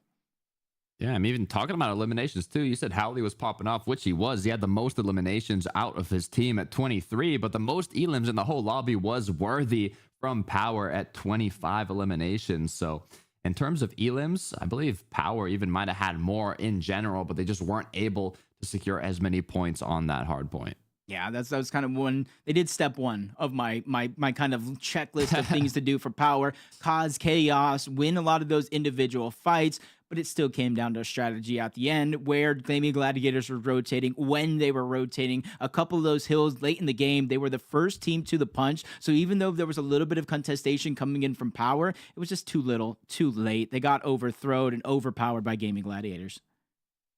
They did what they could. It was a solid attempt, but in the end, they had to go down for the second map. The good news is, Jacob, they still have another one. It is going to be played out on Keeper. Now, I'll repeat this once again for the people who are new here. It is a different map for Keeper. It's on Taverna Zoni, and it's a different game mode. It's first to 150 points. The way to get points is there's this key on the map that you have to pick up. One player can pick it up, and once they have it in their inventory, they will move a little slower, but they will be getting 1 point per second for their team. So all they got to do is hold that for 150 seconds. There is 2 rounds, and may the best win.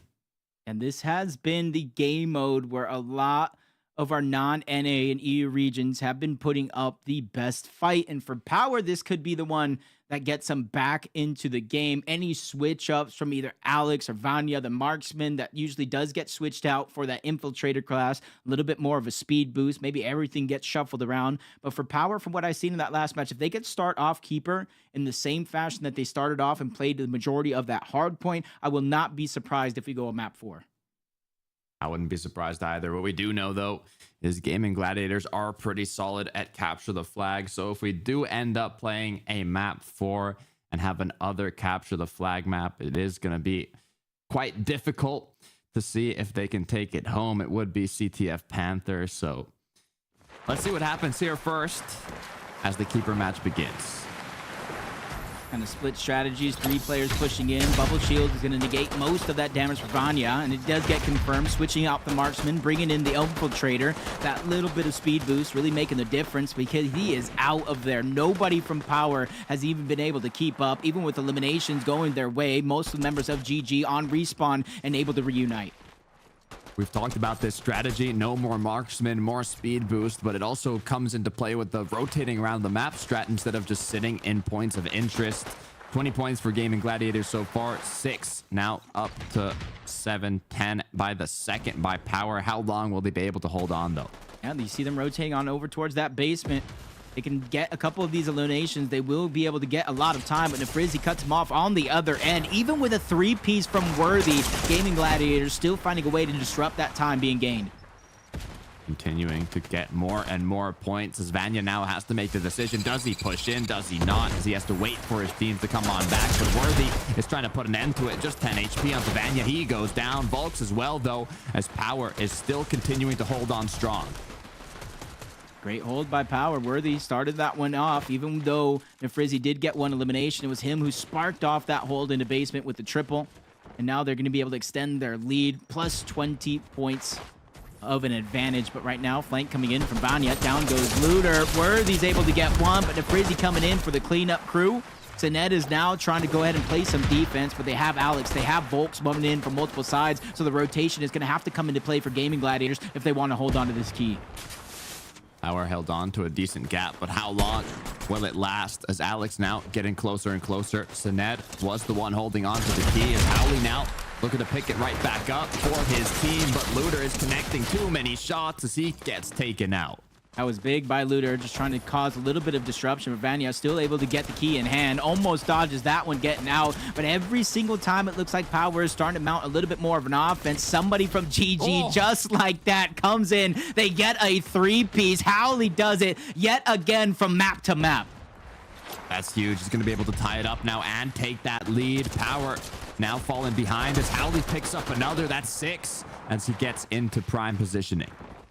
Anything you can do, I can do better. That's what Gaming Gladiators are saying at every turn. Howley goes down. They have control of that basement, but a quick last-second push coming in from Gaming Gladiators throws it all on its side. The scramble continues for Power. Nobody really able to have that footing up until then. Volks is able to sacrifice himself to get 2. They have control over the basement, but in comes Gaming Gladiators.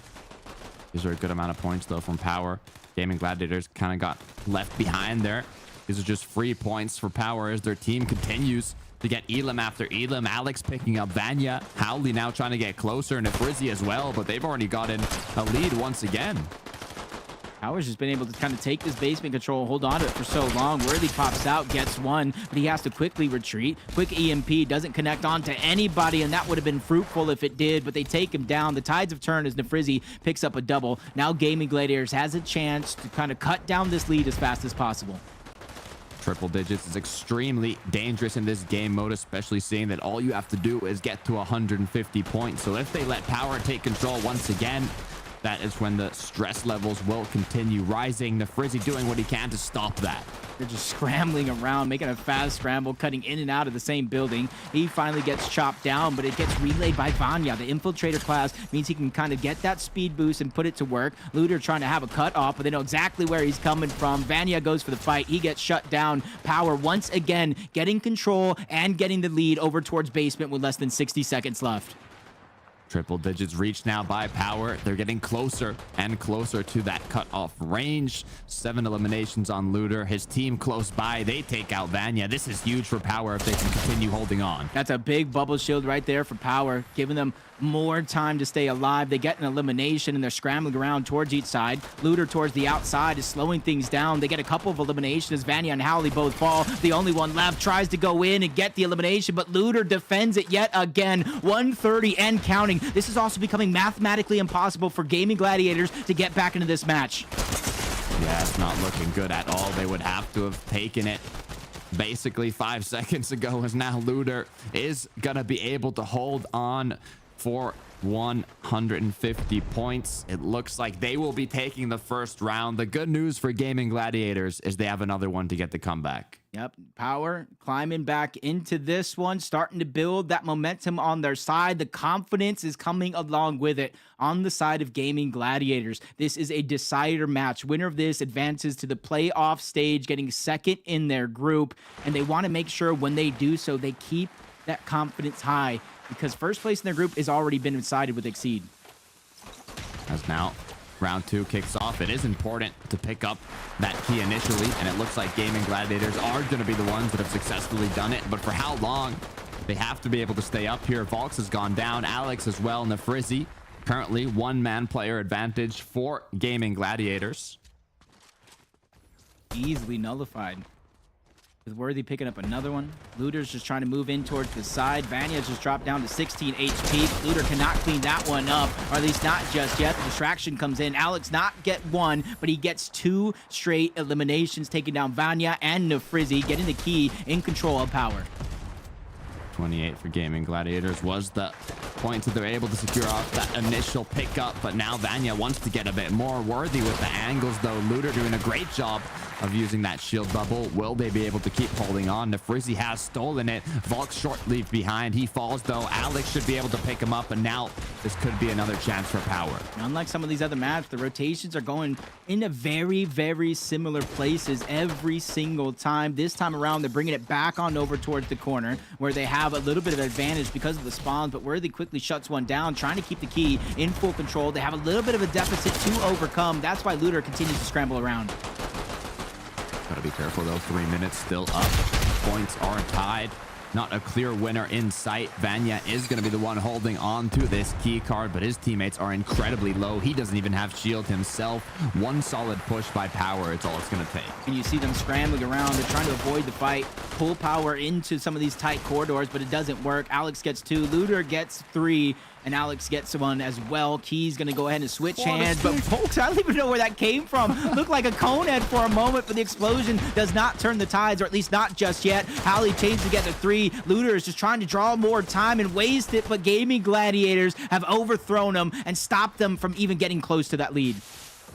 The Frizzy now in a perfect angle here to hold off for his team. He saw the dynamite come through. It's a free picking onto Alex, as now Worthy should be the next one to be found, but it's going to be Volks that gets the peak, goes down. Worthy picks up the elimination. Alex respawning in now. Mad scramble very, very quickly. Worthy and Power needs to make sure that they give themselves enough time to work as 4. They're all getting eliminated one by one by one, but Alex trying to turn the tides. He gets 2 straight eliminations. Volks gets the 3rd. Vanya trying to scramble around, but he's not trying to lock it into that basement just yet, but he gets cut short before going through that building. Worthy almost getting cracked here. Is going to have to play it a bit slower. Sinet is going to be the ones finding those shots. 87 for Gaming Gladiators, but not a single player with the key card yet. Power eventually gets it as they continue to close that gap. Sined chaining together 2 is keeping Gaming Gladiators full control over this basement. You see them kind of hopping up, making sure to clean up those eliminations when they can. Vanya was able to chain together through. Now, because of the respawn players of Power is going to toss things on its side, they're quickly trying to rotate this one out. They're trying to keep themselves in position to when Power pushes, it's through these narrow corridors just like this, so that way they can continue to trade off Elim for Elim. The good news is, though, Vanya is still on the run with that key card. Nobody even close to them, but Worthy gets a nice spawn. Vanya gets cracked, and that's going to be the end of him. 118 is what they were able to get to as Power takes key card once again. Yeah, but notice they're getting 2 points per second here for Power. The comeback mechanic has been engaged, but it's only going to last for so long. But the gap has been closed, and it's been closed tenfold, giving Power a chance back into this game. But Alex, he gets dropped. The key is now up for grabs, and that's going to be Volks quickly moving in after grabbing that elimination to keep the score going for Power. It's now going to be back to 1 point per second, no longer with that advantage from being so far down below. But all it's going to take is one solid team fight, unfortunately, for Power. The Gaming Gladiators are looking a bit too strong as they're able to secure those solid eliminations and pick up that key once again. Looter just staying alive with just a sliver of HP forces Gaming Gladiators to overextend, and that is what Power is going to use to kind of overthrow Gaming Gladiators on that push. It was all because of Looter stayed alive with about 5 HP behind that door. Now Powers has a chance here to try to continue to cut down the lead. Very few seconds left on the clock. They have to be picture perfect from here on out, Takata. This has got to be scary for both teams. If Power is not able to hold on, it could lead to the end of them. And Gaming Gladiators is the team that has the key card right now. They might have just done it. If you look at it mathematically, it looks like the Gaming Gladiators will take home this second round, bringing us to a final round of Keeper. It may not be a map number 5, but it's a tiebreaker round for map 3, and it's Power's tournament lives on the line here against Gaming Gladiators. So if they win this round, Gaming Gladiators will advance. They will get second place in their group and get a chance to take a break for the rest of the day and watch the action unfold to see who they play against. You know how nice that would be. All they need to do is close this map out. They are so close to getting it done. With the final tiebreaker round, we kick it off of Vanya picking it up, but he's got to be careful. The EMPs broke the shield bubble. Nefrizzi almost goes down, sees if he can pick up Worthy. He does. It's even.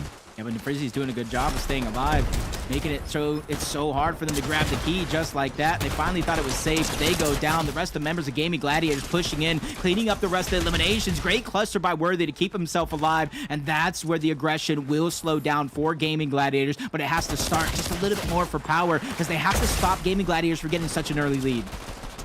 Vanya, though, he's already made such good footing. He's on the other side of the map, but the spawn's coming through by Power. It's where they have the option to cut them off. He just needs his teammates to hold on for him. Yep, rotating that one around. You kind of see it in the mini-map, but finally runs into Volks. He shuts him down, but Howley cleans up too, trying to keep the tide in favor of Gaming Gladiators, but just trades back and forth, even Looter going down, and that's going to be a double for Sined. And once again, Gaming Gladiators with an opportunity to get control.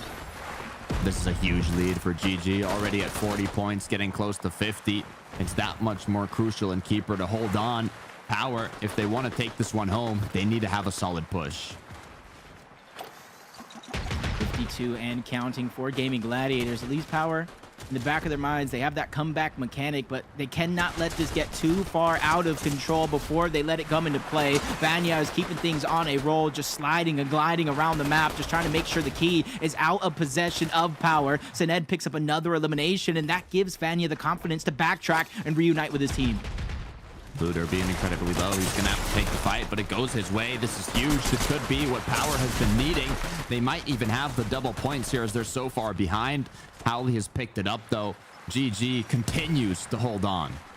See the relay coming around, trying to get it in the hands of Vanya the best that they can because he's the one that's going to run it around, but Howley's dropped. They haven't been able to switch it around just yet. Sined runs into a wall. That is Volks. They find 2 straight eliminations. Power trying to get themselves back into this one. They will have that comeback mechanic, but Nefrizzi is gliding around the map. They cannot catch him up until now. Now, comeback mechanic is going to come into play if they're able to pick it up here. Going to give them 2 points per second in theory. Not even yet. They still need to fall further behind for it to come true. As now Nefrizzi has it once again, getting close to triple digits on this potential final round. I'm glad to say you want that comeback mechanic. Now you can get that comeback mechanic. They've reached over 100 points, and now Power's in danger of getting eliminated from the tournament. It comes down to pushes just like this, but they're instantly shut down. Alex doing what he can towards the other side of those stairs. The EMP coming down, but it doesn't connect with anything. They don't get the green light that they wanted. Now GG has spawned up and in a defensive spot. You can see the key was traded to Vanya, who's on that infiltrator role, no longer playing marksman because he wants that movement boost, and it's been working so well. You can see how quickly he can move, even though he has this key card on him. 135 points is what they're at, almost just 10 seconds away from victory. Look at the mini-map. He is so far away from almost any member of Power. It's going to come down to individual heroics if they're going to try to stay alive, and Vanya gets shut down by Alex. They're trying to make a mad scramble to the back corner. They need to get that key under their control. Gaming Gladiators doing the same thing, but Nefrizzi gets cut short. Key now in the hands of Looter. They have to be perfect, but he gets stopped right there towards the edge. Key is now up for grabs, but Worthy and the rest of Power are trying to will themselves back into it with that 2-point mechanic. You could look at the timer and say if it was 1 point per second, they're not going to make it. But with this mechanic, they are getting 2 points per second. The comeback is still possible, but they cannot go down. They need to be as close to perfect as possible. There's about 60 seconds left up for grabs. Eventually, that 2-point mechanic will shut off, and it's going to be up to Power and their hold. But if Frizzy has something to say about it, he quickly gets a couple eliminations. Worthy backtracks, no longer can run, no longer can hide. It's now toe-to-toe with Gaming Gladiators if they want to win. It's getting closer. Gaming Gladiators might be starting to sweat a little bit. They cannot throw here. They need to work as a team. They got to stop going in one by one as Worthy now is losing his teammates. Dropped to 36 HP. He needs to make it out. Yeah, as soon as they get them to drop the key, it's going to be mathematically impossible. Worthy's still scrambling around. They can't even not relay it out. And I'm not even sure there's enough time left on the clock. But Power is going to play until the whistle blows, wait until the map ends. And they're doing a good job of keeping it under their control. 38 eliminations for Worthy. If he's going to go down, he's going to go down fighting. And that's where they're scrambling around. They see GG on all sides. 8 seconds left. They don't have enough time left on the clock. Even with picture perfect play at the end of the game, it wasn't enough to take down Gaming Gladiators. So they're going to take the series in a clean 3-0 sweep. So close, but so far. Power had the key. The comeback from basically 0 points to almost tying it up in the triple digits. But Gaming Gladiators played it out so well to start off that third round of Keeper that it was basically impossible to catch up to them. And that secured them the overall win. So now they get some time to take a break before they continue tomorrow. I know, you got to give Vanya his credit for kind of switching to the Infiltrator class, being the key player to grab the key, no pun intended. But you also have to give an amazing amount of credit to Frizzy and Howley, specifically Howley. The amount of double eliminations in such tight corners and tight spots that he was able to get. There's another prime example there. And Frizzy gets 2 before finally getting shut it down. But on the other side, you got to feel for Worthy. You got to feel for the guys on Power. Almost 40 eliminations in a 3-round map number 3 to lose and get eliminated from the Esports World Cup. Look, I want to give a shout out to Volks. He had 46 eliminations at the end of that Keeper match, leading the whole lobby in terms of elims. There was a tie between Worthy and Nefrizzi at 38 elims, but Volks with 46 leading the pack. Unfortunately, the eliminations were not enough. And what truly mattered was that game plan. Maybe it was that Infiltrator class from Vanya giving him that momentum boost. But overall, they secured the win. Yeah, just looking at the stats right now, it almost even looks like Power out-fragged Gaming Gladiators throughout the course of that match. The damage numbers were insane, but just the rotations, being able to hold and leading those eliminations into something that mattered. Gaming Gladiators simply just did that better, and they did it throughout 3 straight maps, even though two of them were relatively close, both the hardpoint and the Keeper, and that's going to show that Gaming Gladiators was above and beyond just a better team in every one of these modes. That's what you'd love to see. Practice makes perfect. Now it's all about continuing that forwards in their upcoming matches. Are they going to be strong enough to do it? Are they not? Shout out to Power as well. They did an incredibly good job throughout the days, but let's take a look at the STC results, Jacob. Let's see what the chat thought of these matches and how the predictions looked. Yeah, to me, it's just the crowd, the predictions, everybody on their side. They've been so close all day long, and this is another example of how close they actually were. 43% for Power, 57% for Gaming Gladiators, and another prime example. It's a 3-0 that is much closer than it looked. Those two maps 2 and 3, could have literally went either way. But it did go to the way of what the chat predicted. 57% was the winning factor. And to be fair, it did seem quite close there, even though there was pure domination in the third round of Keeper. The comeback almost became a reality. Now, look, we talked to him yesterday, and I believe we're going to get a chance to do it once again. Vanya from the Gaming Gladiators, how are you feeling after that win? Hi, guys. Everything okay? So after that first map victory, there was some kind of technical difficulties. Did that phase you guys at all, or do you think that helped you guys going into maps 2 and eventually map 3? No, it's that's fine for us. We are just waiting. So yeah. That's what I love to hear. And now look, I want to hear a little bit about your strategy on Keeper. We've noticed you are playing that Infiltrator role. It's because it gives you a speed boost and you like going around the map more. Kind of tell me about that play style. Yeah, I'm just take for today this drum gun, so I can run like default with coin. So I'm just run around full map, so it's a bit better for us to play without sniper. Is that something you guys planned coming into this weekend, or is that something you kind of switched up on the fly as you saw other teams kind of utilize it? Yeah, it's after today. Ooh, okay. We'll see, like Team Peterbot use this, so we're trying to do this today on practice with Kisi.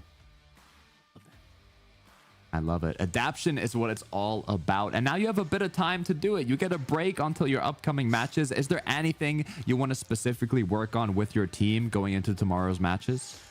I don't think we're just gonna review every game, so we're gonna be ready tomorrow with XSET, because I think this is one of the best match tomorrow, XSET with GG, so yeah, we will see. All right, me and Takada might know where to find you already. I know I watch your stream because every time you do good, you get a message from me saying congratulations. But where can people find you at on socials and to watch your stream? Of course on Twitch and in Twitter. Thank you so much. Thank Have you. a good rest of your day. I know you guys deserve a break after that one. That's going to be Vanya from Gaming Gladiators. A quick 3-0 sweep over Power. Thank you for your time. Thank you for your effort in making these matches exciting. But Takada, man, those are 3 great matches we've seen so far. And again, this is just a prime example of, I'm always saying, like, 3-0. You can't take the scoreline for what it is, because every single one of those matches outside of the first was a hard-fought match from Power, and they deserve a huge round of applause, even though they just got eliminated. 100%. I mean, especially in the game modes. Hard point, it can be literally, I've said it before, 249 to 250. Keeper, it can go to the 3rd round, make it that final tiebreaker. The matches have been intense, and we still have one more match to be played out, but the players got to get ready for it. So we're going to head to a quick break, and when we're back, we'll have a lot more action, so don't go anywhere.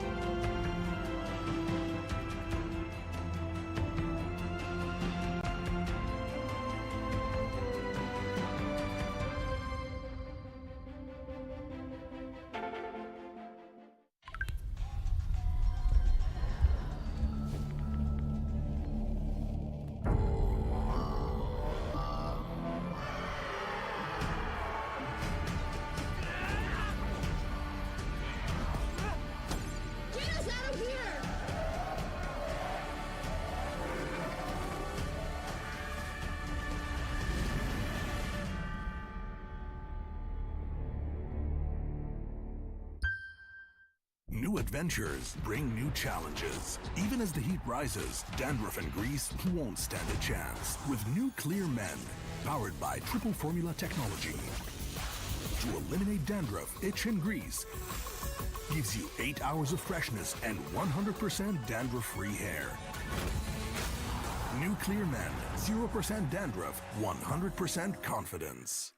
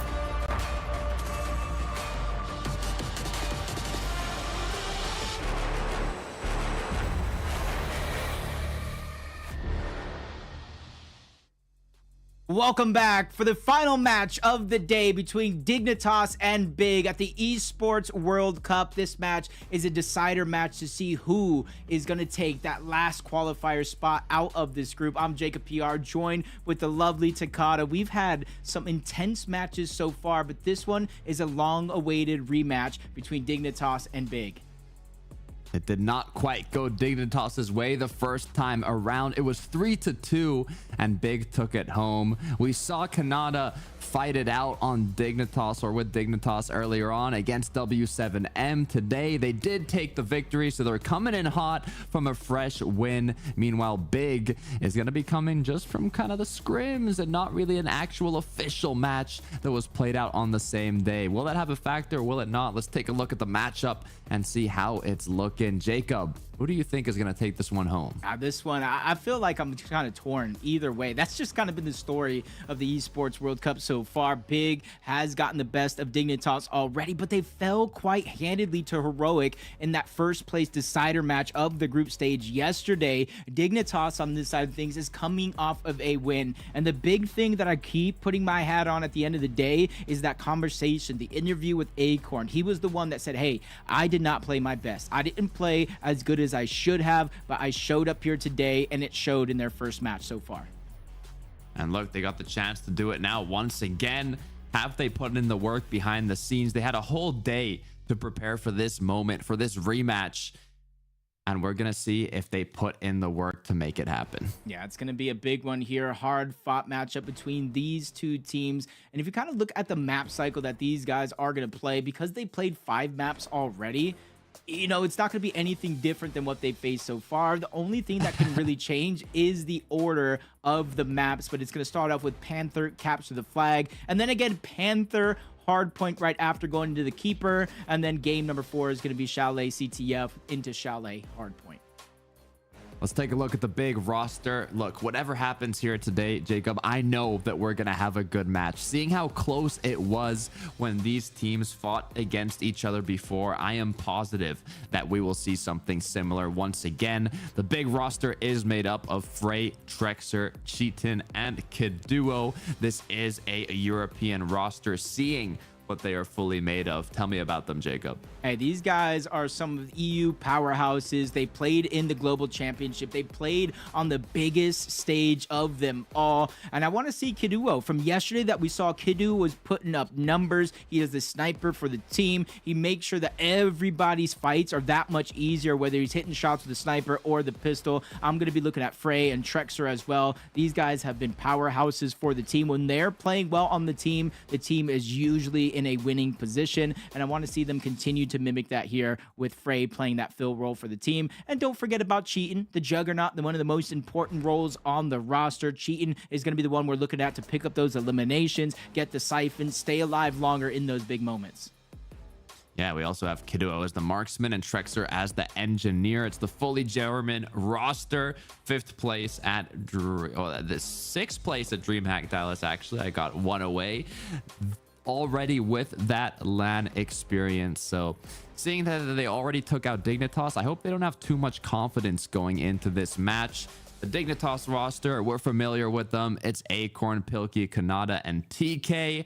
Now, this is a team that might have not performed to our expectations in day number 1, but now in day 2, they've kind of got to show why they had so much hype going into this event. You can see they've got the chemistry, they've got it all on lock. Acorn is the Phil, Pilkey's the engineer, Kanata, like you said, Jacob, the juggernaut, the fragger of the team, you could say, and TK as the marksman alongside 50 as the coach. There's a lot of trash talk within this team, Jacob. A lot gets thrown around, but hopefully they can live up to it. Yeah, and I think Pilkey, specifically Pilkey on the team, has a lot to prove here. Calling himself one of the best zero build players in the game, self-proclaimed. A lot of those big wins do come in those third-party styled events, so this is one of the biggest majors of Pilkey's career between Dignitas and Big. Let's get those STC predictions going. I know you guys have been close. You guys have been right almost all weekend long, and let's see if you guys can continue to follow suit here in Dignitas versus Big. And I kind of called out the map cycle, Takata. I told you each and every map, Panther, both CTF and Hardpoint, followed by Keeper, into a Capture the Flag Chalet, ending with a Hardpoint. If you look at the map cycle of that 5 map series, this is the exact same map cycle in the exact same order that they're playing, and it was big. It was big that forced that map 5 that eventually took it 3-2. And in these ones, it was Capture the Flag, both won by Big. Hardpoint was first won by Dignitas, 250-151. Keeper was won by Dignitas, 2-1. And the eventual final map of the day was 250-182 to Big. They started around 90-10 with a lead, so Dignitas did show that they can climb back in the series. But you know, when you put yourself so far in the hole to start the game, it's so hard to win, no matter how crazy of a comeback you're having.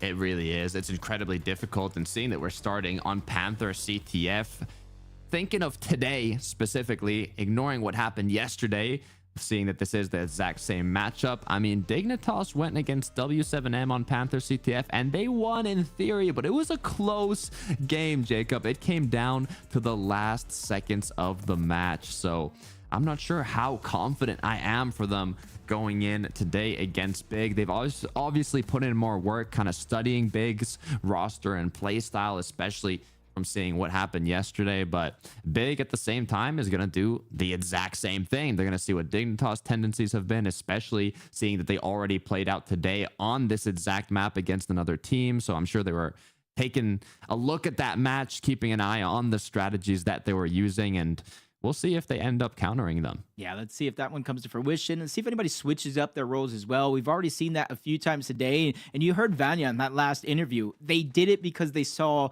every other team. We saw so many adaptations come to fruition yesterday, and they're trying to incorporate that into their gameplay today. And let's see if any teams do that here. Panther, CTF.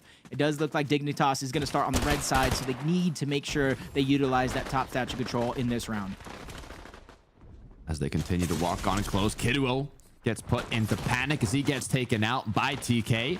First blood has been found. Pilkey now, shield bubble on the flag, gets to grab it, but for how long? As Cheatin is going to put a quick end to that. Kanata now looking to see if he can close it out, but without having the player advantage, he is going to go down as well. And we're looking to have a reset here. And Acorn even gets found out. A little cheeky play there as Kiduo just kind of comes around that corner, spots him out, gets the elim. You see the rest of the members of Big trying to push up here.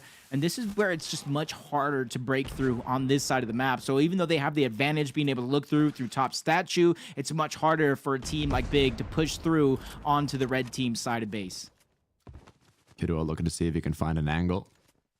Acorn Pilkey not wanting to peek at all. They know the danger that could come from it, as they're just kind of playing this one out slow. The good news of it being 0-0, you have no pressure on your shoulders. You don't have to do anything too risky. You just kind of want to play it out like you always do. Yeah, this map, this is talked about kind of on the other side with the marksman. It's like a huge playing ground because of how wide open it is. Because there's no hard point that's forcing players to get out of their base, it will tend to slow down just like this. But this is kind of a little bit of a blessing for a team like Big because this is not necessarily their good side. So if they can end this half 0-0, they'll be in the driver's seat for that second half where they have a much more advantageous position to be able to push forward.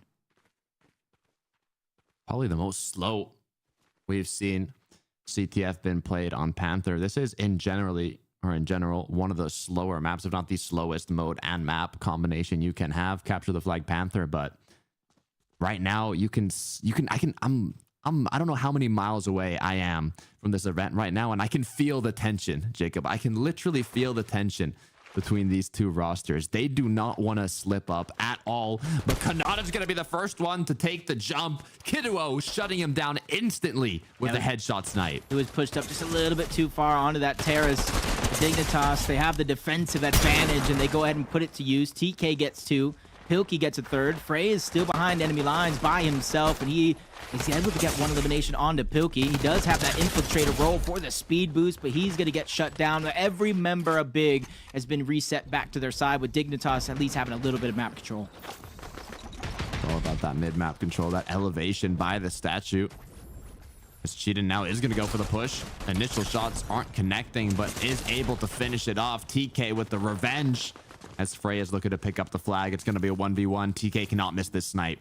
Yeah, he probably sees the audio visuals, tries to slow down, catch him off guard into a 1v1, but Kanata attacks on the other side. The bait and switch between him and TK has been phenomenal for these past 2 days so far. And now they're slowly trying to push up. They know even with that one elimination, the rest of the members of Big are positioned on the map.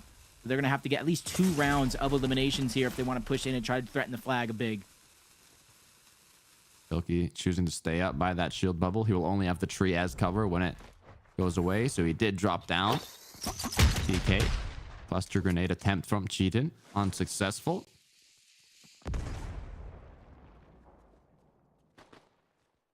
Really slowing down right now. Cheatin does have that terrace control. Rest of the members of Big are pushed up in the center of the map over towards that statue as well. They're just trying to wait for somebody on Dignitas to make a little bit of a mistake.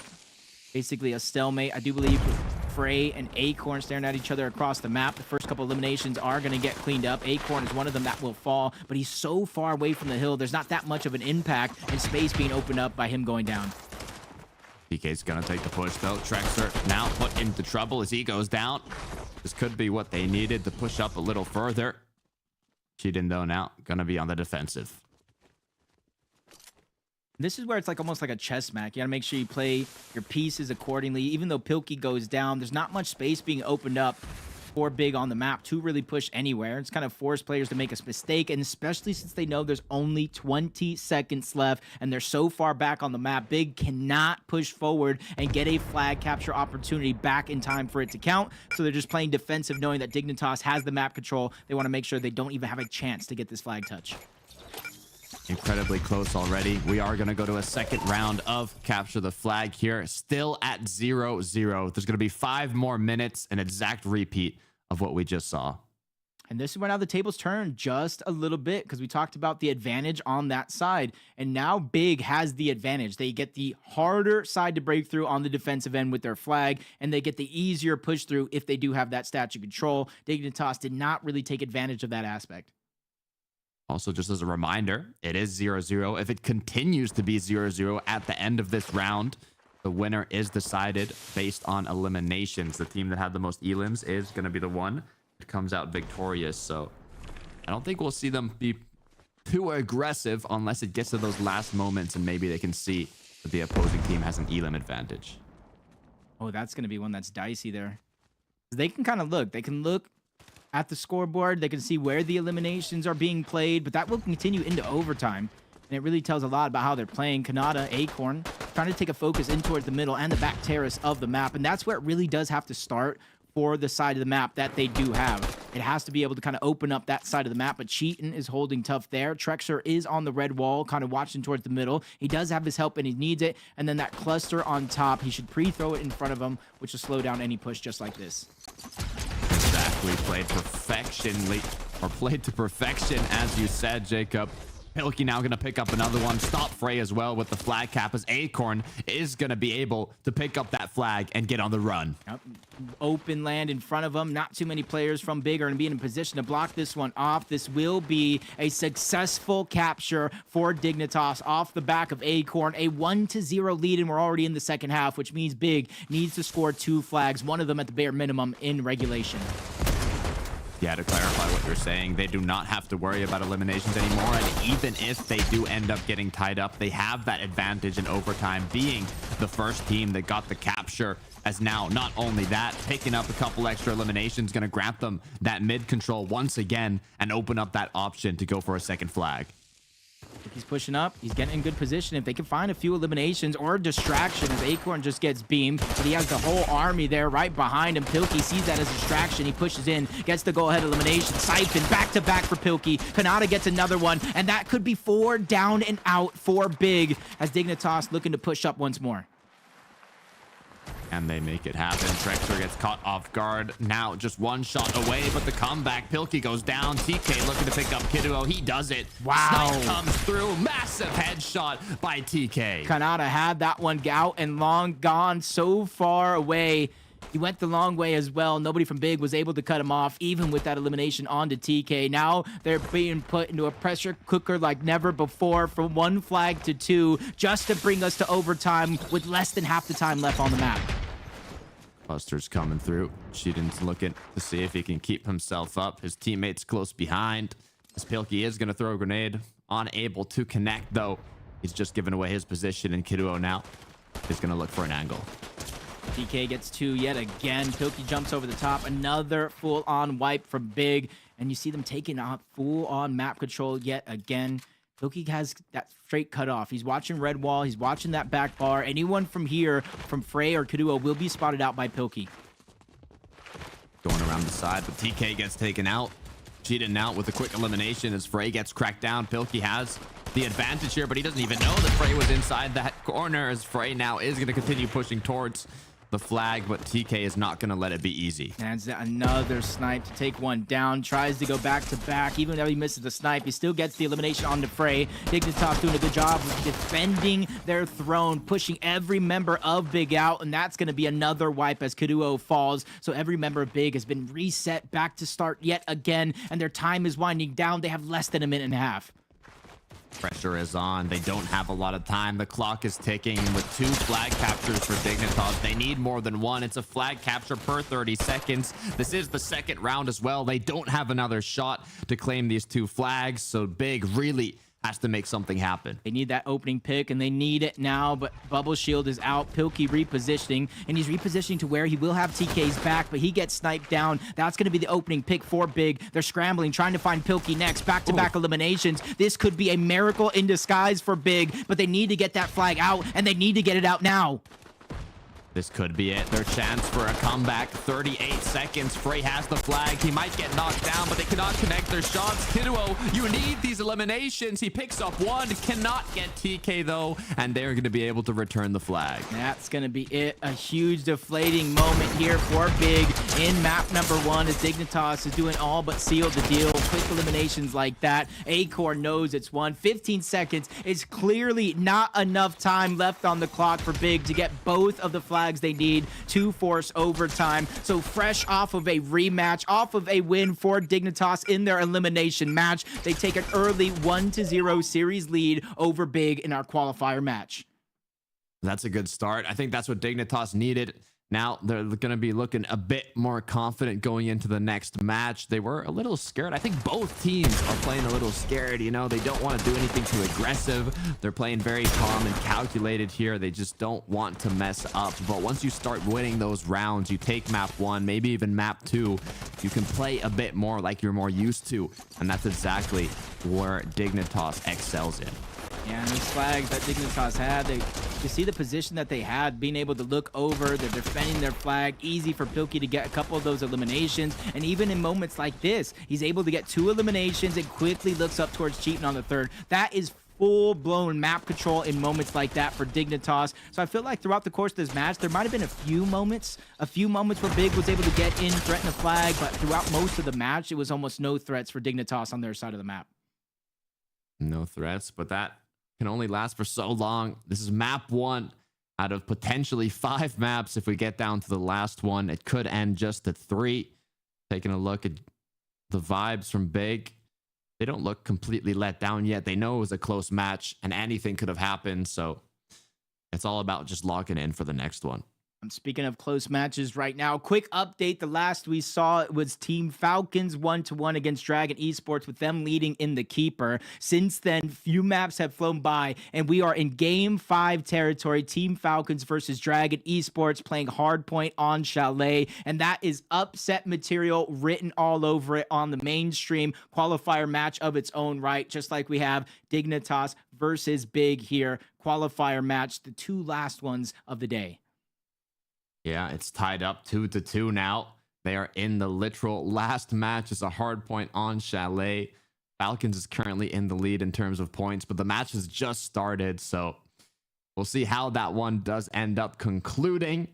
It could be one of the biggest upsets, if not the biggest upset of the tournament, if Falcons does not end up winning, but also one of the most inspiring stories from Dragons if they're able to take it home. That is true. That would be completely inspiring for the whole region. Would be inspired after that one.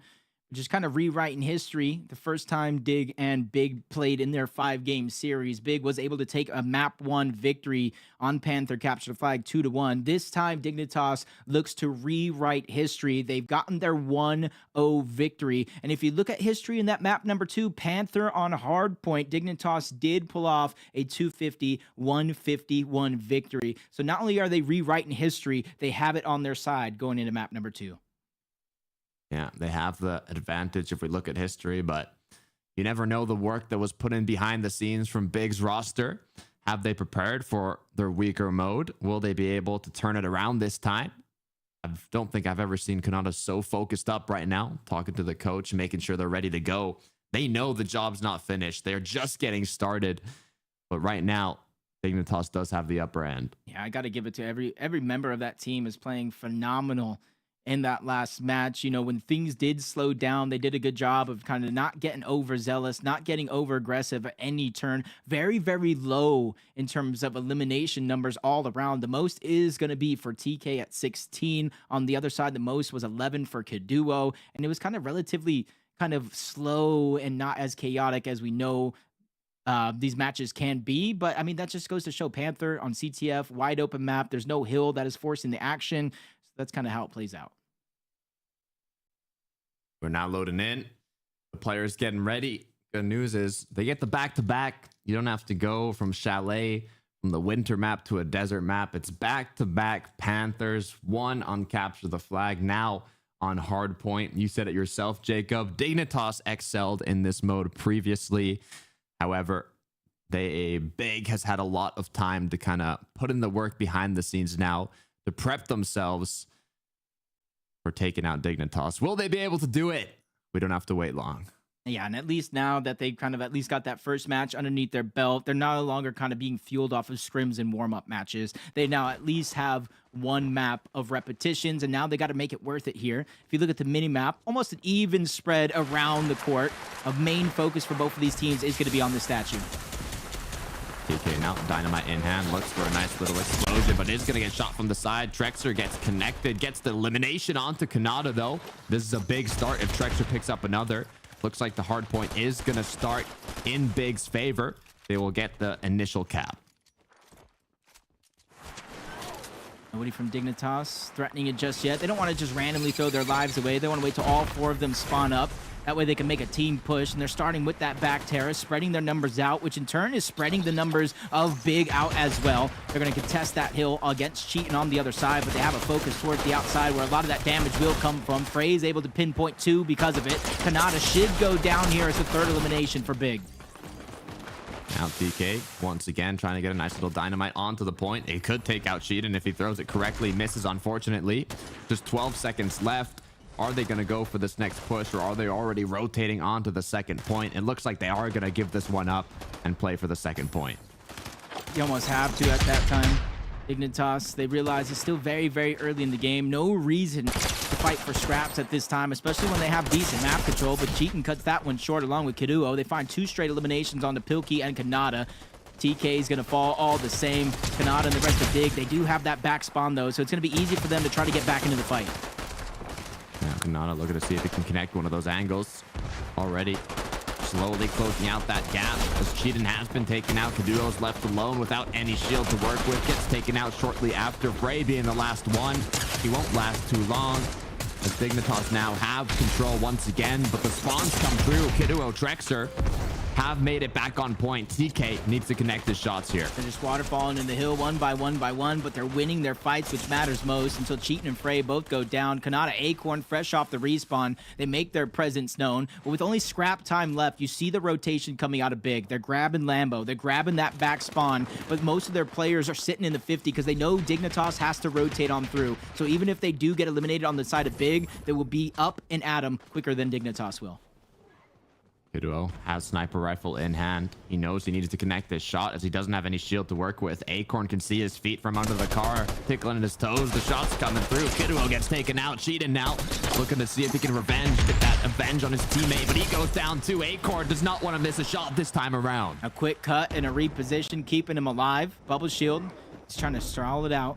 Wait as long as he can. He sees a member of his team trying to push through that back spawn. That is going to be a crash opportunity, but Kanata hiding around the corner. He does enough damage before he falls. Pilkey, Acorn, they chain together 2 quick eliminations, and TK's watching the whole center of the map towards that red room before he falls. Now Acorn knows the push is imminent. They're going to move in. He's trying to buy as much time as possible. Gets 1 elimination, and that might have been more than enough time for Pilkey and Kanata to return back to the Lambo and retake control.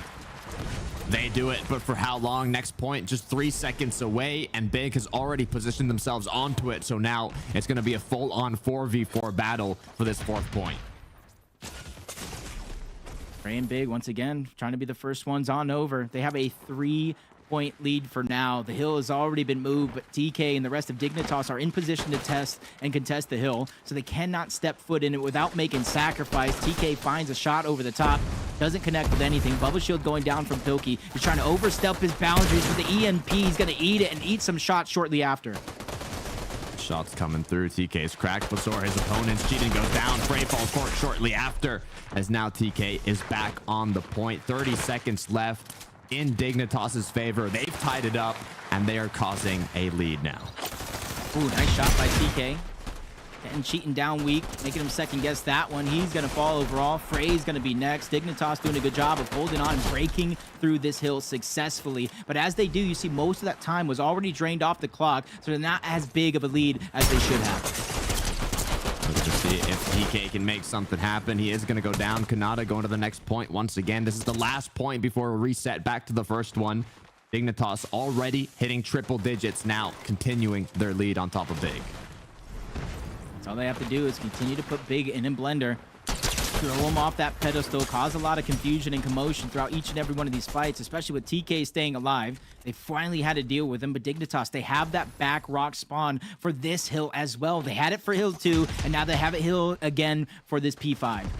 See if they can continue holding on as Big is trying to close that gap as much as possible, but Pinky does not want to let it happen. Kiduo goes down. It's back onto Dignitas. 20 seconds left. This is huge for them. This is a good amount of time because they're just extending their lead even further. Even though it's just scrap time that could be looked at it, but all that scrap time starts to build up and it starts to add up to about a 40+ point lead for Dignitas. And they're trying to keep that going, rotating from P5 back on over to restart P1, where they get shut down by a double from Cheatin and full control of the Big. But how long can they hold on to that control? Kanata waiting for the flank, but Frey has a bit of suspicion. He knows something's up. Something isn't right here. And the good news is they already have the point, so Frey does not have to play aggressive. He has to just wait for Kanata's aggression, but has he made a mistake? Gets cracked, goes to help out his team, does secure one of those eliminations, but TK is going to shut him down, and it looks like Dignitas once again have claimed this initial point. And they hold on to it for longer right now because it does look like Big is scrambling to try to take that statue control, which allows for Dignitas to continue to bleed the time off this hill. 20 seconds left. They finally make a contest for it. Frey's able to get 2 eliminations back-to-back. Kiduo gets 1. 3 members of Dignitas do go down. But again, look at the time remaining on this hill. That's a blessing in disguise because Dignitas spawns on over to the back rocks and gets a free rotation to PTU. TK just needing to land one more shot onto Kiduo, but he's crouching. He's juking him out. He's not letting them hit that shot. TK now looking like the last player from Dignitas, but the quick scope comes through. Will it be enough as Trexer goes down as well? His teammates now arriving. It's Acorn. It's Kanata looking to take it back. Having that extra spawn is being fruitful here for Dignitas. They're able to set up and get in a position, forcing Big to continue to waterfall into the hill one by one, but this time they have numbers on their side. TK is able to get back-to-back eliminations, though. Cheaton's trying to turn the sides. He gets 2 eliminations himself. Him and Kiduo are trying to hold onto the hill with a quick elimination onto Acorn. Both Cheaton and Kiduo themselves, 2v4, wipe every member of Dignitas off the map. I don't know how they're doing it, but they're continue to hold on strong. Kanata almost getting taken out, but now gets that siphon right back, takes out Frey as well, but Trexer is going to put an end to him as Pilkey now has the high ground, does not have an angle on Trexer though. Shield bubble comes down, shots come through, and TK is going to finish it off. Just 5 seconds now, so they have to focus on the next hard point. They've been doing a good job closing the gap. Less than 40 points now. Kiduo already positioned on the next hill. Again, they do have that back Lambo spawn. You can see where Dignitas is choosing to push. Straight through the middle, straight through the red room. They catch Kiduo off guard, even with eliminations being traded on. Dignitas is seeming the one that getting the point on the hill. Kanata late to the party, gets shut down as well. Frey and Cheaton are able to hold on to that hill. PK looking for an angle here. No connection so far. Shield bubble is going to come through, but with the EMP plus the shots, Pilkey goes down, and Kiduo now forced for a quick scope. Will it be enough as Trexer finishes them both off? They're getting a good amount of time off of this, from almost 40 plus points down to about less than 5 points, and it does look like they're going to be able to claim the lead from Dignitas on this one, but it does get stalemated. Acorn's pushing in. TK and the rest of Dignitas, 4 members flooding directly onto the hill. They find the eliminations, and they separate every member of Big, but they quickly find 2, and they leave that hill knowing that if they get these eliminations onto Dignitas, they're going to get free respawn and free utility because of it. Yeah, Big is going to be able to initially claim this point, but can they hold on long enough as TK goes down? He needed to reset that HP. Acorn looking for an angle now. He needs to take out at least 1. 2 would be ideal, but with Acorn getting cracked, Kanata getting eliminated, it looks like Big is going to get a good amount of points here. Trying to cut it again, steal the lead. 10-point lead here. 30 seconds left on this hill. They cannot win, but they can get dangerously close, which is forcing Dignitas to try to contest this hill. They're scrambling in. 2 quick shutdowns for Dig, which is answered back by a couple quick shutdowns on the side of Big, but Dignitas has control of the hill, and even more so with Trexer going down. It's still extremely close. It's the first one to reach the 250 points, and now with both teams over 200, Big continuing to stay in the lead. Nice shutdown by Pilkey. Spots out Kiduo on the other side. He's already get 2, but he's playing it calm. He's not getting too greedy and biting off more than he could chew. He's not going for the 3-piece, but him staying alive here is forcing Big to have to worry about him, but they quickly find him as soon as he resurfaces. Cheaton now getting extremely low, but Acorn has been cracked as well. Dignitas currently holding this point down. This could be the last point of the match as TK takes out 2. Can he make it 3? Frey being the last one. He gets him as well. This could be it for Dignitas if they can continue to hold on. They have just enough time, barely just enough time, a few seconds to spare if Big is going to try to contest this hill. It's winnable for them as well. 23 seconds is all they need to get into the hill just in the nick of time. Acorn trying to contest it, and they do it. Even though Big does have control of this hill, it is not winnable for them. They're going to bleed this one dry and try to be the first one to P1, where it began, where it restarts here. But they know it all comes down to the last point. They have to battle it out. Dignitas needs to hold on, but it looks like they've tied it up. 237, both teams are with the same amount of points, but with Kiduo now coming in, full HP, full shield, he has to close this one out from Dignitas. Big was able to take down 2 players. Kanata's trying to hold on, but multiple players of Dignitas are going to fall. 6 seconds for Dig, less than 10 seconds remaining for Big, but Dignitas, fresh off the respawn, striking straight onto the hill. Couple eliminations are going their way. 4 seconds is all they need. Late to the party. In comes Acorn, saving the day. 1 eliminations, make it 2. Dignitas clutch up. Kidduo gets shut down, and they take a 2-0 lead late into map number 2 with a big clutch. Lightning finish for Dignitas, energized up the way they closed it out with just a few seconds to spare. That has to be devastating for Big. They lost yesterday. Dignitas got taken out in a series of 5, going down 3-2 to Big. And now, starting it off in the rematch 2-0, they have a chance to make theirs. Look at this right here. Early on, it looked like Big was able to get some good control. For the first 3 hills, they had it, but Acorn, I got to give him every single credit in the book. I called him out at the start of the day. I said, what went wrong? He said, it's my fault. It is my fault for sure. And from the capture the flags in map 1, the hard points here in map 2, Acorn has been a defining force. I don't care what the stats say from here on out.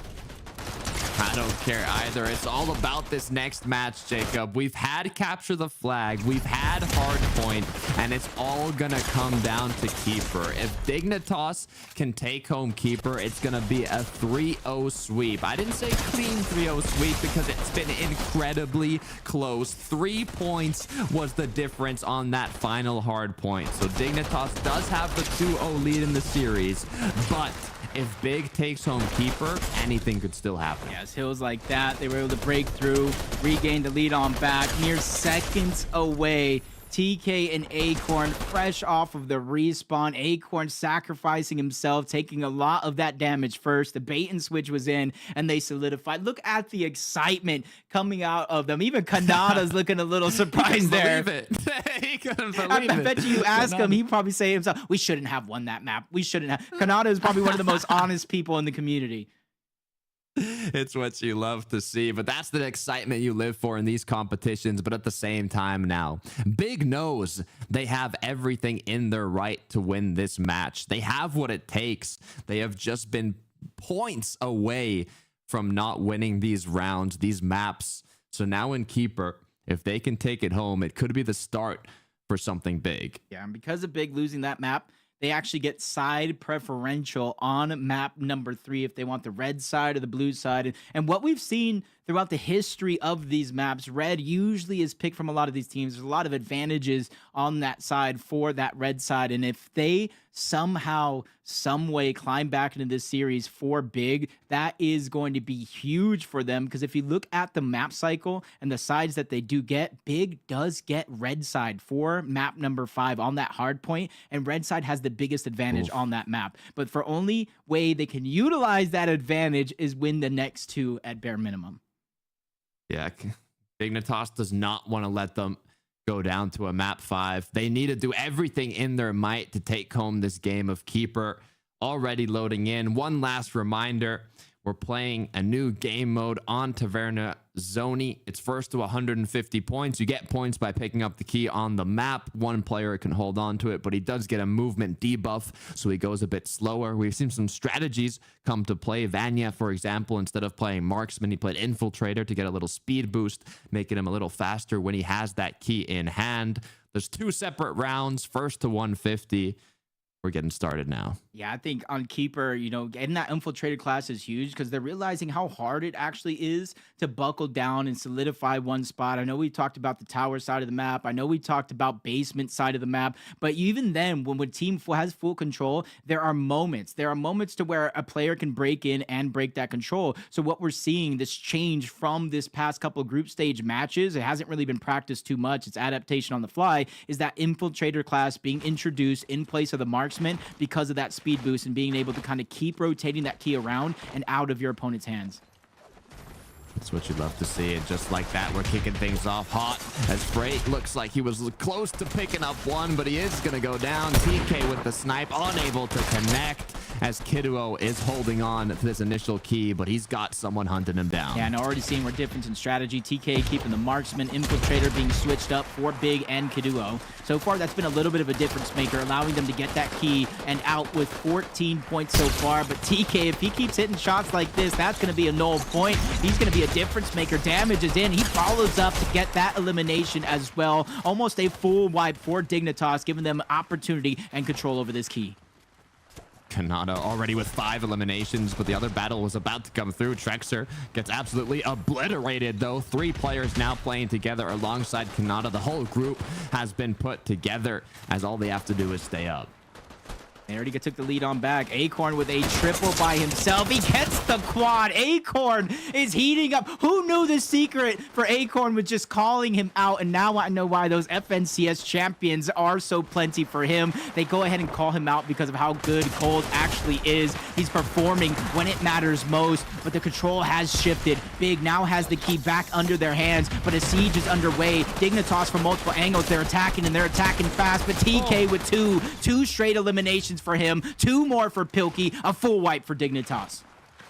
The glory didn't last too long for Big, as now it's in the hands of Dignitas once again, up to 50. They are continuing to gap Big here. They need a good push. Yeah, Big needs to figure out a way to kind of get momentum on their side, not just eliminations, but a setup after the fact. Kanata slowing things down, is able to get 1 back-to-back eliminations for Kanata. 6 so far overall, and he's spotting out this rotation. Even though if he doesn't hit anybody, doesn't get any eliminations, that's quick and easy communication, allowing for his team to try to set up. 72 for Dig. Big is going to continue to close that gap, though. They need to get as close as possible here as Cheatin plays the push, but TK gets the best of him. Frey now trying to revenge his teammate, and he does exactly that. Pilkey goes down. Kiduo goes down. It's Acorn versus Frey.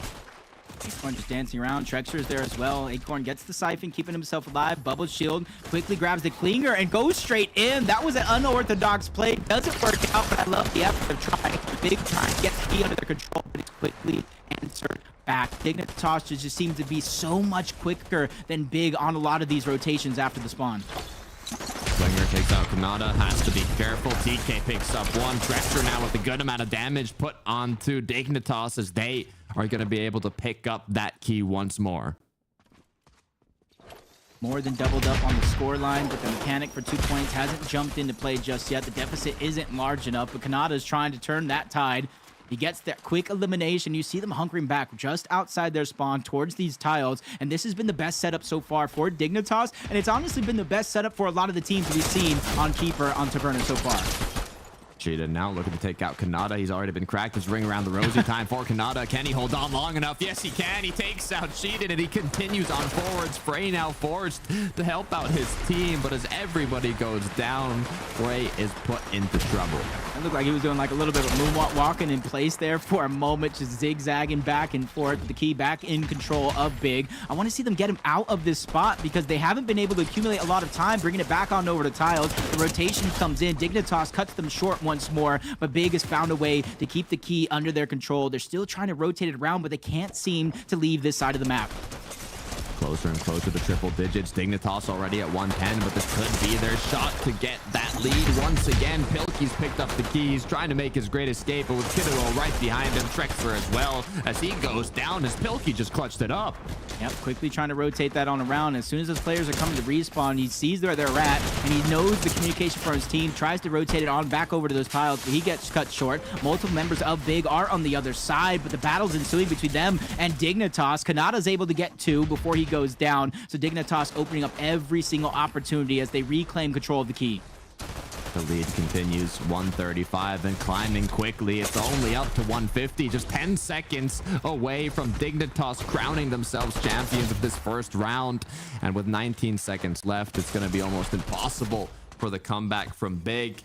It looks like Dignitas will be able to close out this first round, but it is best of 3. We have another round of Keeper here, Jacob. Yeah, and I just want to see on the side of Big, they did a good job of getting eliminations. It's not like they didn't have control of the key, but they held it on that side of the map. Every time Dignitas had the key, they either rotated around and eventually circled back there, or they just held that position. I wanted to see Big just take it out of there. Even if they didn't have a setup, it was obvious that Dignitas was comfortable where where they were. So I wanted to see them disrupt that comfortability. Now that the first round is over, they have a second chance to do just that. They got to lock in for it. 0-0, another fresh start. Big has to make it count. Oh, no. Kanata's definitely making it count. Basically getting a 4-piece to start the game, but TK steals that one away. And it's interesting because of TK having the marksman, they don't have an infiltrator, so Kanata and Acorn have been taking the role to grab the key and dance around with it. Right now, we're going to see if he can make his way back. Kanata on the edge of the map here, trying to stay up, but with TK going down, Brain Out is going to be on deck as the bodyguard. Issue is not too much HP, but with his teammates close by, they are going to be able to pick up those necessary eliminations and hold on to this key. Big flank by Acorn yet again. Even though he goes down, he does cause enough disruption for the rest of his team to try to reunite onto that play. A loss on that fight from TK. Trexer is going to be able to keep the key alive back to back as he takes down Pilkey as well. He gets reinforcements from his team, and you can see them, the process of where to position themselves because they know the push is imminent. Acorn now pushing in alongside his team. Frey is going to get the best of him, though. Trexer trying to make the great escape, but he finds Pilkey while he's at it. Shots coming from the back. He just has to keep on running here. They're trading the key, but they don't know where to go. Acorn on the flank is going to take out Trexer. I lied. Trexer gets the best of him. Elimination, and now the key card is on the ground. Yeah, quickly shut him down. They were trying to relay it back on over to Kaduo, who has the infiltrator, but they can't seem to get it in his hands just yet. And more displacement coming through. Kanata gets one. Acorn trying to clean up what he had, and that is 3 straight eliminations for Dignitas and Acorn, getting the key back under their hand. And you see the infiltrator, he's taking the role. He's just trying to quickly run it back on over to the tiles where they were able to get the majority of their time in round 1. This match is a lot closer now. Dignitas has to put their foot back in the game as it's just close to 35, 49 points. Trexer is going to get the best of him, though. Lead is continued by Big. Simple trades back and forth. The teamwork just being the focal point here for Dignitas. They just always seem to have the help that they need every step of the way. And Big is just getting taken down one by one by one. Kiduo is by himself on this side of the map as well. 2 members of Dignitas shut him down easy, and they're continuously keeping the at least 1-man advantage for the members of Dignitas throughout the majority of this round. They're back to their comfort zone. This is where Kanata likes playing. Pilkey, though, has to be careful. He finds Cheatin, as now it looks like they might begin on their rotation. Frey with full HP is going to get Kanata. Cheatin has to come in with the flank, but Acorn, does he expect it? He does not. It looks like Big might just have a chance to get the key card here once again. Yeah, even with Frey going down, he did his job. Clusters, grenades towards the outside, forcing Kiduo out of position where Dignitas can immediately take him down. Frey continuously praying, spraying, trying to get any elimination that he can, but he gets shut down again by TK as Dignitas, look where they're at, back into their homeland, towards their tiles, just right out of their spawn. Gotta rename this the Dig Tree as they continue to try and stay up, but Trexer is not gonna let that one happen. Pilkey now down mid. Trexer connecting a huge amount of shots. Shield bubble is not gonna protect Pilkey enough as the push comes through.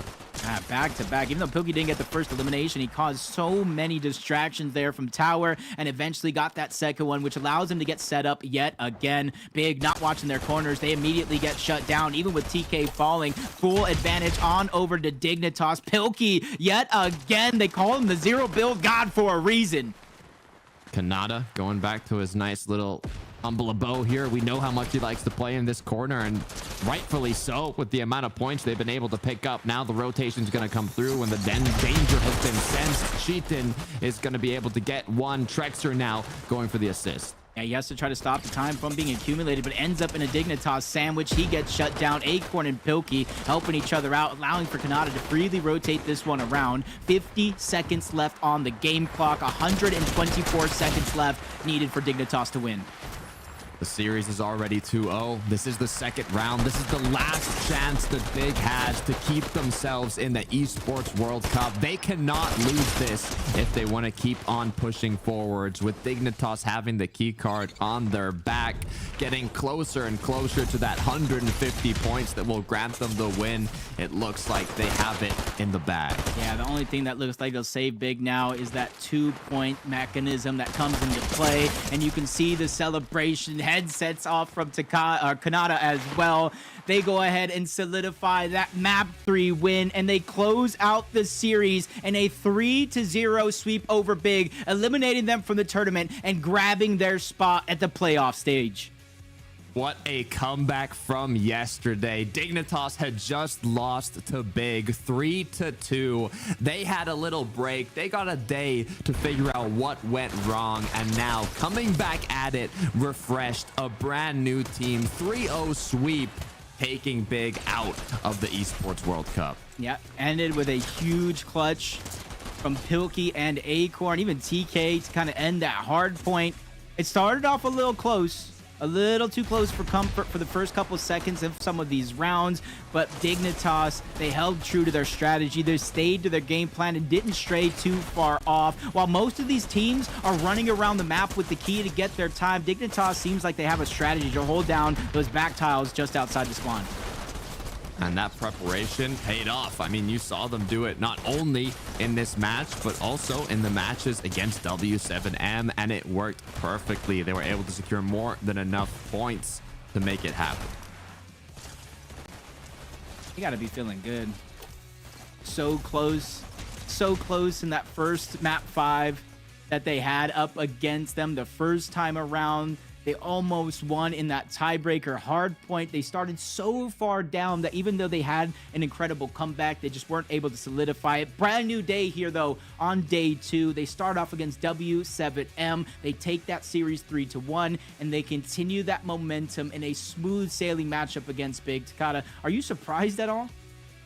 Look, I'm not surprised. They were one of the most hyped teams going in, and they didn't really live up to the hype in the first day. They ended up going down to the lower bracket, and they had to kind of make that lower bracket run happen. And that's exactly what they did here in day 2. They started off with a win against W7M, and they continued off with another win. But let's see what everybody watching thought in the STC predictions. What were the odds for this match? Did you believe in Dignitas? Did you believe in Big? It was 31 versus 69% for Dignitas, so the odds were in their favor, and rightfully so. They took it home. NA on top after that one. Dignitas is one of the teams I talked about online and LAN competitions. They failed to qualify through that DreamHack Dallas LAN, but they made just one roster change. In comes Pilkey. They played a hard-fought series in the online qualifier against Man City in that lower bracket final. They clutched up. They won. They eventually lost to Xset, but by that time, they already secured their spot in the Esports World Cup. So Dignitas all up from here.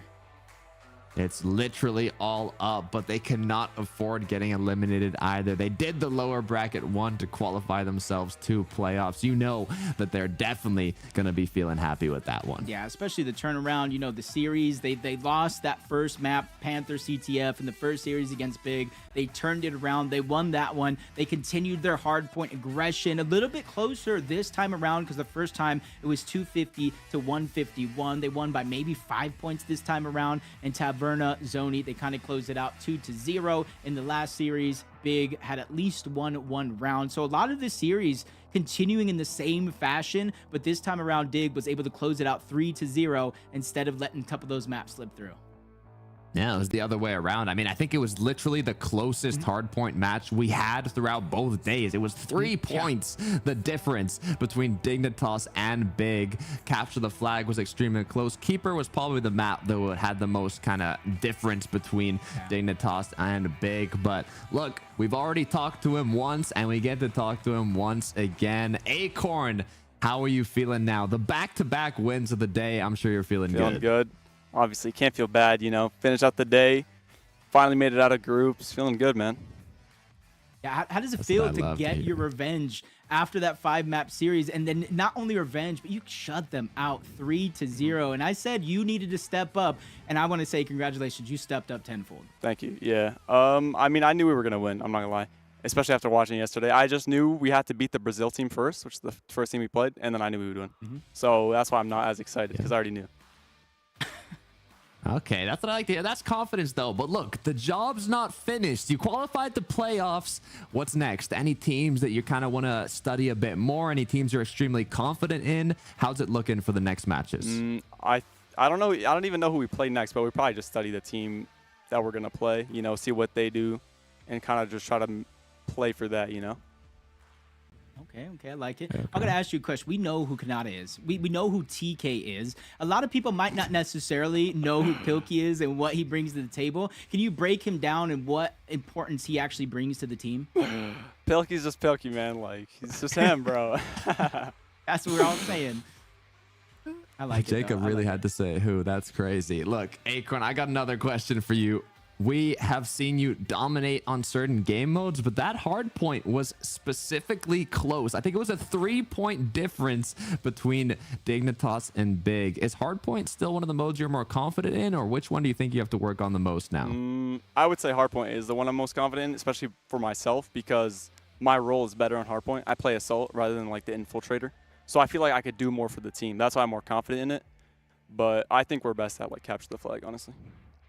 Okay, I like that. I like that confidence coming out. Last question for you. You've now advanced to the playoff stage of the tournament. Best of sevens are in your future. Is there any one team that you're looking to take on and take out of this tournament? Everyone, hopefully, honestly. Hopefully every team. Everybody. Okay. Everyone, clean sweep for the rest of the tournament. All right, Acorn, thank you so much. It was great to speak to you both times. Is there anyone you want to shout out? Anything you want to shout out? And if not, just let us know those socials. Shout out my team, man. Pilkey, Kanata, TK, you know. We did it. We made it out of groups now. Socials, don't worry about it, bro. It's all good.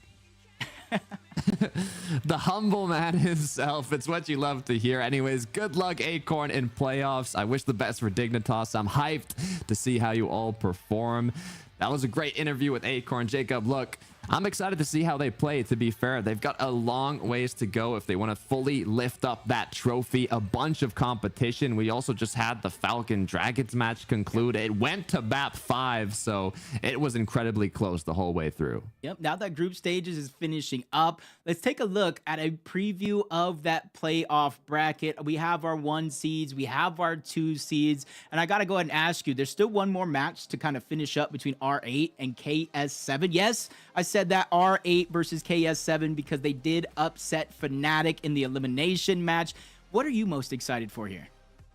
Ooh, I want to see KS7 bring that all the way through for Middle East. We saw them compete yesterday and things did not quite go their way necessarily, but now they're looking stronger than ever and we've been close to some upsets. We almost saw Dragons take out Falcons. We almost saw W7M take out a lot of the top teams, but unfortunately they were unable to do so. So if we can see some more upsets now going into the playoffs, hey, I'm all for it, Jacob. Yeah, I'm looking at teams like Exceed versus Falcons rematch from DreamHack Dallas. Falcons has not been looking like themselves so far in this tournament, almost going down to Dragon Esports, who deserve all the props though, because they've been probably one of our biggest surprise teams of the tournament so far. Out of every team that's been eliminated, off the top of my head, I would say they were probably one of the best teams, most exciting teams to watch. But on the other side of the bracket, I think Exit versus Gaming Gladiators, with how well Gaming Gladiators has been playing so far, I'm just hoping they're going to be the first test to Exit with that new addition Cold on the roster. They are looking like the team to beat. 100%. There's a whole lot of EU versus NA action tomorrow for playoffs, but also like we saw with Falcons, they didn't expect to have as much of a difficult run up against Dragons. So now being up against one of the top tier North American teams, we'll see what they're able to do. Yep, but that's going to do it from myself and Takata for the Esports World Cup B-Stream group stage is finishing off. I just want to say for myself, thank you guys so much for tuning in. Thank you to the production team, the observers, and everybody that stayed with us in chat and those watch parties. It's been a blessing to be able to call all the action. Takata, what you got? I've got the same thing. Thank you to everybody. I hope you enjoyed the group stage. I personally had a lot of fun, not only alongside Jacob, but everybody watching the chat, hyping out all their teams. I hope to see that move forwards for the playoffs. If your team's still in it, root for them. I'll be watching. Jacob will be watching. So that's it from myself and Jacob. I hope you enjoy the playoffs and I hope you enjoy the group stage. So we'll see you on the other side.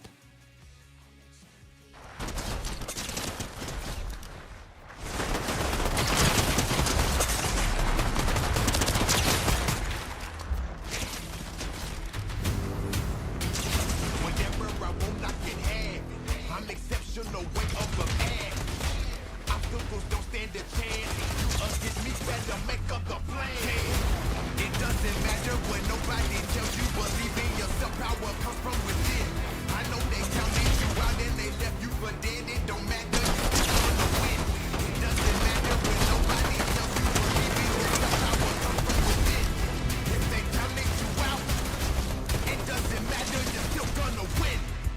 is over, now finish them.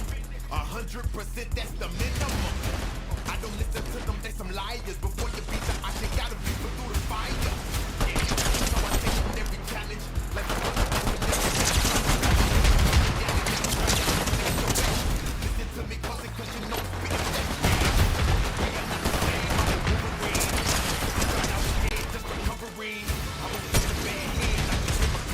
But all I need is one step, like a shooting guard. Running out of time, gotta take a stand. Throwing up like you're a metal man. But it's not an option. Throw it where you ran like you got knocked out. Damn, it doesn't matter what nobody tells you. Believe in yourself, power comes from within. I know they counted you out and they left you for dead. It don't matter, you still gonna win. It doesn't matter when nobody tells you. Believe in yourself, power comes from within. If they counted you out, it doesn't matter, you're still gonna win. Yeah, we'll checkmate if we playing chess. I'm the number one contender, ain't no number two. If I fall back, I'm still ahead of you. Yeah, we don't win the number, can't lose. Ain't no mission impossible, now we can't lose. Even though we outside, we'll get it in. We'll be real, get in line, there's too many men. Stop, can't nobody stop. Let me up and on my own, can't nobody stop. I'm that motherfucking bird, and I'm serious. I'll never leave spirit. Yeah, so we gotta fly high. If you ever had a dream, put your hands in the sky. Yeah, cause we never going down. When it's all said and done, we gon' still be around.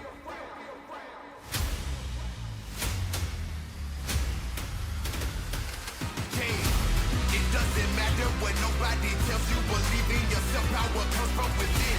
I know they counted you out and they left you for dead. It don't matter, you still gonna win. It doesn't matter when nobody tells you. Believe in yourself, power comes from within.